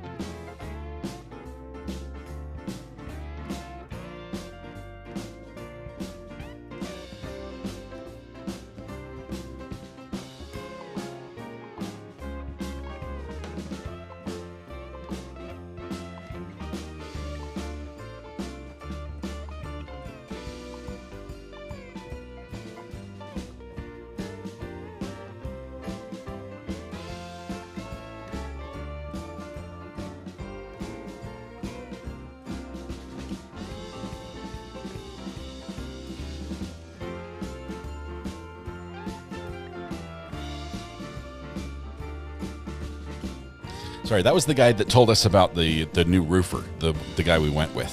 So I had to tell him thank you, and everything's going great. So I feel like a third wheel in a couple relationship right now, says Bell Jumper Teresa. YSL was deemed for mistrial. Doomed for mistrial 139 days ago when it started.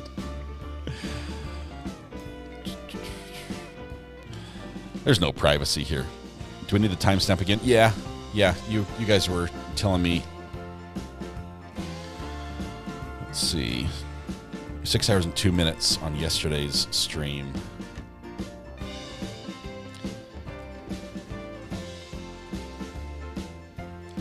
Young Pug.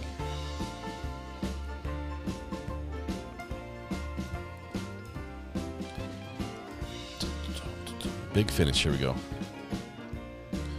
6 hours and 20 minutes.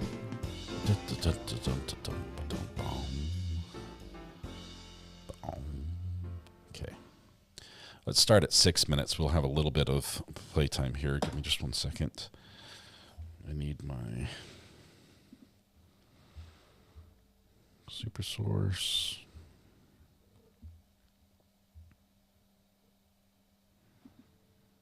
Let's do this one. Box source 3. Let's see.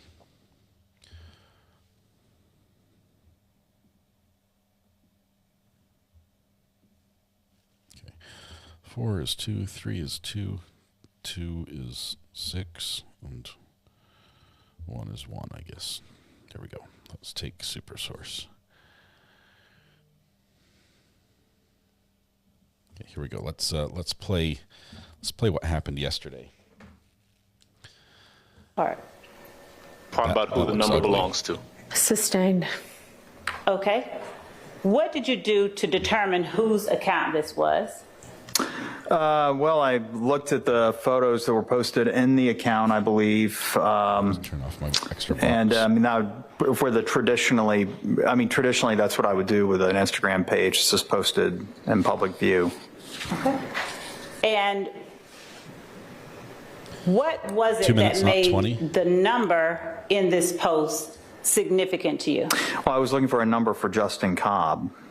And what led you to believe that this number 6 hours and 2 was minutes. a correct number? I'm at 6 hours and 2 minutes. If he has a basis to testify. Are you able to see and tell, looking at the posting itself, what name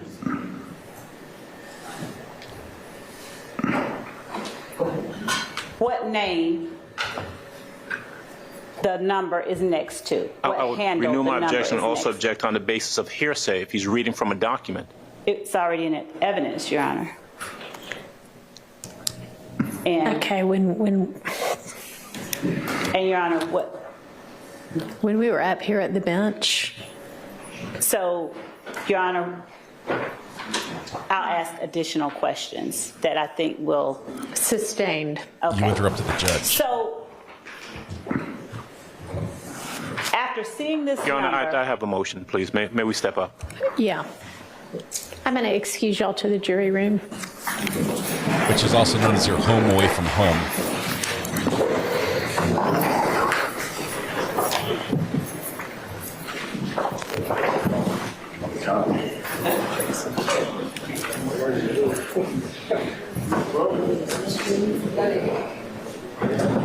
Okay, here comes the spice.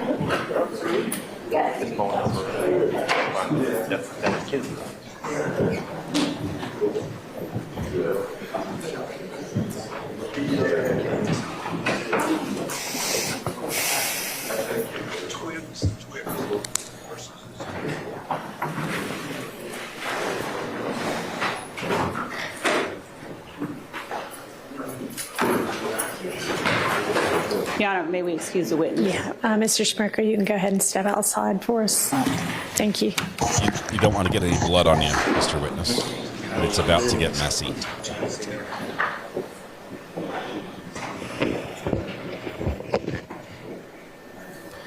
So when they say may we approach, they don't really approach. My well, first of all, My motion is a motion for mistrial based on the actions of the prosecutor. My objection initially to the item was that it contained hearsay. The state represented at the bench that it was not hearsay. There was no hearsay contained in it. We did not address the issue of what the state already knew, which is that there was a phone number attached to it that she was going to try to elicit testimony from this witness about who that phone number belonged to. That in and of itself is speculation, but it's certainly hearsay. The document can't authenticate itself. I believe the site for that proposition is Twiggs versus State. It's 315 Georgia Appeals 191. So you can't, this witness can't look at a document and say that it says this phone number is from Justin Cobb's Instagram or social media posting, this is who it belongs to. So that was my objection. I believe the objection was well founded. I believe the state purposely put that up there after misrepresenting as to whether or not it contained any hearsay in it. And based on that, I would move for mistrial. May I respond? You may. Judge, You may. Can somebody put the document up? I'm listening. Yes, yes. Would you put it up?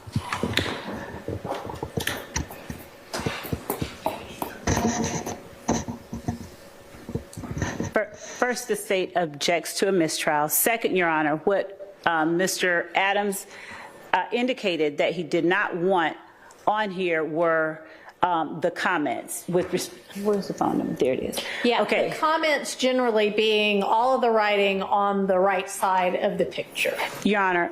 And so I said to you, is any of it hearsay? Is any of it being offered for the truth? And you said no. Your Honor, what I was asking the witness to do is to tell what was of significance to that number and what he did in terms of finding out and corroborating information that he obtained, because he obtained phone records. I don't intend that this evidence or this exhibit will prove or show that this is Justin Cobb's phone number. You're asking him that? And no, Your Honor. Testify to that? I'm asking him, and I understand the court, I'm asking him what handle it's next to, and Your Honor, what he did after seeing what he saw on this social media page.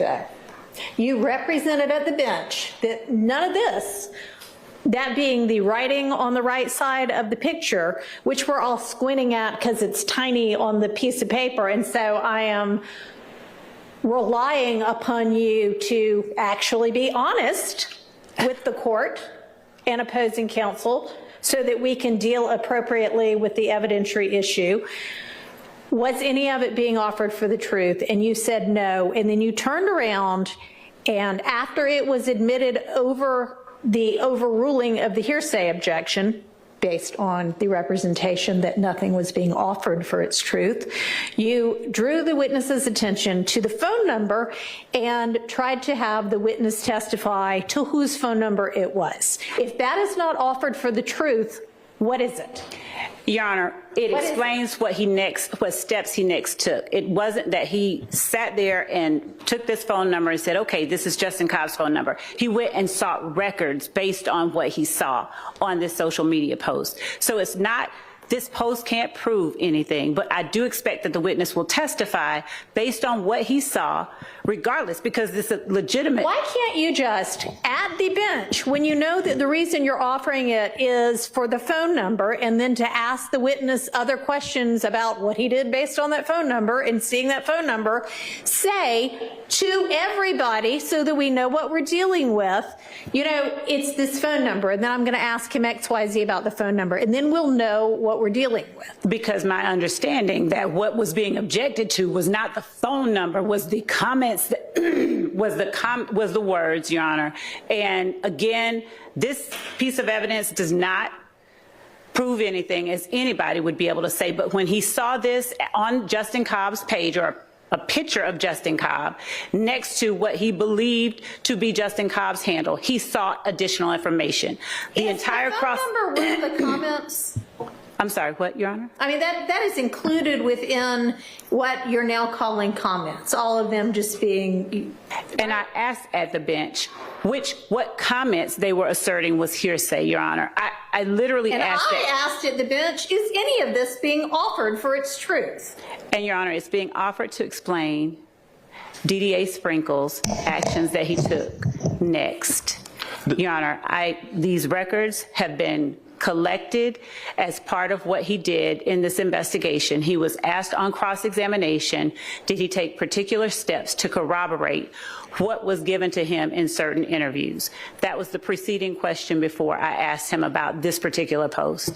So the state intended and intends to introduce the records that DDA Sprinkle produced or obtained after seeing this post. This post can't suffice to prove that that is Justin Cobb's number. This post only explains why DDA Sprinkle got the number and why it was significant to him in this investigation, where his steps and actions are being questioned. But you know, Judge, we don't get there. I hear what the state's saying, and it's disingenuous because we don't get to the second step that they're talking about, what records he procured and why he did what he did, unless we go through the hearsay statement that's contained in the portion that I objected to. And the court is accurate. I was there, and I asked for everything that was on the right side, all of the verbiage to be, I said that was hearsay. The state said it was not. It clearly is, because to ask him that specific question, I mean, listen, none of us are obtuse here. It is what it is. I think that the state was disingenuous about it. The state's being very slippery in regards to their response to the court's questions. I think it's willful, and I think a mistrial is appropriate. And I'm asking. I can't figure out what it is. If it's disingenuous, if it is that, I don't want to malign the prosecutor standing in front of me right now. Yes, so you I'm do. not going to say the possible things that it could be, but it is baffling to me that somebody with the number of years of experience that you have, time after time after time, continues to seemingly purposefully hide the ball to the extent you possibly can for as long as you possibly can. And I really don't want to believe that it is purposeful, but honestly, after a certain number of times, you start to wonder how it could be anything but that, unless it is just that you are so unorganized that you are throwing this case together as you try it. And I am sorry to say that, but this case is being made much more difficult for everybody because of the haphazard way in which it is being presented. I'm going to take a recess for a few minutes. Yeah. I'll have a ruling when I get back.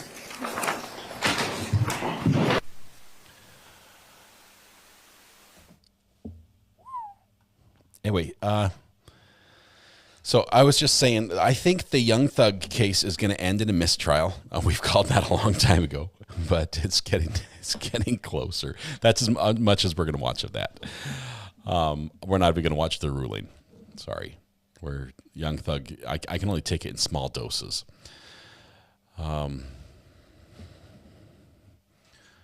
Good times, eh? Let's see, District Court 4. We are not back yet from Verdict Watch. Can we see that? What started that again? That was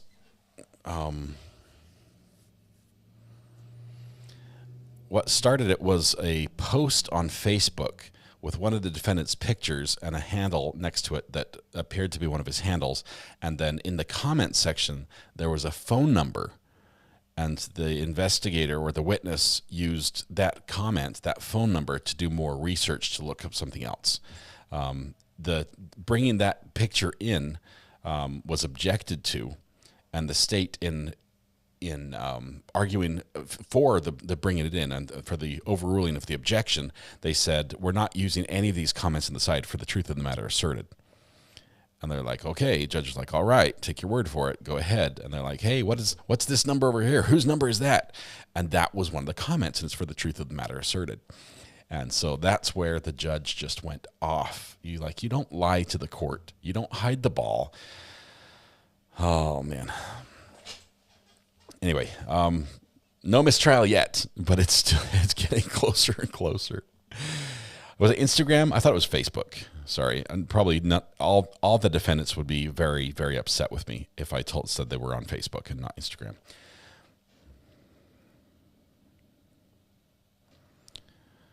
Yeah, we've talked about the Judge Boyd thing quite a bit on that one. She's accused of judicial misconduct and some other stuff. A lot related to her YouTube channel. Some related to changing her opinion after getting a phone call, presumably from her mom on a case, whose mom watches her live. Disingenuous is the least offensive term I could use. Yeah, the judge was reaching for words that she would not have to take back or try to claw back at some future point, but still conveyed her meaning. And that, wow. I have to admit, I think that the defense would get her just as mad in this case, that she would be just as mad at the antics that the defense will pull if we get to that point in the case. We're still in the state's prosecution in chief and Young Thug. It's the state's turn right now. And there's so much stuff that everything is just adding up. It's cumulative.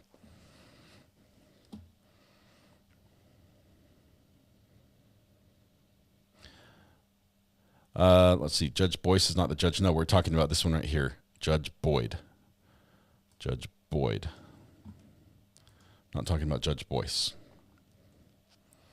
Judge Boyce was Daybell's judge, right? I didn't do well hanging. You guys, we could pull up the answer if you guys desperately want it. Let's see.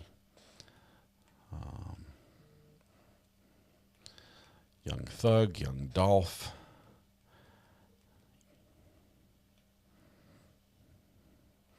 Okay, judge takes a break. Then judge comes back and makes a ruling. Here we go.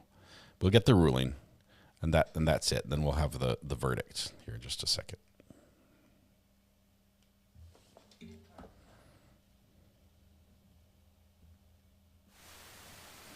Okay, here's the ruling. The judge had a long break, and then she comes back, and this is where we pick up. I have not pre-watched this, so it could be spicy. Might be not as spicy. No verdict yet, or almost an hour of deliberation time up in Thurston.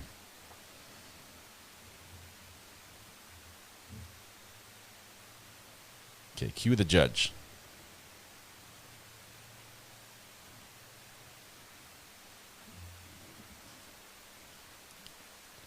I swear I was at the right point.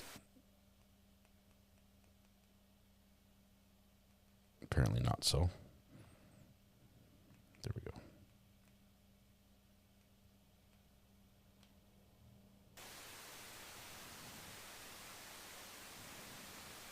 There we go. Okay.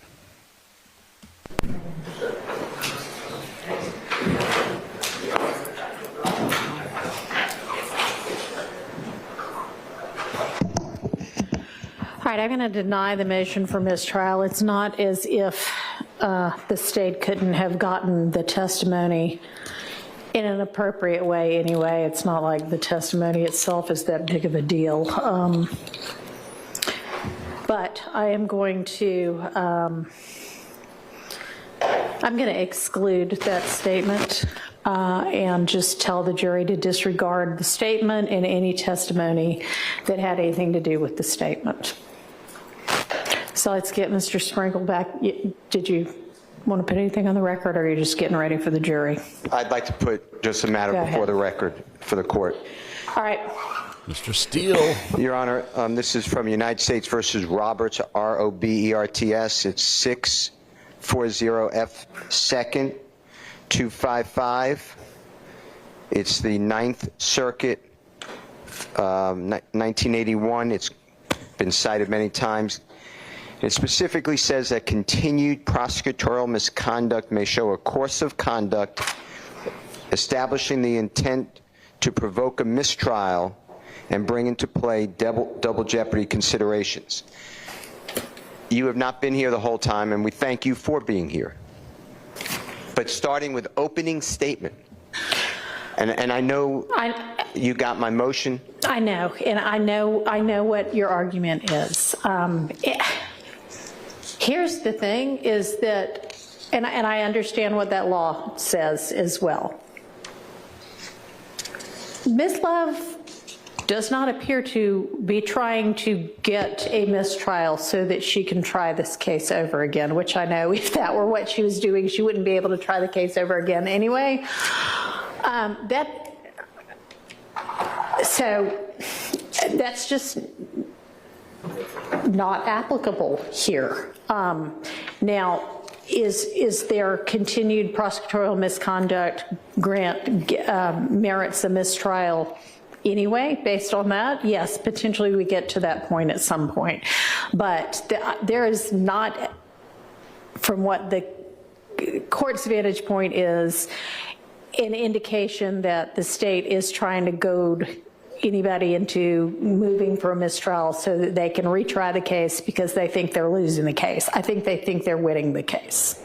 Well, I don't know what they think, but I will say this. This is not becoming, in the state of Georgia, of a trial. And it is all the time, Your Honor. It is all the time. At some point, it's got to end. Because this is not fair to Mr. Williams, and I assume the other people on trial will agree. It is just constant hiding balls, citing law that does not stand for what it stands for, not giving over information, not answering the court, arguing with the court, and I think that it does rise to a level now, but I understand what you rule. But I think that we're well beyond it. And the reason I said from opening statement is it's literally from Oh, I saw that. I know. I mean, I think my frustration was apparent a few minutes ago. But I truly am struggling with whether all of this is purposeful or this is just really poor lawyering on the part of members of the state's team. Either way, it's really unfortunate. If it's something other than poor lawyering, then it is more than unfortunate. But at this point, and we're going to just move on with that exhibit being excluded. I don't know if I can stress any more than I already have how much the state's lawyers need to make an effort to be upfront and forthright in the trial of this case. So let's get the witness back in. Your Honor, would you allow me to either renew my motion for mistrial or consider that my motion is renewed before the asking of the next question, please? Yes, it's renewed. Thank you. The Harvey rule does apply. Yes. That rule applies means we all want it renewed. It's as if we all filed the motion. Okay, so Amber, you're telling me that I have to show the very end of the day as well on this one. So let's jump to end of day.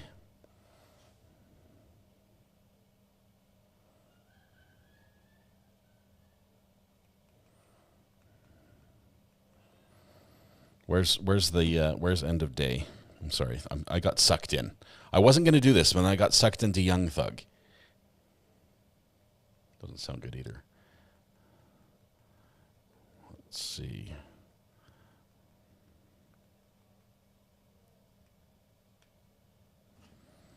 Mr. Williams? One gun, yes.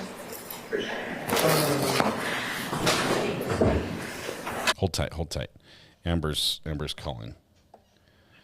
Amber, Am I on air or off air? You're on the air, so keep your language family friendly. You're supposed to be asleep. I am supposed to be asleep. I'm at 8:21:40. I'm trying to Is that the find- right timestamp? I have no idea. I'm trying to find the timestamp, but it's in regards to media and cameras being in the courtroom for the rest of the case. So we got to find the timestamp. What feed are you using? I've got L&C here from yesterday that we're taking some clips out of. Okay, let me see if I can find it on LNC, and I'll put it in my chat. Okay, I'm there right now.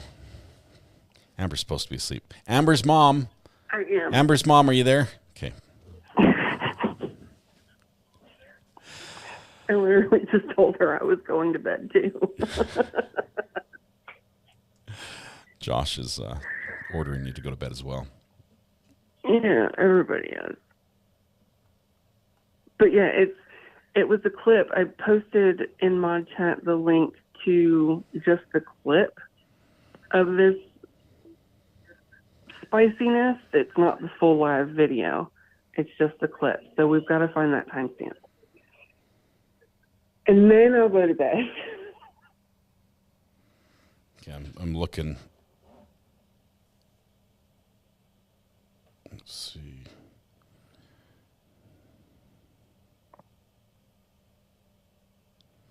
Someone photographed the witness on the stand. Hang on. Let's listen. Just audio only. We have a problem, and I don't know if it was any of you, but we need to get to the bottom of it, or I'm going to have to excuse everybody. Hang on. We're gonna find this one. Judge is on. Judge has her mom voice on. So. Okay. Well, since you found it, I'm going to hang up now, okay? Okay, go to sleep. Okay. Bye. Bye. Okay, I'm looking.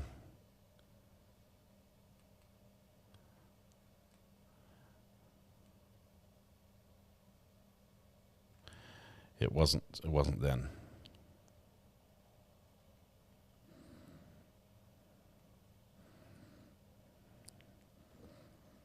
Backing up to find where it happened. It was a sort of unique shot.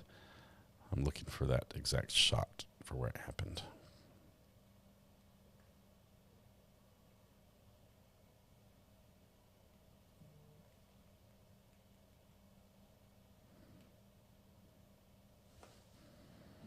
Marge, he said a whole lot of I don't remembers and a fair bit of, if I said that, I don't remember saying it, but if I did, I lied, to the extent that the statement itself can come in as substantive evidence as a prior inconsistent statement. And if the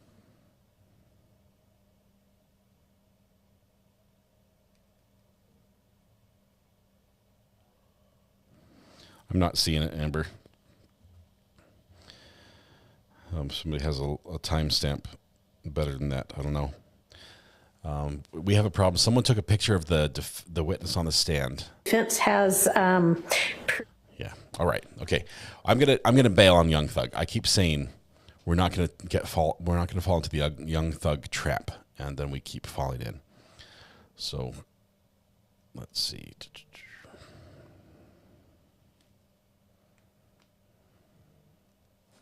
Thurston County Circuit Court.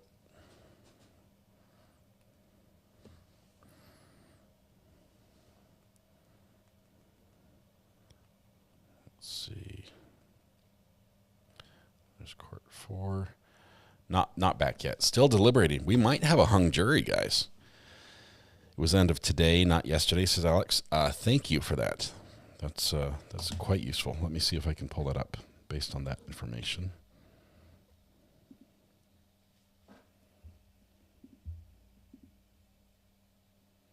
So today's over already?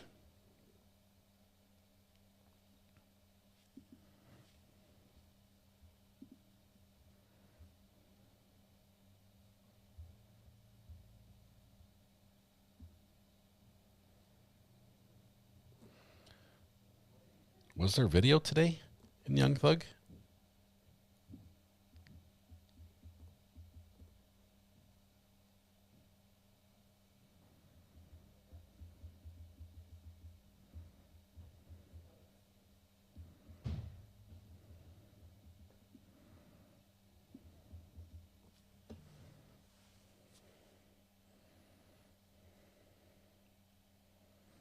I don't know. I'm not seeing it. I'm not seeing video today. Maybe it was taken down because there was a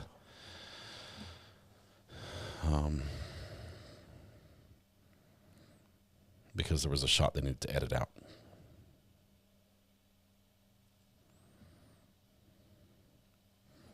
New Sarah Boone filing. Let me look and see what Sarah Boone has going on. Let's see.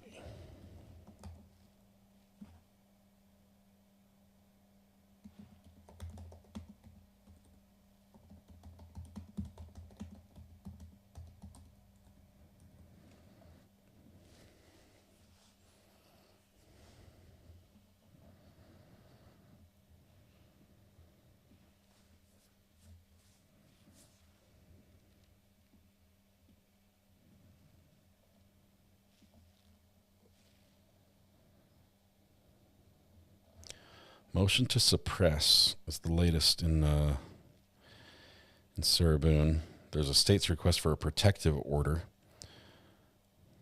Amended notice of taking depositions. Motion regarding defendant statements to Deputy Kayla Rodriguez and Detectives Cospel and Lauren on February 24th. I'm going to kill that little fly if I can catch him.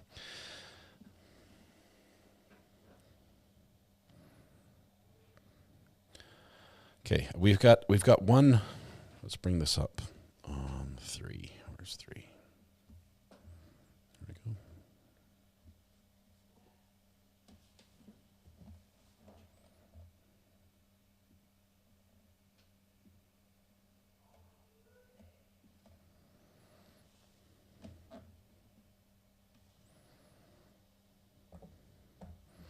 All right, can you guys see this? This is a motion to suppress, and I don't think it's too long, but keep me informed if like buffer sound if Thurston comes back. We need to play verdict music and everything. Okay, motion to suppress. This comes now defendant by and through the undersigned attorney. It's sort of a weird setup. Well, I guess it's right. It's formulated right. Through the undersigned attorney pursuant to Rule 3.190.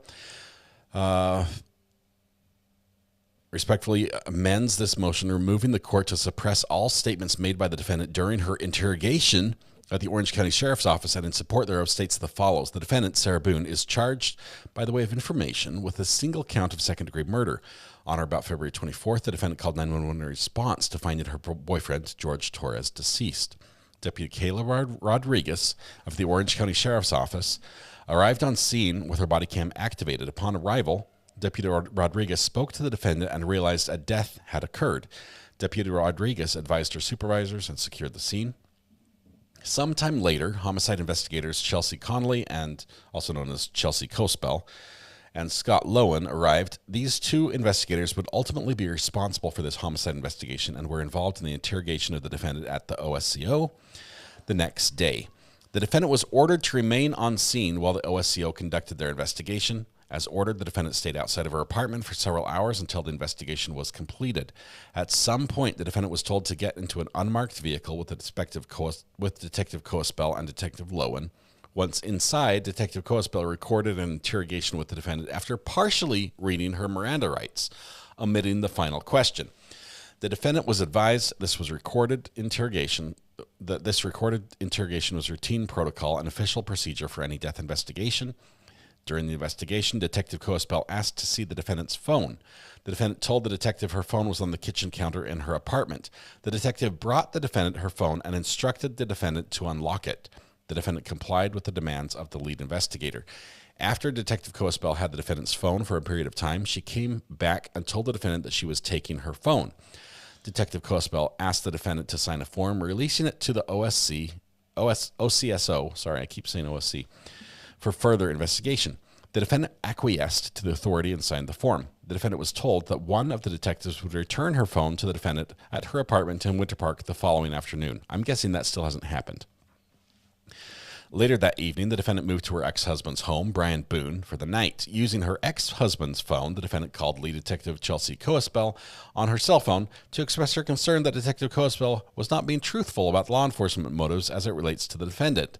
The defendant told the detective she believed they were trying to trick her and being sneaky about something. The detective assured the defendant they were not trying to trick her or implicate her, but that the following day the defendant needed to drive to Orange County Sheriff's Office to retrieve her phone. The detective explained that the reason for the change in plans was because she was pregnant and not feeling well. The next day, February 25th, the defendant arrived at OCSO to retrieve her phone and had questions about this tragic event. Upon information and belief, a judge had signed a search warrant for the defendant's phone just 9 minutes before she arrived at the sheriff's department. While still under the impression that she was retrieving her phone, Detective Lowen led the defendant upstairs into an interrogation room. Detective Lowen wore his firearm on his waist during the entire event. A custodial interrogation ensued. Immediately after the interrogation, the defendant was formally arrested and charged with the offense above. This approximate 2-hour interrogation was recorded. The initial dialogue between Detective Coespel and the defendant, Sarah Boone. Detective, I'm going to have you sit in the green chair. Detective, appreciate you coming in. Sarah Boone, yes, ma'am. I want to ask about these whenever you have a moment, referring to her written notes with questions. Detective says, sure. Detective, so obviously he received his autopsy. Detective, so I'm going to read your rights again because we have to talk about that. Detective, and we're not done talking about the incident. Detective, we just have to do it. Sarah Boone says, just like we did yesterday? Sarah Boone, normal protocol? Detective, just like we did yesterday. Remember I read you your rights? Yeah, it's the exact same thing, but since I'm asking you to follow up questions, I need to read them to you, okay? So you have the right to remain silent. Anything you say may be used against you in court. You have a right to talk to your lawyer before and during questioning without charge. If you cannot afford a lawyer and want one, one can be provided for you before questioning without charge. Has anyone threatened you or promised you to get anything to talk to me? Sarah Boone, no. And you still understand what I just read to you? Sarah Boone, yes. And do you understand what I just read to you? Yes. Detective, perfect. Okay. So this morning, do you understand? That's... Okay, we'll see.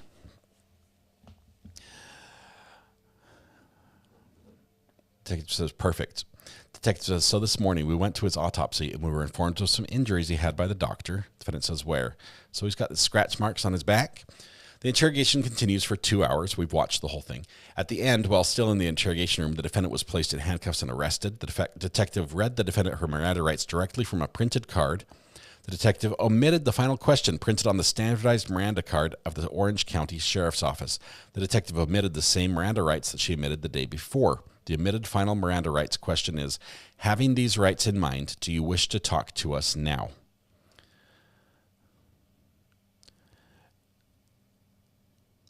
The defense has yet to receive a true and accurate copy of the Miranda rights card from the Orange County Sheriff's Office, but it would look something like this if we got one. And that bottom line says, having these rights in mind, do you wish to talk to us now? That's the waiver portion. Based on all the circumstances surrounding this interrogation, the defendant's statement was coerced and not freely and voluntarily given. The defendant did not freely and knowingly waive her rights under Miranda. Dr. Bullbutter texted, thank you very much. I appreciate that. As such, the entire 2-hour interrogation should be suppressed.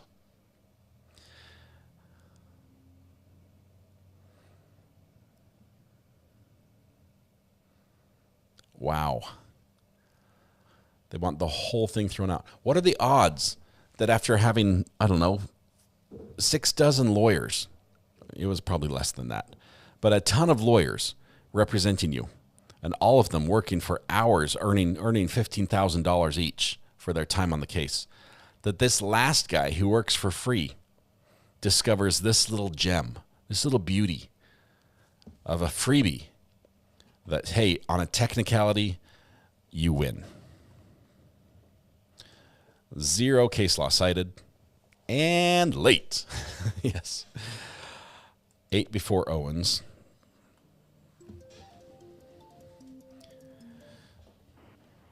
Are you calling me while you're sleeping, Amber? Yes. Good snort. No, I wanted you. Hang on. Keep talking because I can't hear you. But now talk. I can hear you now. Can you hear me now? How about now? Yes. Can you hear me now? Yes. What about now? I know it's on everybody's nerves. Can you hear me now? Hey, you guys. Wait. Road just replied with a meme, with a GIF. They looked at me and they just wrote down my name. I mean, it's a Shark Tank GIF. I'm so confused. What are you talking about? So I told you guys I tweeted this company, Rode, on Twitter. And I said, hey, you've got new equipment. I want to test it because I'm like the perfect person to test this new equipment you have because I'm a hardware-based live streamer. I've got a fairly sizable audience and people that might want to hear about this. People come to me for information about live streaming with equipment, and you've got this new piece of hardware that you're trying to get people to switch from software to hardware. No one better to test this than me. And so I tweeted them and I asked you guys to retweet it. And Rode 1 minute ago just replied to me and with a GIF from Shark Tank that looks like this. So let me see if I can do this. I can't even see my own screen. Looks like this. It's the Shark Tank guy looking up and writing down some notes. That's a good omen. I see it. They want a proposal. All right. Well, that was really cool. Did you want the timestamp, girl? Yeah. Okay. So I think that Fox 5 Atlanta, they are actually still live. Their live view placeholder is just up. It's still live. So you need to go about an hour and 45 minutes back. Fox 5 Atlanta. Uh-huh. Let's see. Fox 5 Atlanta. Correct. There's Young Thug. What's the timer on it? Go back about an hour and 45 minutes. 1:45.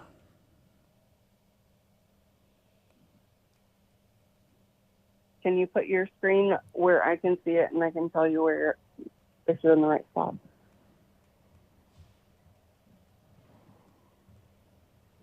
Yeah. How about I put it up like this? Does that work? Well, no, it does because there's a slight delay. Okay. Yes, back it up just a smidge, just before the girl in the We're gonna pause black from our cardigan. evidentiary Sure, issues that's for a the minute. judge because they're Thank going you for coming evidentiary in, issues right now. and I have So, a question yes, this for is the spot. you. That Okay. is, All right. and Thank you. may already know what the Uh-huh. topic Goodbye. is. All right, bye. And did you take any photographs of the witness? I did not, and from the area that I sit today, you can tell that I couldn't take that picture. Okay. I heard it online, and luckily I wasn't all the way back to Covington, so I don't believe in throwing rocks and hiding my hands. Okay. I have a reputation, and I'm going up for DOJ certification for immigration, so I don't need anything that's lack of moral turpitude to affect me, so I wanted to make sure. Well, I got appreciate back you in coming here. straight here. And I think that we have actually figured out what happened anyway. Okay. And since we're on it, I'll just go ahead. And it appears that what happened is that, and I hate to say it, and I don't think it was your fault, Mr. Maurice, but I think what happened, it looks like, is that you're showing the screens when video is being played, understandably. But what happens is when the video gets stopped, there was just an instant where, because for us in here in this courtroom with Zoom, we have the witness being shown just to us so that y'all can see it and I can see it, because this courtroom setup is not ideal for everybody to be able to see the witness. And it showed for just a second the witness, because it captured the Zoom that got shown that's just interior here, but anybody, of course, can screen grab it. And it looks like that's what happened. So I think that in order to stop that from occurring in the future, we just, when we have a witness who isn't supposed to be filmed, we just won't even be able to use the Zoom,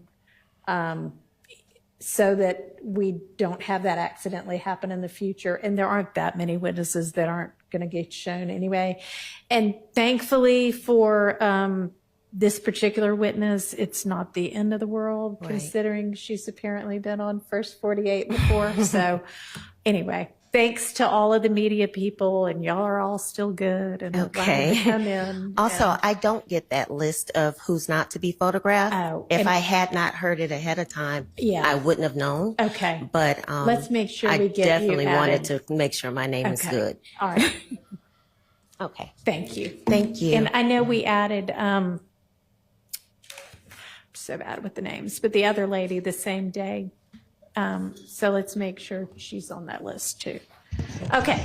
Thank you. I appreciate All right. it. Back to, so R Back is to in, reality. R, Okay. S. That's all we're going to. So that wasn't as spicy as I feared.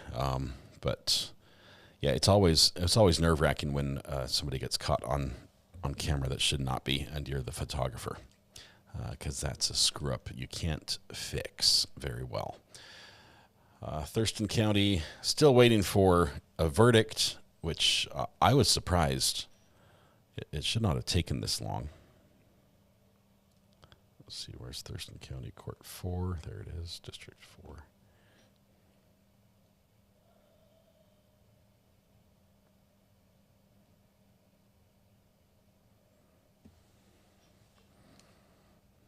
Nothing yet. Nothing. Have we confused everybody enough? We've jumped around, talked about 6 different cases. Today, we've been all over the place. Kaylee, home from the Arctic North, back to Florida storms, heat and humidity.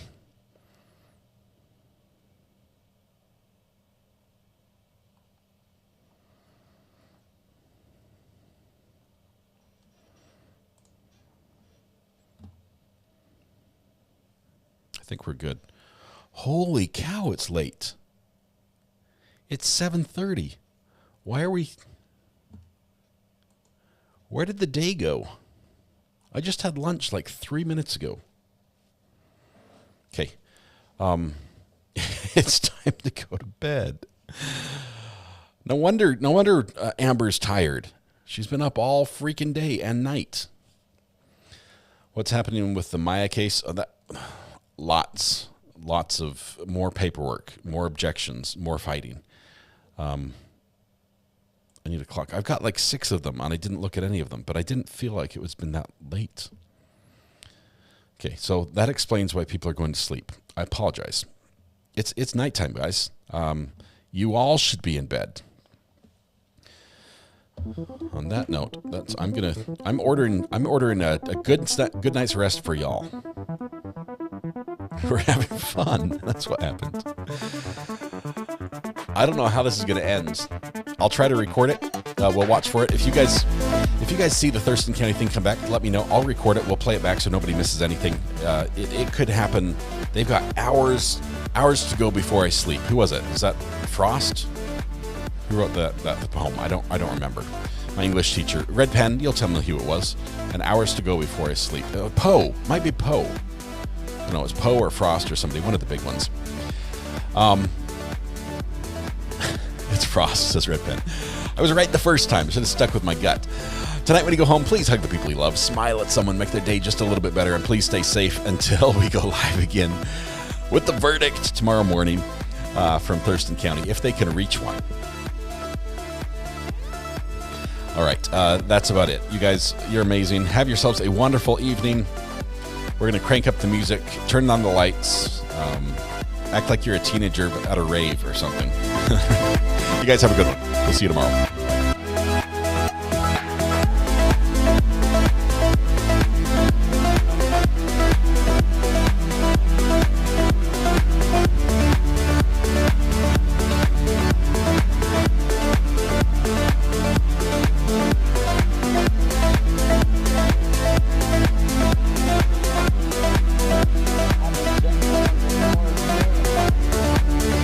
Shame on you, sir.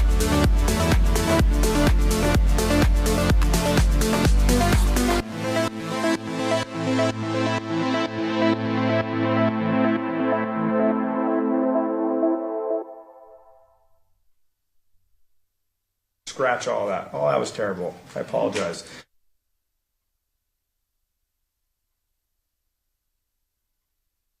Because he's the guy. I saw saw it